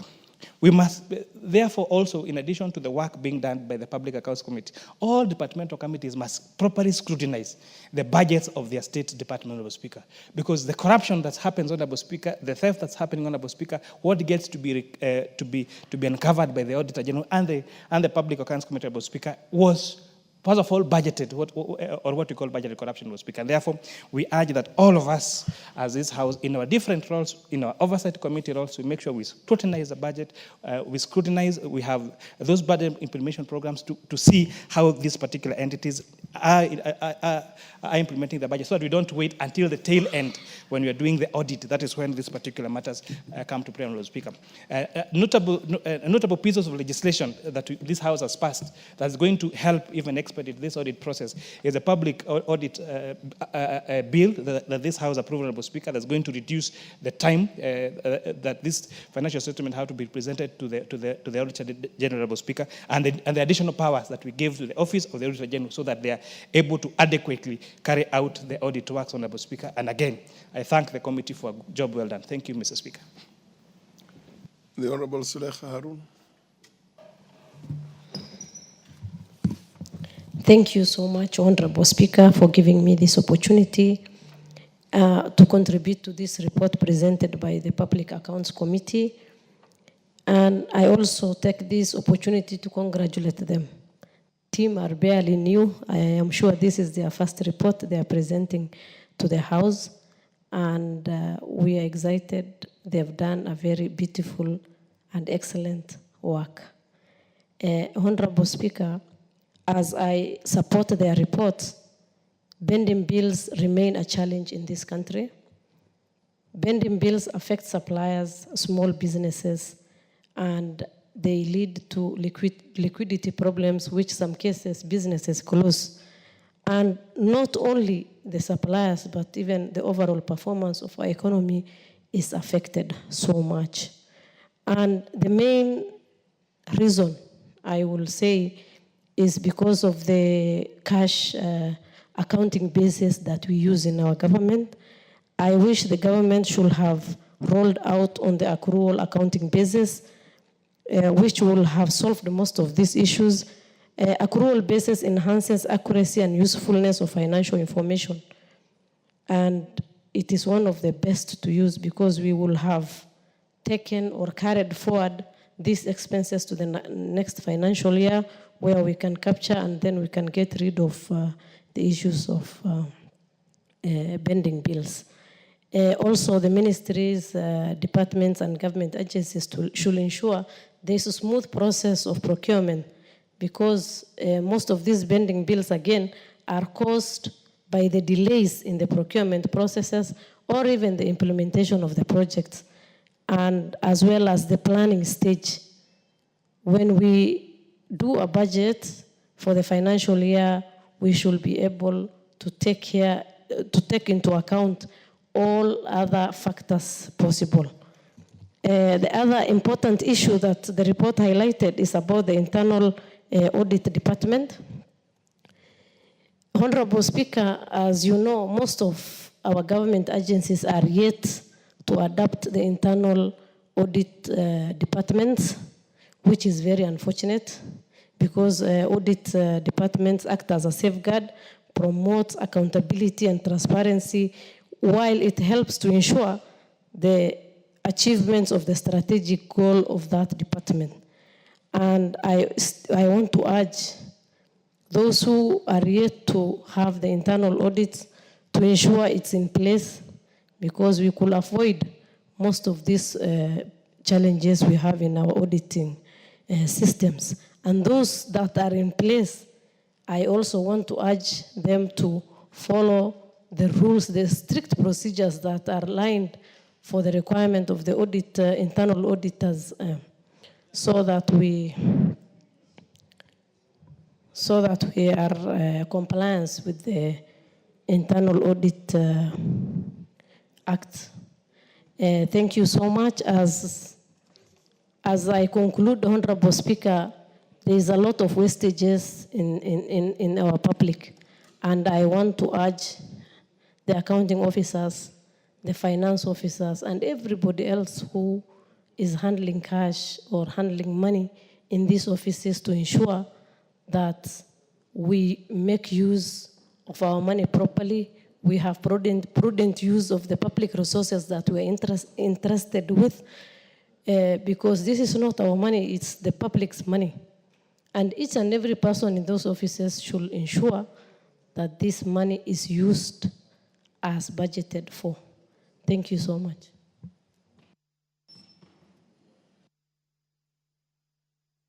The Honorable Irene Mayaka. Thank you, Honorable Speaker. Honorable Speaker, I also stand to support this particular motion where we are considering the report of the Auditor General. And Honorable Speaker, before I even give my remarks, I would just like to first congratulate my brother, the Chair, Honorable Tindi Mwale, and the Vice Chair, Honorable Udgun, because these two are with us and Honorable Kimani Kuria in the Kenya Young Parliamentarians, and for us, it's a proud moment to have fellow members of the KYPA doing a fantastic job. So I want to encourage them and tell them to continue with that good job. Honorable Speaker, as the chair of the committee has said, this is the second report by this committee, and we are in the second. We are right in the middle of this parliamentary session. So I actually have a lot of hope and trust that they will be able to burn the midnight oil and give us one or two more reports. Because, Honorable Speaker, yesterday when we were discussing about the Division of Revenue bill, one of the things that came out very clearly is that we are basing the calculation of our Division of Revenue based on financial year that is already passed instead of looking at the current, what is happening currently. Honorable Speaker, from our scrutiny of the reports shared by the committee, they have given us general observations that are cross-cutting across all our state departments that they were reviewing and all the other organizations. And Honorable Speaker, just to look at some of the issues that they observed, which are very sad, so to speak, because one of them is that the committee tells us that poor accounting standards and general incapacity is being undertaken. And yet, in these state departments, we have people who are qualified accountants. And Honorable Speaker, even as the committee recommends that ISPAC to enforce compliance, I think we also need to just review the engagement that the professions have with ISPAC. Because the accounting profession, which some of us belong to, is a very noble profession. And we would not want it to be put into disrepute just because some people have decided not to adhere to the accounting standards that we have. And Honorable Speaker, I've also seen a suggestion that there should be periodic sensitization and capacity building, which is very much okay. But also, Honorable Speaker, when you are practicing in a certain profession, whether it is law, you're a doctor, you're an accountant, it is also your personal responsibility to ensure that you are updating yourself with what is going on in the market. And so, Honorable Speaker, we should not have an excuse from our accounting colleagues that they're not able to give us substantive reports that are within accounting standards, because these reports have a ripple effect. They have ripple effect on a lot of other things that we do as a country. Honorable Speaker, there is also an observation of late submission of supporting data. Again, this is very closely tied to the first observation because it just speaks to irresponsibility and people not taking their job seriously.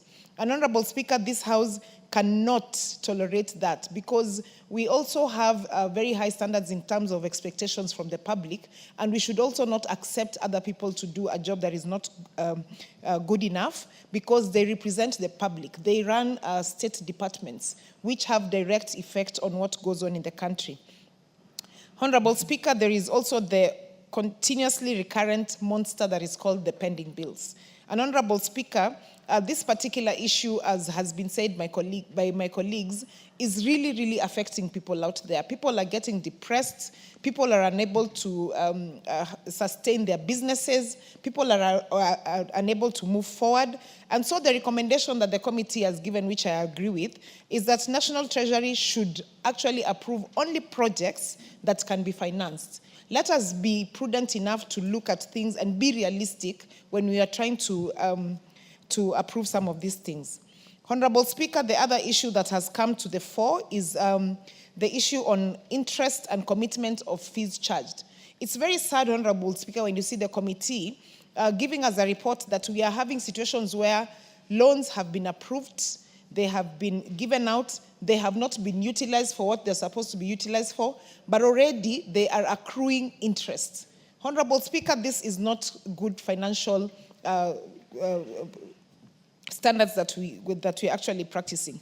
We are paying interest and loans, interest on loans that are not even being utilized, Honorable Speaker. That is very discouraging. And so the recommendation that Treasury should only enter into agreements whose payments and project implementations are actually ready to go. I think that is a very good recommendation from the committee. The final observation that I was really keen on, Honorable Speaker, is about the delay of compensating landowners. And Honorable Speaker, the Land Acquisition Act of 2012 is very clear in terms of you acquire and then compensate. It doesn't say that you acquire, you start using, and then compensate. So, Honorable Speaker, maybe this is another thing that the committee probably needs to recommend, that we review that particular act, because I feel like we have a gap in that particular act, because we cannot start by acquiring and then utilizing and then compensating, and yet in between that, it doesn't speak to that. And Honorable Speaker, this is actually very sad, because the people whose land has been acquired by using this particular law that we have in place are ending up to suffer.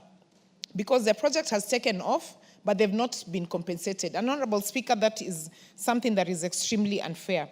Honorable Speaker, as I conclude, I also just want to point out something else that the committee has done that is very recommendable, that beyond financial recommendation, they've also looked at policy recommendations.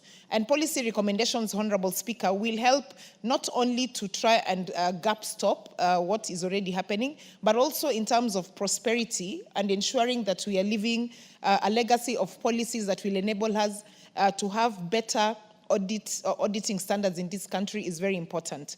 Honorable Speaker, also very important to note is the fact that based on the revenue calculation that was done, the total shareable revenue, it has actually increased to 22% for this particular, for the 2021-2022 financial year against the 2020-2021. So, Honorable Speaker, as I conclude once again, it's just to congratulate the committee for the good work, but also to encourage them to try and fast-track the next financial year report so that we can be able to be up to speed with what is currently happening. With those few remarks, I support and I submit. Thank you. The Honorable Major Retired Deco. Thank you, Mr. Speaker, also for giving me this opportunity, in congratulating also the team that came up with this report. Mr. Speaker, year in, year out, we get these reports. Even before I came to this parliament, the Auditor General has been giving this report, being tabled in the House, and it seems that nothing has been happening in terms of implementing the recommendations and the observations of those who transmit these reports.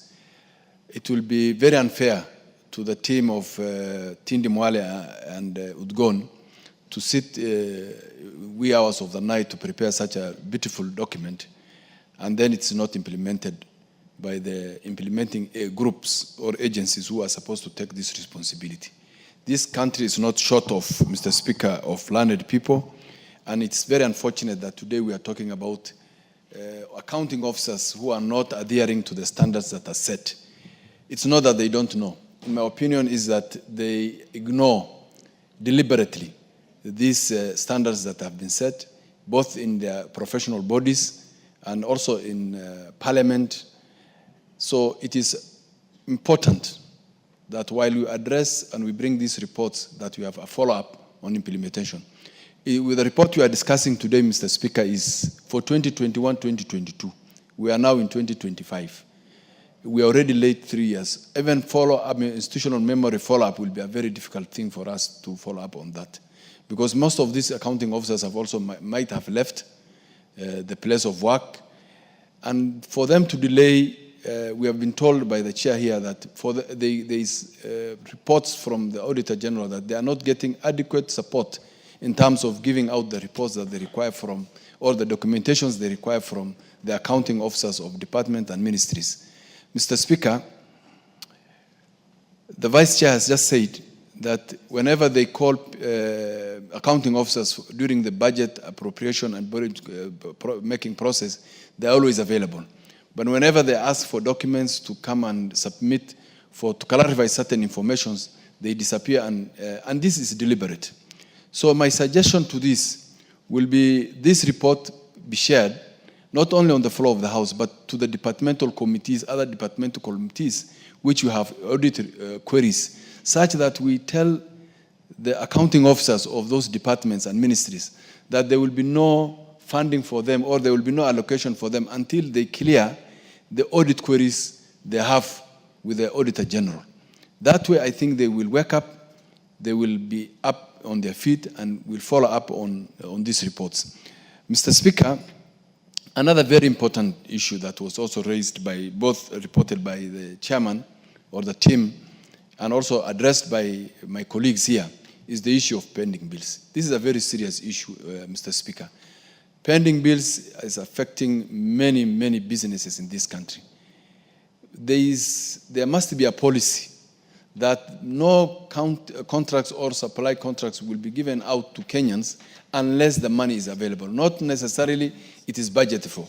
Because we have seen budgets appropriation here on the floor in this House, budget allocated, projects identified, but there is no money, liquid money, to pay to these contractors and suppliers. Again, there is a tendency by ministries and departments to divert certain money that was already appropriated for a certain project to other projects that are now were not in the budget, in the hope that, because it came from other directives, that in the hope that this money will be allocated in the next or the subsequent budgets. And once that particular accounting officer leaves that office, there is no follow-up for that money. The departments with oversight, we have so much pending bills that and there's no money forthcoming from the National Treasury. So, Mr. Speaker, my suggestion on this will be that money, whether it is in the budget or what, until that money is deposited in the ministries and the departments, they should not advertise for those contracts. They should not give go-ahead for the implementation of those projects. In my own constituency, Mr. Speaker, I have 3 major projects at Garissa University. Students are learning under trees because there are no tuition blocks, adequate learning infrastructure. So, and we are stuck. We have no value for our money as a country. Projects which are 30% complete, paid for, the rest of it is not paid for. So I think that issue we must come up. And I heard the president talk about the e-procurement program in his address to the nation the other time, that all government agencies must go through that process, that they put their documentation or their tender documents through that, and Treasury should only release money to programs that have gone through that e-procurement. But they have refused to implement that. Even the e-citizen, the president himself is frustrated by bureaucrats. It looks like we are being shown the middle finger by government officers, not only to parliament, but even to the executive and to the president. So this issue of pending bills must be addressed. Otherwise, we are going to have a collapsed economy, because businesses can only generate taxes if they are functioning. If you are not functioning and still the government is demanding for payments from you in terms of taxes because of the assumptions that you are making business, yet they have not paid you for the services you have provided, it is killing businesses, it is killing people, it is making others depressed. So, Mr. Speaker, with all those few remarks, I want to support the report, but I want to ask the team, the committee, to make a follow-up on this issue, especially on the recommendation and the observation.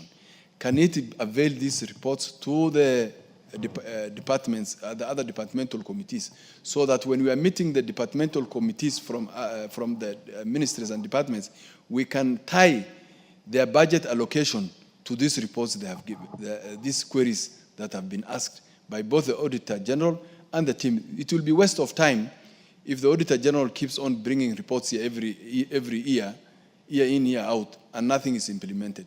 It will be waste of time for Kinatindi, Mwale, and Udgon to be sitting in big hotels to draw up these reports, yet there is nothing that's going to happen out of it. So, Mr. Mheshimiwa Mwale and your team, congratulations for the good work you have done, and please follow up on this issue so that we find people in court, officers in court, for not implementing or not observing these observations. Thank you very much. The MP for Karachuonyo. Is the MP for Karachuonyo in the House? Proceed. I thought you... Okay, thank you, Mr. Speaker, for giving me this opportunity. Now, I note that audit report is really helpful in letting us know what has gone wrong for the purposes of correction. But one thing that I know can cause this is also lateness in receipt of funds from the government, either in the county or even, say, in NGCDF. But that's not good reason for committing the expenditure, getting services expected from whoever, And then this person from whom we have got services or goods remain without being paid, and for a long time. Mr. Speaker, we have sent many Kenyans to poverty or even out of business through pending bills, and that's why I picked this as a very important issue that auditors have brought in their reports for time without number. Mr. Speaker, to help Kenyans grow economically, we have to allow the business people to be liquid in order that they can be able to run their businesses. You know, this pending bill is, I don't know whether I can call it a clever way, but it is a harmful way of getting money from the businesses, from the businessmen. Mr. Speaker, what I mean is that the government is borrowing from these people and failing to pay them. That's why whatever we do, the economy can't run properly because we have kept our business people without any funds to do their businesses. I feel when the auditors bring up this, it is something we should take care of very urgently to help the economy and also the Kenyan people. We need financial discipline with the accounting officers, and we should really stop them from committing expenditure when they don't even know where the money is going to come from. Mr. Speaker, it is my feeling that the accrual system we are talking about, which should replace the cash accounting system, may help us in that by the time you are accruing the expenditure, we should make sure that you know properly where you are going to get the money to pay the accrued expenditure. If you don't... Order, honorable members. Honorable members, the time being 7 p.m., 7 p.m., this House stands adjourned until Tuesday, the 8th of April, the year 2025, at 2:30 p.m., and the MP for Carachionyo has still 7 more minutes when this debate resumes.